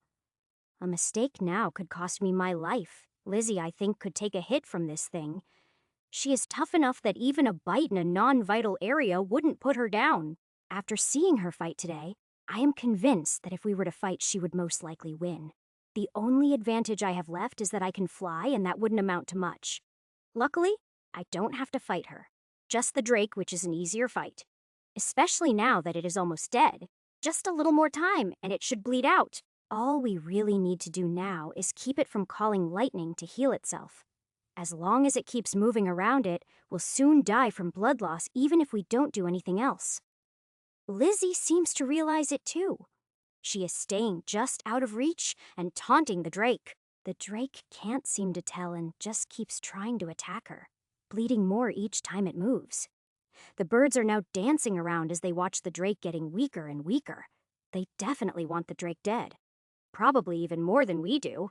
At this point, barring a miracle, they are going to get their wish. The drake is on its last leg. It bothers me to see it suffering, even though it is an enemy. However, killing it with Blitz isn't going to be easy. It is hard to keep Blitz's lightning suppressed. So I put Blitz away and instead pull out the Naginata from my pouch. It has better reach.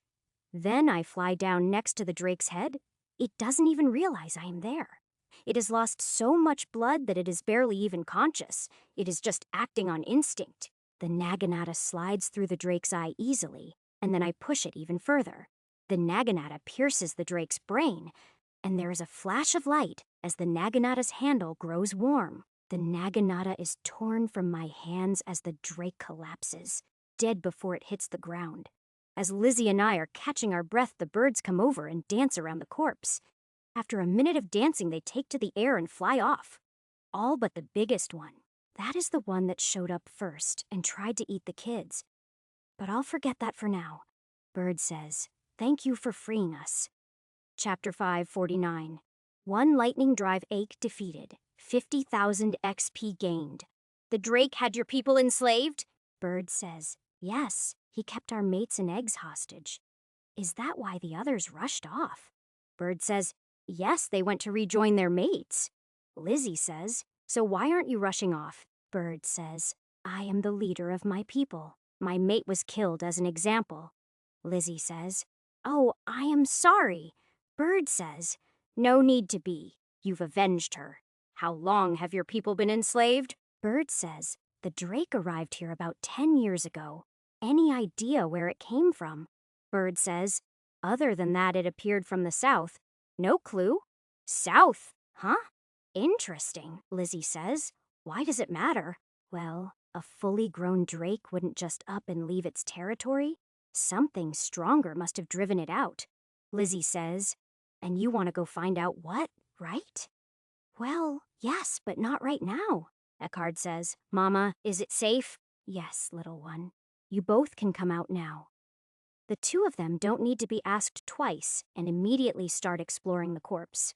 The clouds started breaking up when the drake died, and now it is back to clear skies. When I notice the two of them tearing pieces of flesh from the wounds and eating them, I start the butchering. First, I skin the thing, all but the head, which I leave intact and put in my pouch. Then I start butchering the drake while the bird watches me. He seems to enjoy watching, yet when I ask if he wants to eat with us, he refuses, but he also doesn't leave. Once I have some steaks cut free, I start a fire and set them to cooking. Then I continue butchering the drake while the steaks cook. The smell of the cooking meat has Eckhard and Haku sitting by the fire and drooling. Lizzie is more inclined to watch me. She knows I will be pulling out the heart soon. She also knows that after I eat some, she will get the rest, and she is looking forward to it. I can feel her eyes boring into me as I pull out the drake's heart and start eating it. Devour activated, star +20, end +10, toughness +10, flight speed +10. After tossing the rest of the heart to Lizzie, I go back to butchering the drake. All the skin, meat, and bones are going into my pouch as I break down the corpse. The first round of steaks are to feed Eckhard, Haku, and Windy. While they are eating, I cook more for myself and Lizzie. By the time ours is ready, Eckhard and Haku have finished and are fast asleep. Windy has also finished, and she doesn't look like it is going to be long before she joins them. I can't really blame her. It ended up being a fairly active day, and with a full stomach on top of that. As Lizzie and I start eating, Windy curls up with the kids and falls asleep. The bird has just been quietly watching everything the whole time. It seems fascinated by how we interact with each other since we are all different species. Bird says, you are a strange group. Did you come here just to hunt the drake? No, we had no idea it was even here, Bird says. Then what would bring such a strange group to our lands? We are looking for a mana beast that is maxed out and ready to evolve. Bird says, I am not sure what that means.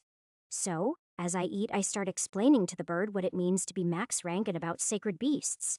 He seems to have known most of it, just not the words to go with the meanings. He is very intelligent and quite curious. We end up talking for hours. Bird says, from how you have described it, I am probably the one you came looking for. Do you mind if I check and see? Bird says.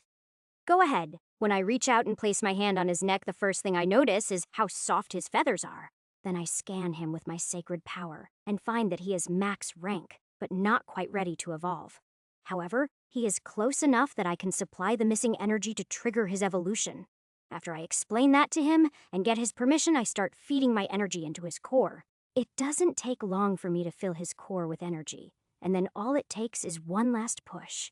Once the evolution starts, I check the rest of the bird's body, but when I find no problems, I withdraw. Then I just sit back and watch to see what happens, because each evolution is different. For the bird, it turns out to be some fairly big changes. For one, he grows several feet. Surprisingly, his 2 pairs of wings merge into a single pair, the first time I have seen that. Normally, at least so far, the evolutions I have seen have all involved gaining limbs. The new pair of wings are bulkier and bigger than the old ones. They are also brighter. In fact, all of his feathers are brighter, at least that is what I think until I notice they are on fire. At first, I think it is just a reflection from the campfire, but I quickly realize that it isn't. His feathers are actually on fire, and the flames get bigger as I watch. It would seem that he has evolved into some kind of firebird, which I wasn't expecting. Bird says, "I feel amazing." "You changed more than I expected. Take it slow and get used to them before you try anything." As the bird takes a look at himself, I am surprised that he doesn't freak out about being on fire. Even having changed from 4 wings to 2 doesn't seem to faze him. He adapts to his new form smoothly. Enough so that I feel a little jealous. "So, what do you plan to do now?" Bird says, "Protect my people and my territory. You understand how to work on your core, right?" Bird says, "Yeah, I do." "Okay, then our job here is done. By the way, if you run into another sacred creature, try talking first." "The sacred beasts tend to try and work together against the humans." Bird says, "Don't worry. I won't attack any beast without cause. Even the humans will be safe if they behave themselves." "All right, then we will leave in the morning. It has been interesting to meet you, but we have more mana beasts to find." Bird says, "All right. Well, it has certainly been good to meet you. My people and I owe you. If you ever need anything, you only have to ask." "Sure, I'll keep that in mind." After expressing his thanks a few more times, the bird flies off to rejoin his people. If there is nothing else stronger in the area, he should become the king of this territory. I may end up asking for their help against the demons. We will need some kind of counter to flying demons. Chapter 550. His people should be big enough to act as mounts for an air cavalry unit. If I can convince them to act as mounts, and if I can find anyone brave enough to ride them. Still, it is something to keep in mind for the future. If all the sacred beasts help in the war, it will make a huge difference. That is one of the reasons I am going out of my way to fulfill Great Mother Wolf's request. If I make the mana beasts into sacred beasts, now they will have time to grow stronger before the invasion. I don't know if all or any of them will help, but if some do, it will be worth the effort. By the time the bird leaves, it is the middle of the night. Lizzie is asleep curled around the others. It is a cold night, so I have been keeping the fire going, just to be on the safe side. Besides the warmth, there is something comforting about sitting next to a fire. Since the bird is gone and everyone else is asleep, this is the perfect time to check out the Naginata. Something about it changed right after I killed the drake, but I didn't have a chance to check it out. Now that I have time, I take it out and take a careful look at it. The most notable difference is the blade. Not only is it wider now, but it is now engraved. The Naginata now has a stylized image of the drake along the blade. It is beautiful. I knew the Naginata could absorb demons, but I wasn't expecting it to absorb the drake. Inspect! Lesser artifact. Holy lightning lance. Damage 50 to 75. Double to undead. Triple to demons holy lightning damage. 5 to 25 strength plus 50. Agility plus 30. Endurance plus 20 durability.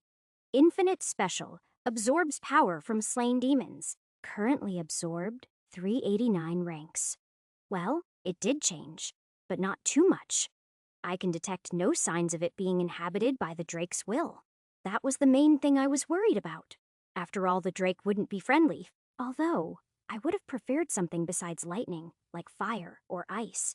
It seems everything I touch ends up with lightning abilities, just like me. It will still be useful against the demons, just not as useful to me since I already have Blitz. However, it will make someone else able to go against the demons on equal terms. The one I am most tempted to give it to is Coco. She scares me, so she will terrify the demons. Her abilities would work well with the Naginata. They would make an outstanding team. In her hands, I am sure the Naginata will end up evolving even further. I am just not sure how the rest of the hero team is going to feel about it.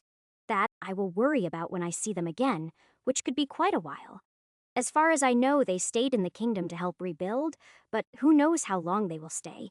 I also don't know if I will be visiting the kingdom again anytime soon. Everything is up in the air. Once we reach Ilium, I am not sure where we will be heading to next, or when. Everything is going to depend on what happens after we reach Ilium. I have no plans right now, just a whole bunch of ideas that could turn into plans, given the right situations. Rather than continuing to think about it when there is nothing I can do, I enter meditation. By the time I have recovered the energy I spent on the bird and restarted my cultivation, the sun is rising. As I start cooking more drake meat for breakfast, I think about what I want to do. Originally, I had planned to find a few more mana beasts to evolve, but now I feel like I need to go to Ilium. While I have no idea why I suddenly feel the urge to return to Ilium, I decide to follow it. So while everyone is eating breakfast, I tell Lizzie the change in plans. Lizzie says, "Not that I mind, but why the change in plan?" "Not sure, just a feeling." Windy says, "Does this mean I get to see a city?" "Yes, you get to see a human city." Windy says, "Will it be safe?" "Oh, absolutely. There'll be an army of beastmen to protect you if needed." Windy says, "An army of beastmen in a human city," as we finish eating. Mount up and get moving. I tell Windy about Ilium. Eckhard and Haku listen as I talk about the city, but I can't be sure just how much they understand. I spend a few minutes stressing to them that they can't wander off while in the city. The last thing I want is to end up scrambling around the city trying to catch the two rascals. Maybe after a quick tour of the city, I should take them to the tower to meet their older sisters. Kachera and Asuna should be able to keep the two of them distracted. Besides, Yue can track anything in the tower. Not to mention, with the girls in the tower, the kids would have a lot more babysitters. With enough of us, we should be able to keep them out of any serious trouble. We will just have to keep a close eye on them at all times. Windy alone won't be enough. Maybe before we get to Ilium, I should make some leashes or something. Or, at the very least, some kind of tracking device, just in case they manage to run off. One of the reasons I was delaying the return to Ilium is I wanted the kids to be more mature. Instead, I will just have to make up for it with extra eye watching them. While we are in the city, I can have beastmen keeping an eye on them at all times. That will have to do. And if something happens, I will deal with it as I have to. While I don't tell Lizzie to hurry, I also don't tell her she has to go slow either. She picks her own pace as she heads directly towards Ilium with no detours. At the rate we are moving, after looking at the map, I figure a little over 2 days should see us in Ilium. Once we are there, I can find out if anything is wrong or if my feeling was just random nonsense. Either way, I can get caught up on the news and decide what I am going to do next. It will give me a chance to make some new plans and figure out what direction I want to take. For now, I try to enjoy the trip and not worry about anything that I can't control. As we travel, I continue Windy's magic lessons and spend a lot of time playing with the kids. They help keep me distracted from my thoughts, and playing with them is actually quite fun. Surprisingly, despite being so different, they actually have figured out how to work together quite well. Their antics quickly dispel my gloomy mood and soon have me laughing. I have to pay close attention to them when they are playing, otherwise they might fall off Lizzie's back. Chapter 551. While they wouldn't fall far, the problem is the speed that Lizzie is moving at. At this speed, they could seriously injure themselves by falling off, so I am a little paranoid. While I could heal them easily enough, they would still have to experience the pain. While pain is a part of life, I would prefer to protect them from it for a while longer. Let them be kids for as long as possible. They will most likely have to grow up too soon. Running around with me, it isn't like they're going to grow up sheltered or anything. While Eckhard shows signs of staying a child for a long time, Haku is already growing. The next few months will probably have Haku growing to almost adult size. Animals tend to mature quickly, and the abundant food he is getting is certainly helping. In fact, it probably won't be long before having him on Lizzie's back isn't an option. When I ask the goddesses about the next reward, I should include Haku as well. Actually, I am fine now, so I should probably get that conversation out of the way. Lizzie, I am going to open a soulscape and talk to the goddesses. Keep an eye on things for me, Lizzie says. Sure thing. Try not to get in trouble. I'll try. Create soulscape. This time, I create a world full of mountains and set up a nice plateau picnic area. It is only the size of a large room, but there are epic views in every direction. I am not trying to distract the goddesses. If I was I, would bring the kids into the soulscape. Nothing I create could distract the goddesses as much as Eckhard would. This is all meant only to be pleasant scenery, which the goddesses probably won't even notice. Still, I create a nice table full of tea and treats. Then, I put 3 comfy chairs around it. Saronia, Chronosia, I invite you to my soulscape. Then, I sit down and patiently wait for them to appear. But after a few minutes of waiting, I start getting bored. So, To entertain myself, I start creating monsters in the valleys between the mountains. Then I sit back, drink some tea, eat some snacks, and watch them fight. Ding, congratulations. Skill Soulscape has progressed to level 8. Soulscape level 8 whiz plus 40. You can create a very detailed Soulscape. Finally, I was beginning to think it would never level up. Now, only 2 more levels to go. By the time Krenosha shows up, I have been watching the monsters fight for over an hour. Since it is the Soulscape, I know it hasn't really been an hour, but that is what it feels like. She doesn't say anything. She just sits down and takes a cup of tea. Her sister shows up a few minutes later. Saronia says, "So, are you done avoiding us? Are you finally going to tell us what stupid thing you did this time?" "It is nothing major, just some side effects from shapeshifting." Krenosha says, "Nothing major," he says. Saronia says, "Did you really think you could hide your condition from us?" Krenosha says, "Did you think you could suffer that much pain without us noticing?" "Honestly, yeah, I did." Saronia says, "You really think we are that oblivious? That we could miss something so obvious?" Krenosha says, "Don't get us wrong. We don't watch you all the time. But we do check in on you regularly," Saronia says. "And no way could we miss you lying in agony as your body tried to tear itself apart." "Oh, it wasn't that bad. It would have been fine if I had figured out sooner that the residue was blocking my healing." Krenosha says, "Residue? From shapeshifting? Is that even possible? It was only from using the Drake form? It is just too powerful for me currently." Saronia says, "So you managed to shapeshift into something you can't handle, and that is all you have to say." "Yeah, I learned my lesson. I won't use that form again unless I have to." Krenosha says, "Save your breath, sister. You know how he is." Saronia says, "Ash, sometimes you make me want to strangle you." "I am sorry. It is not like I have an instruction manual. Experimenting is the only way I have to increase my knowledge." Krenosha says, "All right, enough of that. What did you call us for, Ash?" "I have a request for the reward for the next temple." Krenosha says, "Sure. What request?" "I would like 3 items that allow the wearer to control their size. The idea is to have Kachara, Asuna, and Haku able to control their size. That way they can turn small and travel with me," Krenosha says. "That is a cute idea. We should be able to do that." Saronia says, "The spells are easy enough, but the items will have to be something like a collar. That should be fine, as long as the collars can fit their necks." Saronia says, "The collars will be able to change size to fit them, no matter what size they are." Krenosha says, "I look forward to seeing Kachara and Asuna at baby size again." Saronia says, "Just imagine how cute all 4 will be when they are together." "Yes, I can imagine. It will be a cuteness overload," Krenosha says. "I can't wait. Hurry and destroy the next temple." "All right, I will move it up on the list." "But it still won't happen immediately. You are going to have to be patient," Krenosha says. "I don't want to. I want my cuteness overload now," Saronia says. "Don't pay any attention to her. She is just teasing you." Watching Krenosha stick her tongue out at her sister is one of the funniest things I have ever seen. It is also extremely cute, on a level that makes me think marrying them wouldn't be so bad. It is rare enough to see them acting human, let alone girlish. It is unexpected. As they continue to tease each other, I can't help but think I am probably the only one who has ever seen them like this. Well, maybe the other gods in the pantheon might have seen this before they died. I am probably the only mortal who has ever seen it, yet it worries me.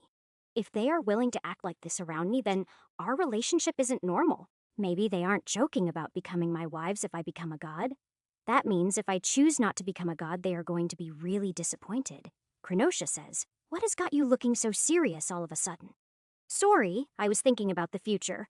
"Well, worrying would be more accurate." Saronia says, "Anything we can help with?" "Not exactly. Although there is one thing I wanted to ask you about." Krenosha says, "Ask away. We will answer if we can. On this last trip, I have had a lot of time to think about things, and I think I am broken." Chapter 552. Saronia says, "What do you mean by broken?" "Mentally broken. I feel like something broke in me when I was thrown into the pit and it has never healed." Krenosha says, "Why do you think that?" Well, for starters, I should have freaked out a lot more than I did.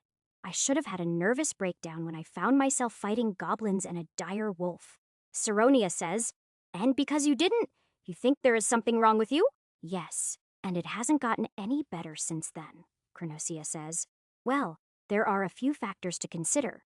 First of all, my spell chose you because you were able to handle coming to this world. Second, the body you are in is not your own. As a human, you would have responded differently. You are saying the fact that this isn't my body affected how I responded. Saronia says, "It makes sense. You are in the body of a born predator. It would have different responses to danger than a human body would." All right, I'll give you that this body probably has different chemical reactions than a human body. But my mind is still my own. At least I don't think I am any different. Krenosha says, as to that, since we didn't know you before, we can't tell if you are different now. However, what you have been through so far would have changed anyone. So if you have changed, then it would be understandable. Saronia says, "Yeah, it would be stranger if you hadn't changed considering what has happened to you. I was never a violent person in my old world. Yet here, not only do I respond with violence faster, but it doesn't bother me." Krenosha says, "That is probably a survival trait you have picked up. After all, if you hesitated, then you would be dead." Saronia says, "Other than a penchant for getting into trouble, we haven't seen any signs of you being broken. Getting into trouble is definitely part of my original personality. But I still feel like something is wrong. There is another possibility, but I have been avoiding it." Chronosia says, "What is that?" "Blitz. I have been wondering if putting a part of my soul into Blitz is the root of the problem," Saronia says. "It is certainly possible. A soul is not meant to be split into pieces," Chronosia says. "According to our knowledge, what you did shouldn't have even been possible. So we know nothing of the potential side effects." "So, you wouldn't know anything about how to undo it," Saronia says. "We know a little about reforging a weapon, but not one that has a soul fragment in it. That is the stuff of legends, but you could always ask your tower about it." Chronosia says, "That is probably your best bet. Even though the old mages never made soul weapons, I wouldn't be surprised if they researched it at least." "Yeah, I can do that. Does this mean you agree with me that I should undo what I did?" Saronia says. "Only if you can do it safely." Chronosia says, "Yeah, better to have your soul split into a weapon than destroy a part of it. You do understand that it will most likely involve experimenting?" Saronia says. "Why does everything with you come back to experimenting? Because too much knowledge of magic has been lost? The only way to recover it is to experiment." Chronosia says, "You know, I think you losing mana saved us a lot of headaches." "Haha, probably," Saronia says. "Just promise you will be careful. Don't go blowing yourself up or anything. All I can promise is that I will try. Also, I won't experiment with it until I have gathered all available information." Saronia says, "I guess that will have to do." Chronosia says, "Just be as careful as you can. Damage to the soul is hard for even us to heal. If I can get the piece of my soul out of the sword, how hard will it be to reattach it to my soul?" Saronia says. "It won't be hard, but once attached it will still take considerable time to heal." Chronosia says, "It will take months or even years to fully heal? That should be shortened if I raise my soul's level, right?" Saronia says, "What are you talking about?" Chronosia says, "Yes, if you are able to." Saronia says, "What?" So Chronosia and I explain about soul levels to Saronia, who had never heard about it before. Chronosia's knowledge is even more limited than mine, which I got from the dragon. I am sure that the dragon knows a lot more than he told me, but I can't exactly go ask. Saronia says, "If that is how it works, then yes, it would speed up the healing."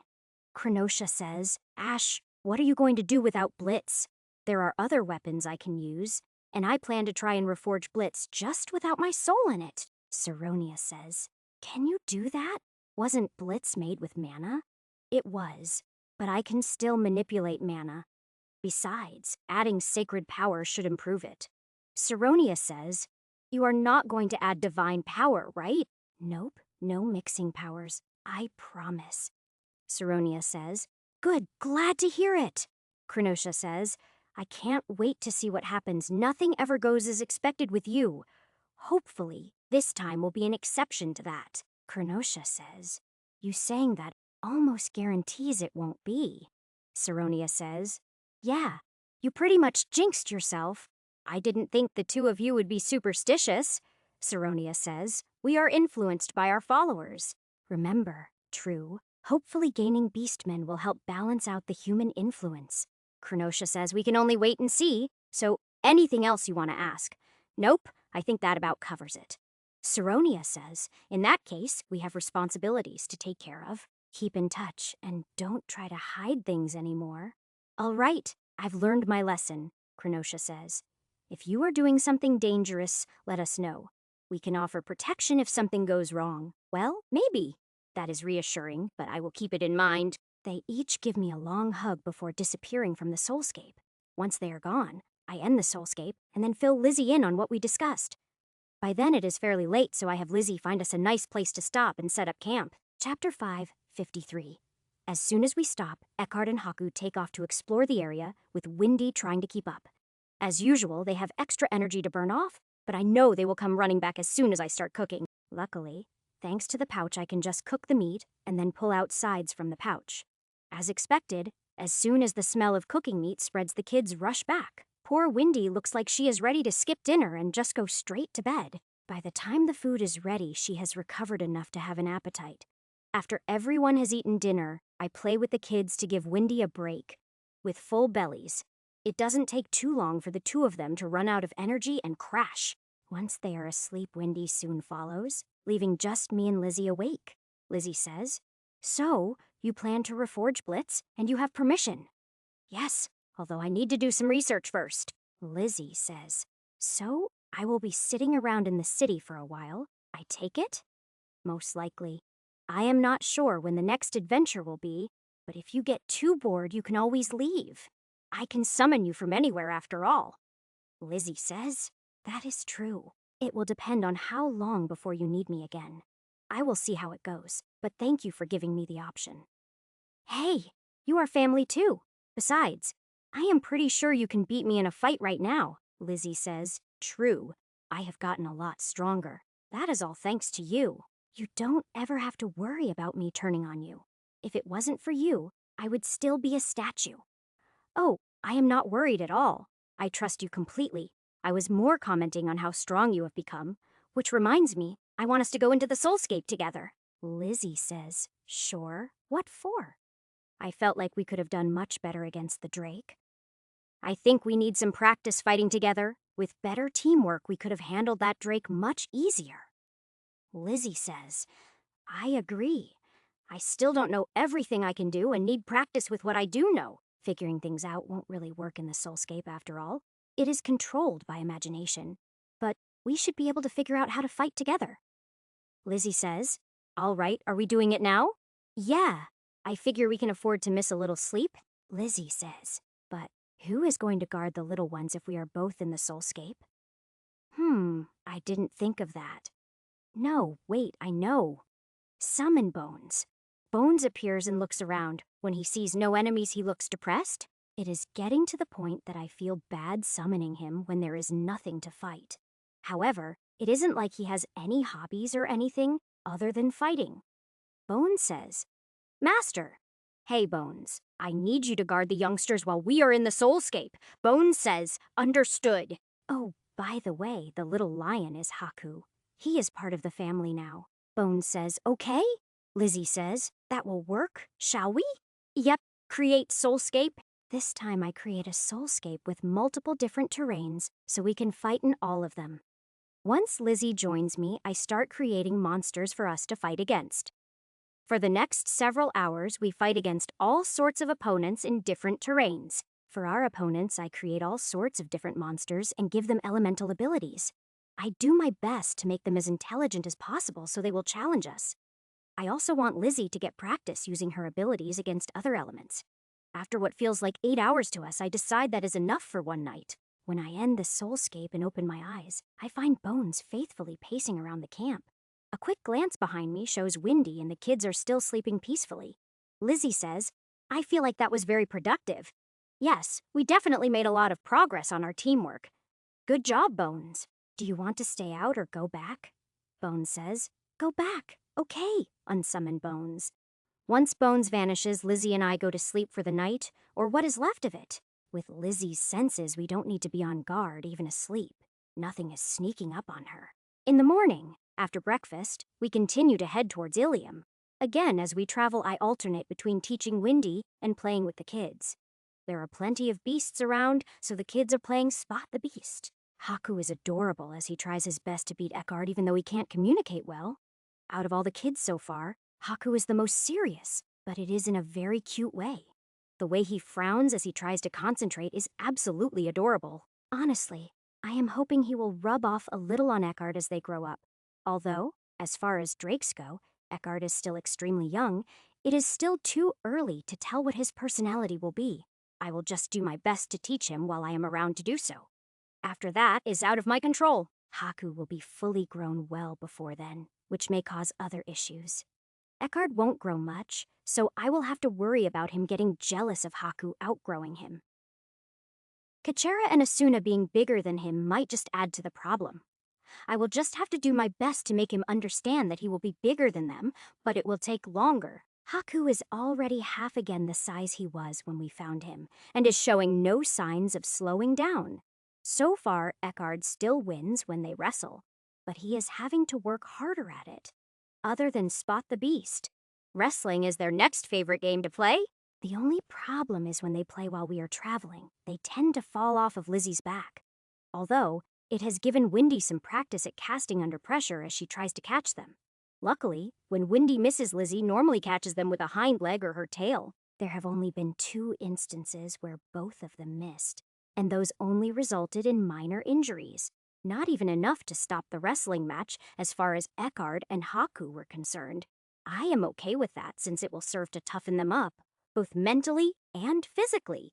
It may be a little bit tough on them, but they will grow up much stronger for it. Of course, if they get any real injuries, I will heal them right away. I am not a monster. However, minor injuries are not something to freak out over, especially for a mana beast. Chapter 554. As mana beasts, if they freeze up in a real fight because they got hurt, then they will die. It is much better for them to know what pain feels like so they don't overreact to it, because there is no way they are going to go through life without ever getting hurt. Suddenly, a bite on my hand pulls me out of my thoughts. It is Haku trying to get my attention. He is pointing at the forest we are passing through. But when I look, all I see is trees. That is until one of the trees suddenly turns and looks at us. At least that is how it appears. But in reality, the tree didn't move, just something clinging to the tree. When it moves, Lizzie stops and turns to look at it. It seems she didn't notice it either. I give Haku praise and pets for spotting it, even though I have no idea how he did. When the creature realizes it has been spotted, it drops from the tree, giving me a look at it. It is a strange blend of a deer and a lizard. It has the body, head, and antlers of a deer, yet its skin, legs, and tail are those of a lizard. It doesn't look dangerous, just strange. Once it is away from the tree, its skin quickly changes color to match the surrounding vegetation. The color change happens fast, and it almost perfectly matches the surroundings. If I wasn't staring right at the thing, I would have already lost track of it. The creature lets out a low rumbling sound, and suddenly a dozen more of the creatures drop from nearby trees. While the first one keeps its eyes on us, the others move away from us, deeper into the forest. Even Haku looks surprised that there was more than one of the things. Once the others have moved away safely, the first one finally turns and leaves as well. When they have all vanished into the distance, Lizzie finally resumed moving. Unfortunately, they all stayed too far away for me to sense what level of mana beast they were. Not that it is surprising that they wouldn't want to come anywhere near Lizzie. From the way they acted, I would guess that they are herbivores, so avoiding a predator is expected. When I check the map and figure out about where we are, I don't find a mark, so there shouldn't be a maxed out mana beast here. Even if there was, I doubt I could get close enough to them to help one evolve. After all, while I am not as intimidating as Lizzie, I also smell like a predator. Whatever the case may be, we do not stop to try and find them again. We continue on. Not too long after that, we approach the edge of the forest and start seeing signs of humans. The edges of the forest show signs of lumbering, and the path we are following shows signs of use. Once we are clear of the trees I can see smoke, there is probably a village close by. Honestly, I am surprised we haven't run into humans before now. I was expecting the Free Union to be a lot more developed, with less wilderness. Although I don't really know much about the Free Union, this isn't what I was expecting. As a nation run and ruled by merchants, I was expecting it to be heavily developed.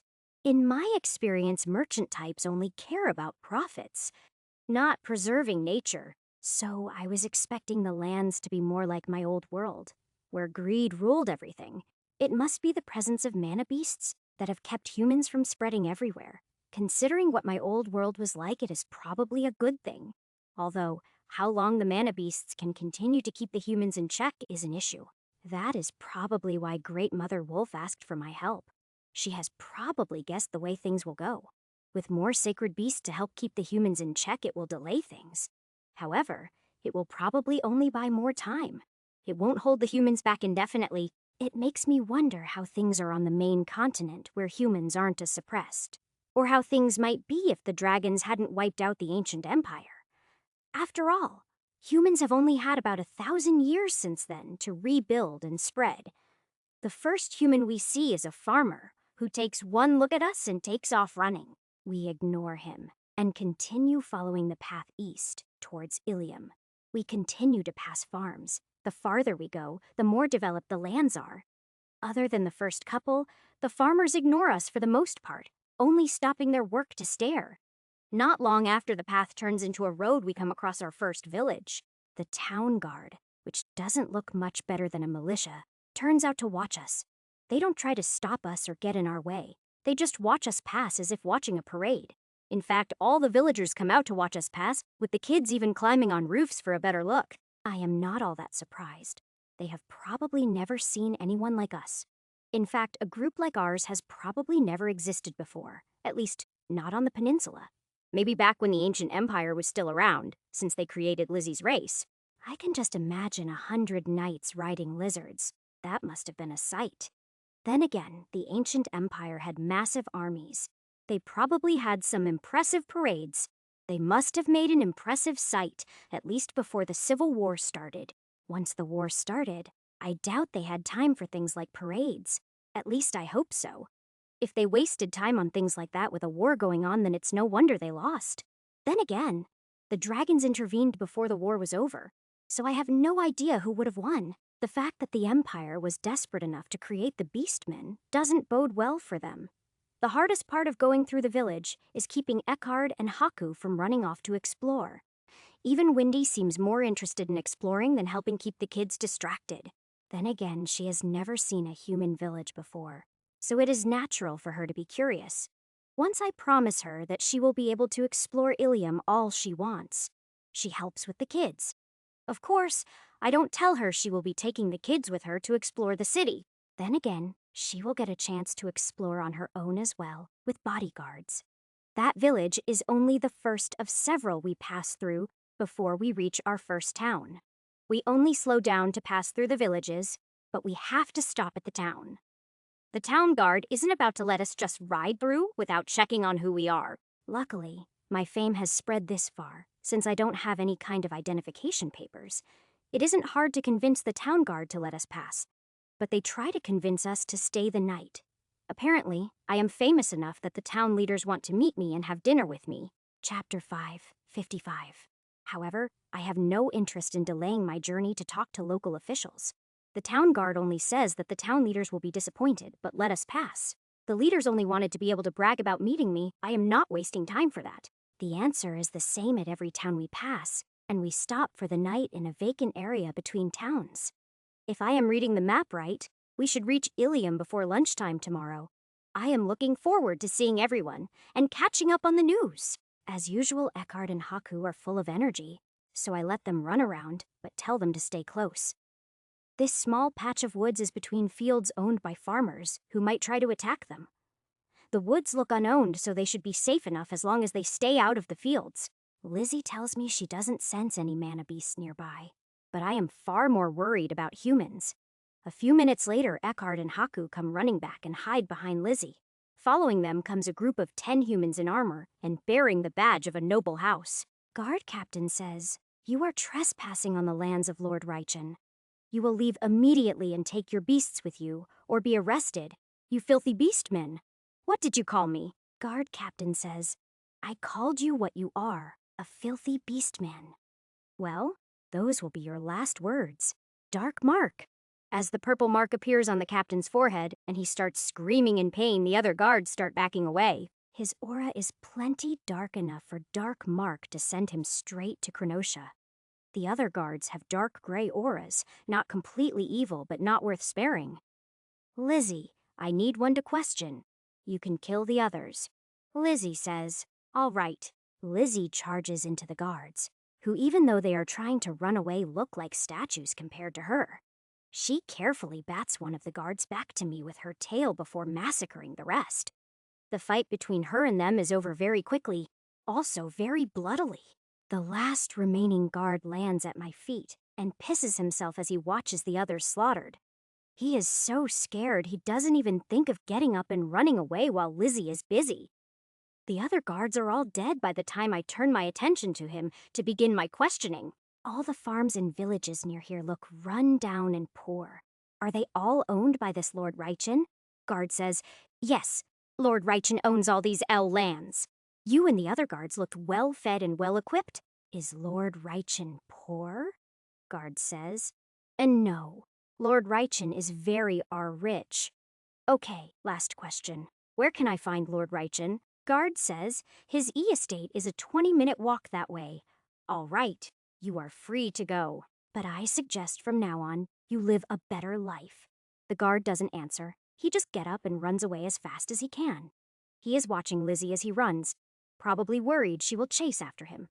He is so intent on watching her that he runs straight into a tree and knocks himself out cold. Lizzie says, "Why all the questions?" This Lord Reichen sounds like the kind of noble I hate. He overtaxes his people just so he can live the rich life. Lizzie says, "Are we paying this noble a visit?" "Yeah, I feel like we can afford a short detour." Lizzie says, "Now or in the morning?" "In the morning, there is no reason to short ourselves on sleep." Lizzie nods and then starts cleaning up the bloody mess. Windy and the kids move to help. When they come back, they don't eat much dinner, but I don't ask any questions. We get a good night's sleep, and then in the morning after breakfast, we go looking for the estate. The guard woke up and ran off during the night so the noble may be expecting us. Not that I am worried about it. All that will change is the number of people who are going to die. I would prefer to just kill the noble, but anyone who attacks us is fair game. The estate is not hard to find. It is a large, sprawling series of buildings. Every building is ornate and made of expensive materials, even the sheds. It is obvious the noble spent a lot of money just to make the place look good. While normally I wouldn't really care, if he is making his people starve just so he can waste money, then I care. These aren't my people, and I don't know any of them, but I still find myself wanting to fix the situation. I don't even know if killing the noble will help or if it will make things worse. This is the Free Union. I have no authority here, and doing this may cause political issues. Yet I just can't make myself ignore it and ride away, which would be the smart move. So we continue towards the main building. All the servants who see us scurry away and hide. Eckhard and Haku are in the shadow pocket, just in case things get interesting. Windy will stay on Lizzie, but against humans I am not too worried about her. As long as she remembers what I have taught her, she should be fine against them.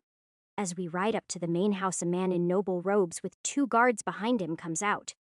What surprises me is not only is the man in noble robes young, but his aura is light gray. If this is Reichen, then I may have jumped to the wrong conclusion about him.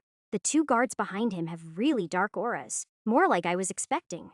They look tough, but when they get a look at Lizzie, their faces go white from fear. They are obviously experienced enough to realize they are no match for her. Noble says, "What business do you have here, Beastman?" "I am looking for Lord Reichen." Noble says, "What business do you have with my father-in-law?" "I am here to inform him about his missing guards." Bodyguard says, "What missing guards?" "The ones I killed for being rude to me." At that, the bodyguard's faces pale even more, and the noble starts to look nervous. They don't get a chance to answer as another older noble with 6 more guards appears. This noble has the dark, almost black, aura that I was expecting, Lord Reichen says. Did I hear that right? You killed my guards. That is right. I came here to see what kind of noble would hire scum like them. It seems they aren't the only scum here. Lord Reichen says, who are you to call any human scum? You are just a filthy beast man. Funny, that is exactly what your guard captain said right before he died. Lord Reichen says, you dare to threaten me. Guards, kill him. Chapter 556. The 8 guards look reluctant, but they still draw their weapons and step forward. Normally, I would let Lizzie handle them, but this time I want to put on a show. So I target the 8 of them and cast Dark Mark 8 times in quick succession. Once the purple marks appear on their foreheads, the guards all drop their weapons and clutch at their heads. As the 2 nobles watch in horror, the guards drop to their knees and start screaming. The screaming lasts for a minute or two, and then all 8 guards are dead. Lord Reichen yells, just what are you? How dare you harm my men? Not that it matters, since you are about to die, but my name is Ash. Lord Reichen says, wait, you are Lord Ash of Ilium? Please, forgive my men's rudeness. It is an honor to have you visit my humble home. Sucking up to me isn't going to save you. After seeing how you treat the people who live on your lands, you are already a dead man, Lord Reichen says. The people, they are perfectly happy. Why would the commoners even matter? That attitude is what makes this justified. Dark Mark, enjoy your time in hell. Watching Lord Reichen scream himself to death is extremely satisfying to say the least. At least for me, his son-in-law doesn't seem to share my enjoyment of it. In fact, he is noisily sick after watching Reichen die, but I guess that is to be expected. Hey, what was your name? Noel says, my name is Noel, Lord Ash. Noel, are you his heir? Noel says, yes, Lord. Good. Make sure you rule these lands better than he did. Who knows when I will pass through here again? Noel says, understood, Lord. I will do my best. See that you do. Let's go, Lizzie. We have wasted enough time here. Within minutes, we are back on the road and headed for Ilium at a good speed. I let Eckhard and Haku out of the shadow pocket to enjoy the ride and see the scenery. Well, before it is time for lunch, we come to the border of Ilium. But the border guards just wave us through. Being famous and easily recognizable does have its perks, but overall, it isn't really worth it. After crossing the border, the walls of Ilium come into sight about 10 minutes later. As we approach the gate, I am surprised to see beastmen among the guards. They and the humans are working together, and from what I can see, they are getting along. In fact, everyone looks happy, even the merchants waiting to be allowed into the city. Lizzie isn't interested in standing in line and just runs right up to the gate. The guards, of course, recognize us and allow us to enter. Both the humans and beastmen salute me. Once through the gate, the crowds on the streets quickly make room for Lizzie to pass. Pretty much everyone in the city recognizes her on sight, and soon people are cheering as we pass. Leaving Lizzie to navigate, I make sure to keep a firm grip on Eckhard and Haku. They are so excited to see the city, they are basically vibrating as they try and look everywhere at once. Even Haku, who is the more stable, would have jumped off Lizzie if I wasn't holding on to him. Windy is no help. She is staring around at everything with her mouth hanging open. I certainly hope that I didn't look like that the first time I came to Ilium. Luckily, it doesn't take long to go from the gate to the inn at the speed Lizzie moves.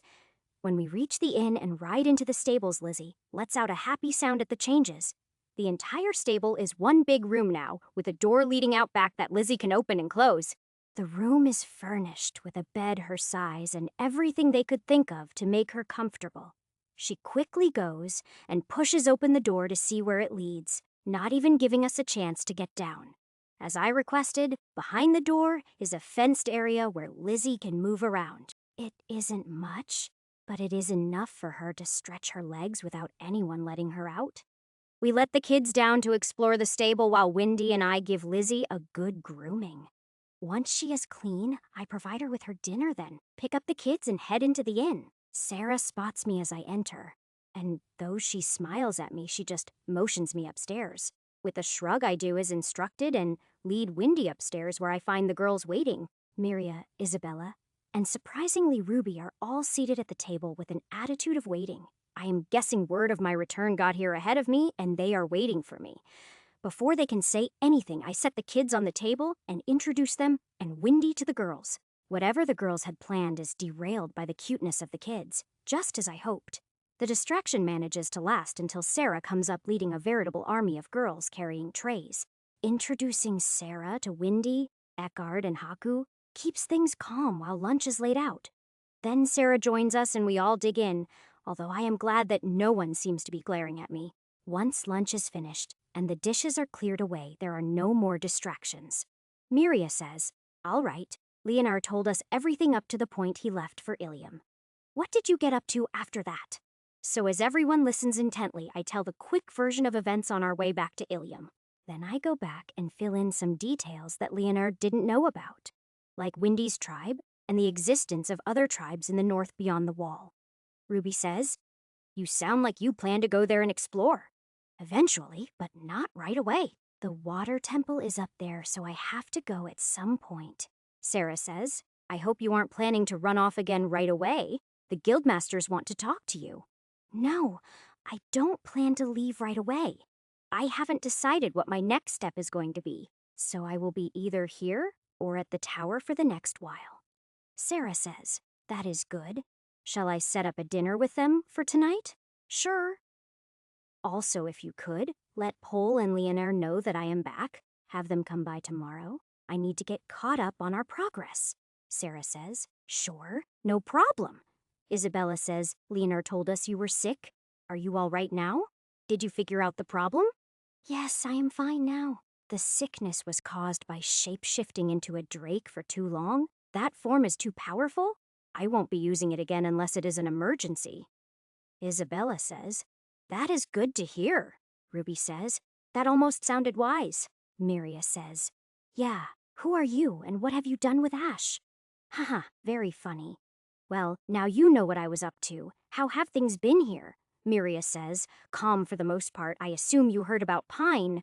"Only that he lost, not the details." Chapter 5, 57. Isabella says, "Pine gathered an army of toughs and mercenaries and tried to confront Pole directly. Unfortunately for him, he did it on the day Leonard and his troops returned." Ruby says his troops, who expected 100 or so beastmen, all surrendered as soon as they saw the army. So, no fighting in the streets. Miria says, "Nope, to Ambrose's disappointment." "What happened to Pine?" Ruby says, "He managed to get away with some of his wealth." Miria says, "From what we have heard, he fled to the Empire." Isabella says, "But his financial empire is now under Pole's control. The Merchants Guild has yet to select a new guildmaster." Ruby says, "A lot of the nobles who were Pine's supporters have also fled the city." "How have things been since then?" Miria says, "Great. Everyone is happy and the amount of trade going through Ilium has almost doubled." "What about the beastmen?" Miria says, "Well, there is good news and bad news. The outcasts are doing well. Your soldiers have fought off several slave raids. At this point, all the outcast villages now fly your flag. That is good. So, what is the bad news?" Isabella says, "It concerns Miria's mother. But please don't get mad at Miria." "I won't. She already warned me her mother was going to be trouble." "So what has she done?" Miria says, "She has declared herself the Bunny Queen, and that she will marry you and make you the Beast King." "In that case, Miria, I am probably going to have to kill her. Are you going to be all right with that?" Miria says, "If I were stronger, I would kill her myself." "How are the tribes responding to her claims?" Miria says, "I don't know. You will have to ask Pole about that." "All right. Anything else going on I need to know about?" Isabella says, "Pine had a lot of enemies, so public opinion of you is sky high. So, don't be surprised if the guildmasters want to give you a promotion or additional titles. There have even been rumors that the Merchant Guild has been waiting for you to return to offer you Pine's position. If that is true, they should be offering it to Pole, not me." I have no plan to become a guildmaster. I am going to have enough to deal with being the Beast King. Isabella says, they are mostly nobles. To them, anything your people do is to your credit. They would never offer a position to someone who works for you, Ruby says. Does that mean you are going to become the Beast King now? I am going to work on it. We will see how things go, Miria says. You already have the Badger clan, the Outcasts, and your army. Already, no single clan could stand against you. It won't take much to be recognized as the king. We will see how it goes. I plan to take things slow and avoid bloodshed as much as possible, Miria says. Except for my mother. Yes, except for your mother. She most likely will have to die. Eckhard says, Mama, I am bored. Miria, do me a favor. Get some guards to escort Windy and the kids. I promised they could explore. Miria says, Sure. I will take them and show them around. All right, be careful of Eckhard. He is likely to run off, while Eckhard protests his innocence. Miria leads him, Haku, and Windy downstairs, leaving me alone with Isabella and Ruby, probably according to their plan. A few minutes pass in silence as they wait to make sure no one is coming back. Ruby says, First, let me apologize for some of my behavior. But I will also say it is all your fault. It most likely is entirely my fault, so no need to apologize. I am guessing you formed a contract with Isabella. Ruby says yes, and getting mana from her helped a lot. Isabella says, Did you know that you not providing any mana was part of the problem? I suspected, after all. Things were fine before I lost my mana. They have been getting steadily worse since then. Ruby says, I feel like my old self again. I never realized anything was wrong until I formed the contract with Isabella. That is no surprise. This situation has probably never happened before. Anyone else who lost their mana would also lose the contract. It is my fault for forcing the contract to stay in effect after I lost my mana. That starts a long, honest conversation, which is long overdue and involves a lot of apologizing, mostly on my part, since I am the one who made most of the mistakes. Ruby may have had a bad attitude towards me, but it was mostly because I did things that pissed her off. For the most part, Isabella stays out of it and just lets me and Ruby hash things out. We have a lot of things to work through, and it helps that Ruby is staying calm. Throughout the whole conversation, I do my best to make my feelings clear. Ruby says, If you don't love me, is there anyone you do love? Miria. I am fond of Miria, but no, there is no one I would say I love. Ruby says, Miria would be very disappointed to hear that. Isabella says, What about the goddesses? They are a different matter, but I still wouldn't say I love them. Isabella says, Wouldn't they be upset to hear you say that? No, I have told them I don't plan to become a god. Ruby says, Then you still plan to choose reincarnation? Yes, I would like a life in this world that doesn't have a time limit. Isabella says, What would you do once you are reborn? I would like to visit and explore the main continent. Ruby says, That sounds interesting. Couldn't you do that before the demons invade? Maybe, but time is an issue. There is still a lot that needs to be done before the invasion, including something that I will need your help with. Ruby says my help? What do you need my help for? The Temple of Fire. I will need you to absorb the fire of the temple. Ruby says, I can do that, but first, we need to sort out the contract situation. What do you mean? Didn't you already transfer the contract to Isabella? Ruby says, I made a new contract with Isabella. Isabella says, We couldn't transfer your contract without you here. Oh, so we need to cancel my contract with Ruby? Ruby says, Yes, exactly. Let me guess, it is going to hurt. Ruby says, Yes, more than when we formed the contract. That is fine, just do it. Ruby stands up and walks around the table to my side. As she does, her body is covered in blue flames. Despite her standing right next to me, I don't feel any heat from the flames. Then, without warning me what she is going to do, Ruby leans over and kisses me. Chapter 558. As her lips touch mine, I suddenly feel the heat, and it moves from her into me. It feels like my entire body is on fire, burning from the inside out. I was expecting it to hurt, but not this much. I am in total agony, so much that I can't even scream. The pain feels like it lasts forever. But even with that, I can feel something inside me being burned away. When the kiss ends, so does the pain, but I have this vague feeling that something is missing. I am assuming that it is the contract that is missing. After all, that was the point of this. Once she breaks the kiss, Ruby steps away from me, but I am gasping for air after the pain leaves. By the time I have regained my senses, Ruby is back on the other side of the table, sitting next to Isabella. They are both sitting there watching me like nothing at all happened, Ruby says. Now, I am fully contracted to Isabella. Did it have any effect on you, Isabella? Isabella says. Yeah, my class upgraded from Summoner to Grand Summoner. That sounds cool. What benefits did you get? Isabella says. It strengthens all my summons and allows me to have more. So given time, you will be a one-woman army. Isabella says, pretty much. Justin and the others will be jealous. Isabella says, speaking of, do you know what happened to them? I heard they visited Ilium for a day, but I was at the tower and missed them. The last time I saw them was when we retook the kingdom's capital. They were all fine then, but I haven't seen them since. They may have stayed to help with the rebuilding. Isabella says, that sounds like something Justin would do. Maybe I can go for a visit.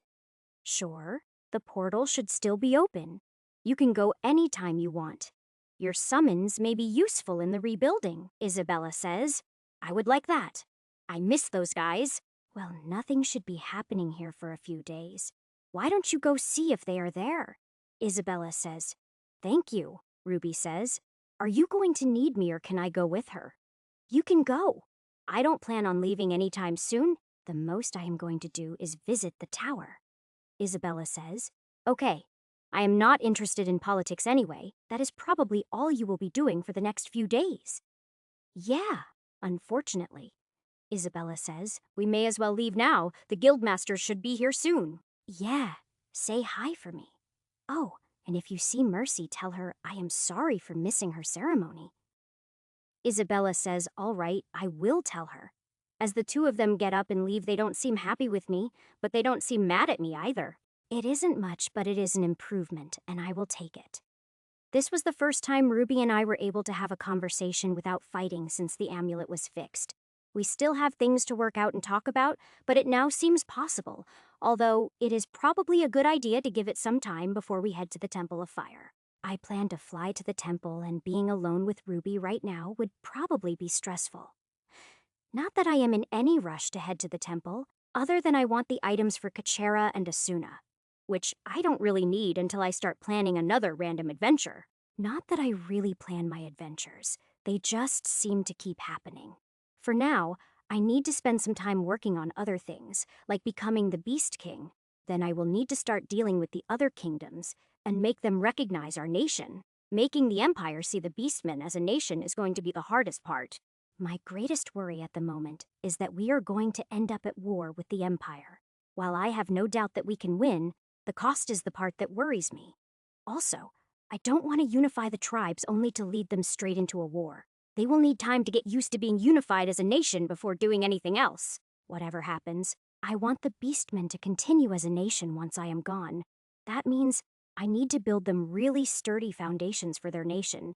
It also means I need to find an heir to be the ruler after I am gone and hold everything together. Paul is qualified, but he is probably too old. It needs to be someone younger. It is too soon to decide just yet. I haven't even met all the clan leaders. Unifying the tribes might not even be the hard part. Keeping them from fighting each other might be.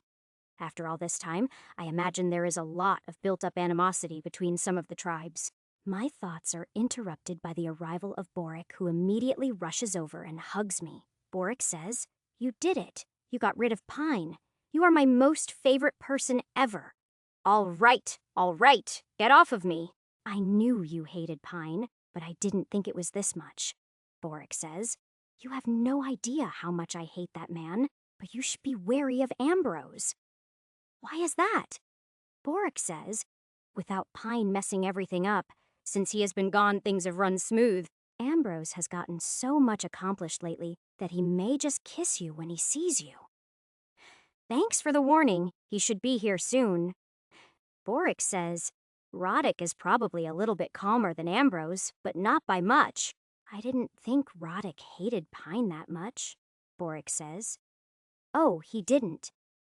but he completely dotes on his new daughter, which you saved from the Empire. Oh, I guess that makes sense. Boric says, you are basically everyone's hero, if for different reasons. They better not be thinking of saddling me with more titles. Boric says, if you are not careful, they might just name you King of Ilium. No way. I will be King of the Beastmen, nothing else. Boric says, I am just warning you. You have made yourself really popular around here. You will vote against making me king, right? Boric doesn't say anything. He just takes a seat with a smile on his face. The next ones to show up end up being Pelos and Scott, who greet me normally before sitting down. Next to arrive is Roddick, who walks up and hugs me with tears in his eyes. Roddick says, Thank you, Ash, thank you. You should thank Zamart. He is the one who thought of bringing Rat to you. Roddick says, I already did, but you are the one who saved her. I just happened to spot her. It was a coincidence. Call it fate if you want, but I had little to do with it. Roddick says, you could have just left her there. It was your decision to pick her up and bring her out of the Empire. Ambrose walks up and says, Is Roddick being all mushy again? Boric says, Yeah, he even cried. Roddick says, Both of you shut up. Chapter 559. Ambrose says, Is that any way to talk to your city master? Roddick says, Do you want to be turned into a statue again? Ambrose says, no thanks. Roddick, did you really petrify Ambrose?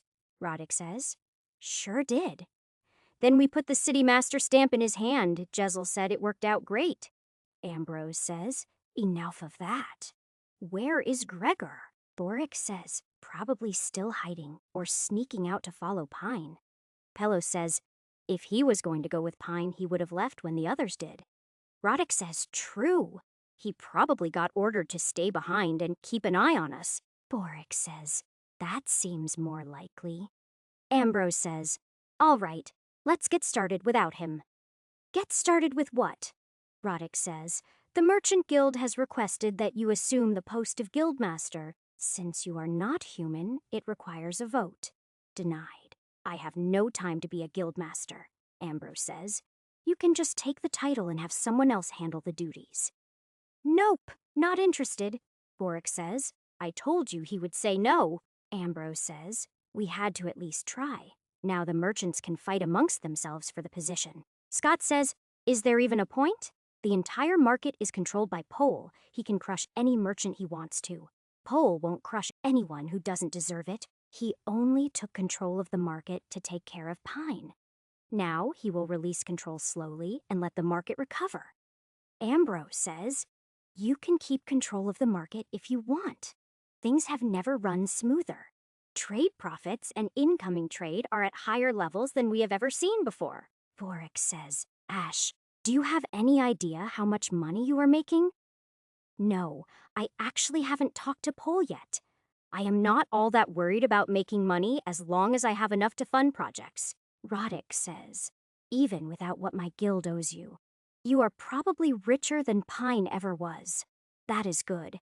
Forming a nation probably won't be cheap. Ambrose says, so you are planning to do more than just unify the tribes.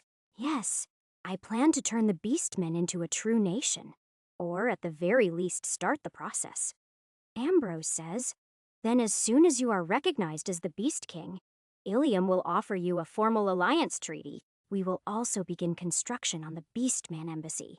Thank you, I appreciate it. Ambrose says, there is another matter to discuss. We want to increase your noble title. Why? What is the point?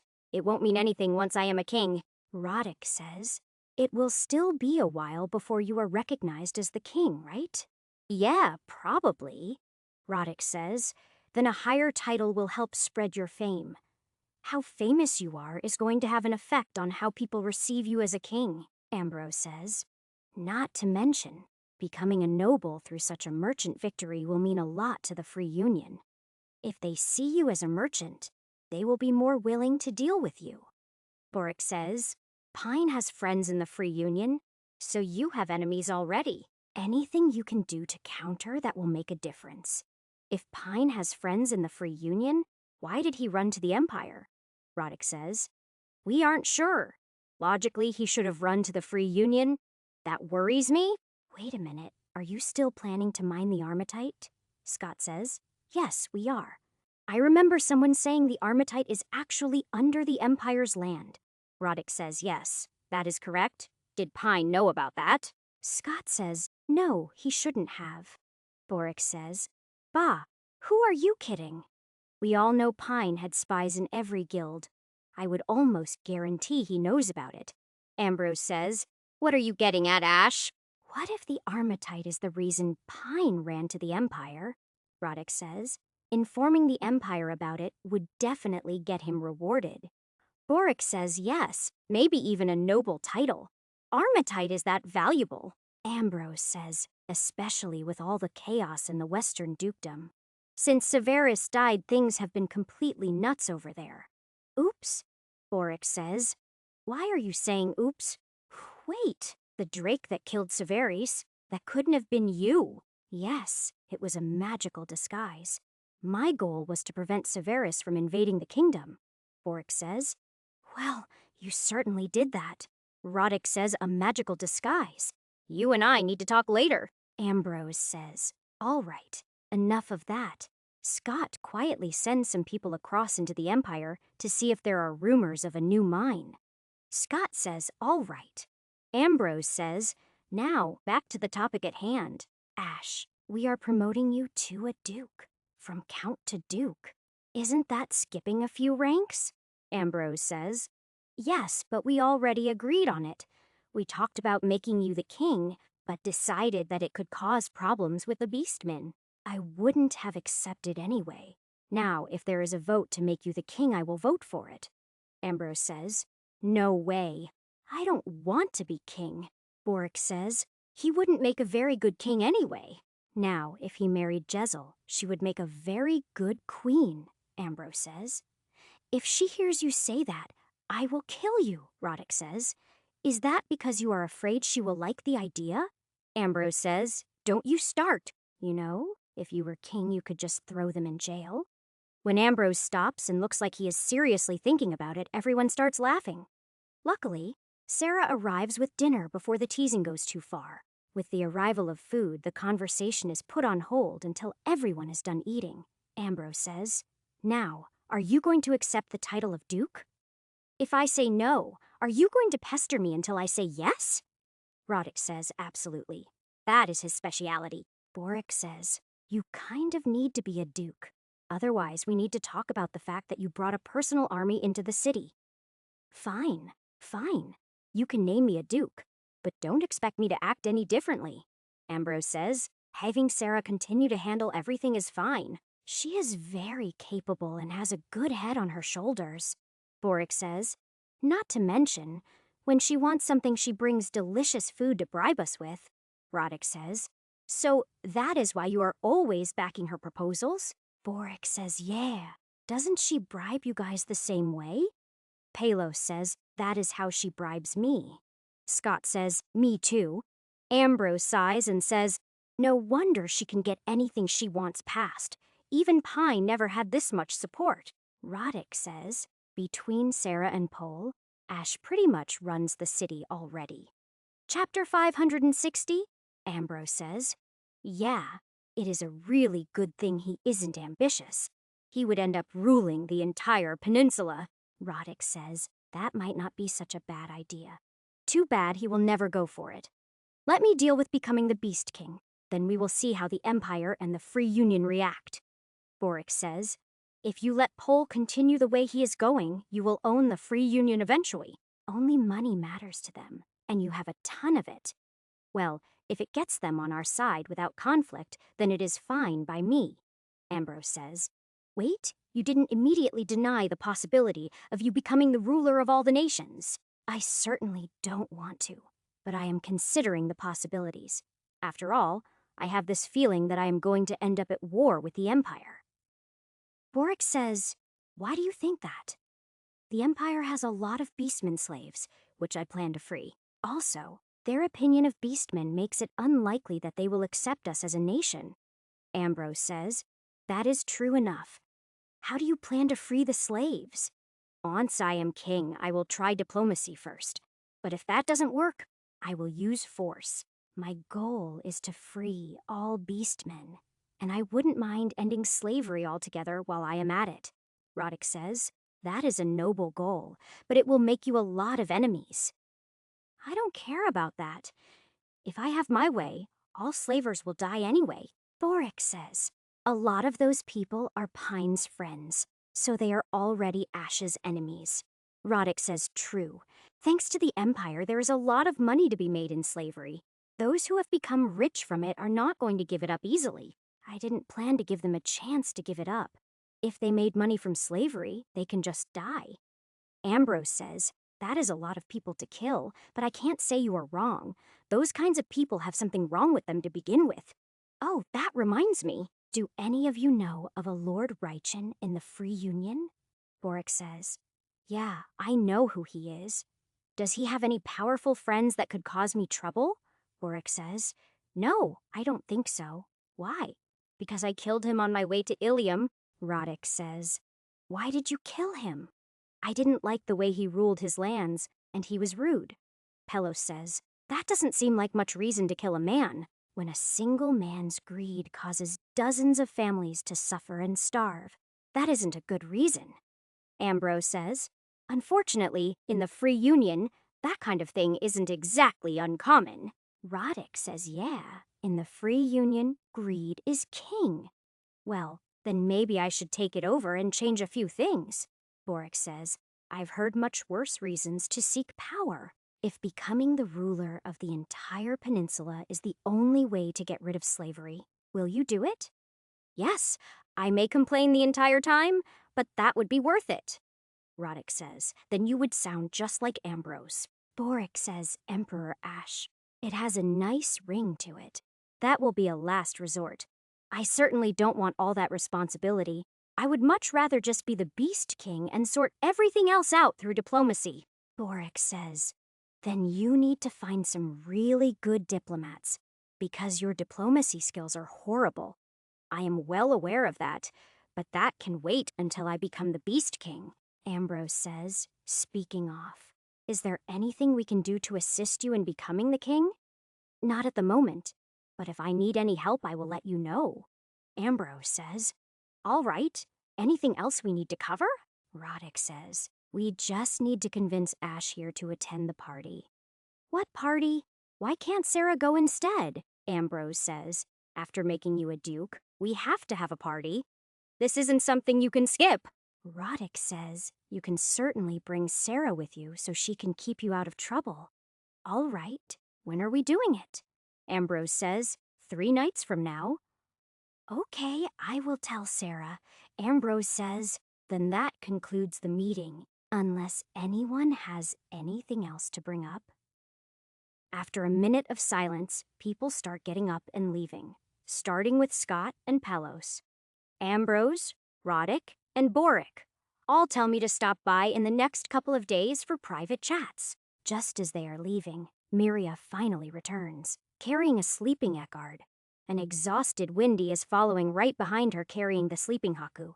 It looks like they had fun exploring and completely wore themselves out. Poor Windy looks like she currently regrets her decision to become the kid's babysitter. Seeing that I get up and take Haku from her, then help her into the bedroom. As soon as the enchantments on the bed hit her, she is out like a light. After putting Haku and Eckhard on the bed next to her, Miria and I return to the main room, and I fill her in. Miria says, Duke Ash has kind of a nice ring to it. It is just going to mean more work for Sarah. I really need to find some way to thank her properly. Miria says, while it is a good thought, you actually don't need to. She absolutely loves wielding the power of a noble. Well, that is good to know. But I will still do something if I can think of anything. Miria says, you could always find her a cute pet. You seem to have a knack for it. The boys aren't pets, but that is something I will keep in mind. Miria says, I know they aren't pets, but they are completely adorable. If you come across something that isn't a combat type, keep Sarah in mind. I will do that. So how have you been? Miria says, other than worrying about what my mother is up to, I am doing fine. How is your training going? How are your girls? Miria says. My training is going good. I really enjoy it. As for the girls, I found someone better to lead them. Oh, who is that?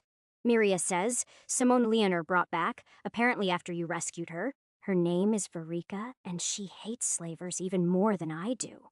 Yeah, I remember her. Have you seen her fight? Miria says. Yes, she is very good. Do you think she could beat your mother? Miria says. Maybe, but it would be a close fight. Why? I was thinking, if she could defeat your mother, she could take over as chief. Things would go smoother that way than if I kill your mother.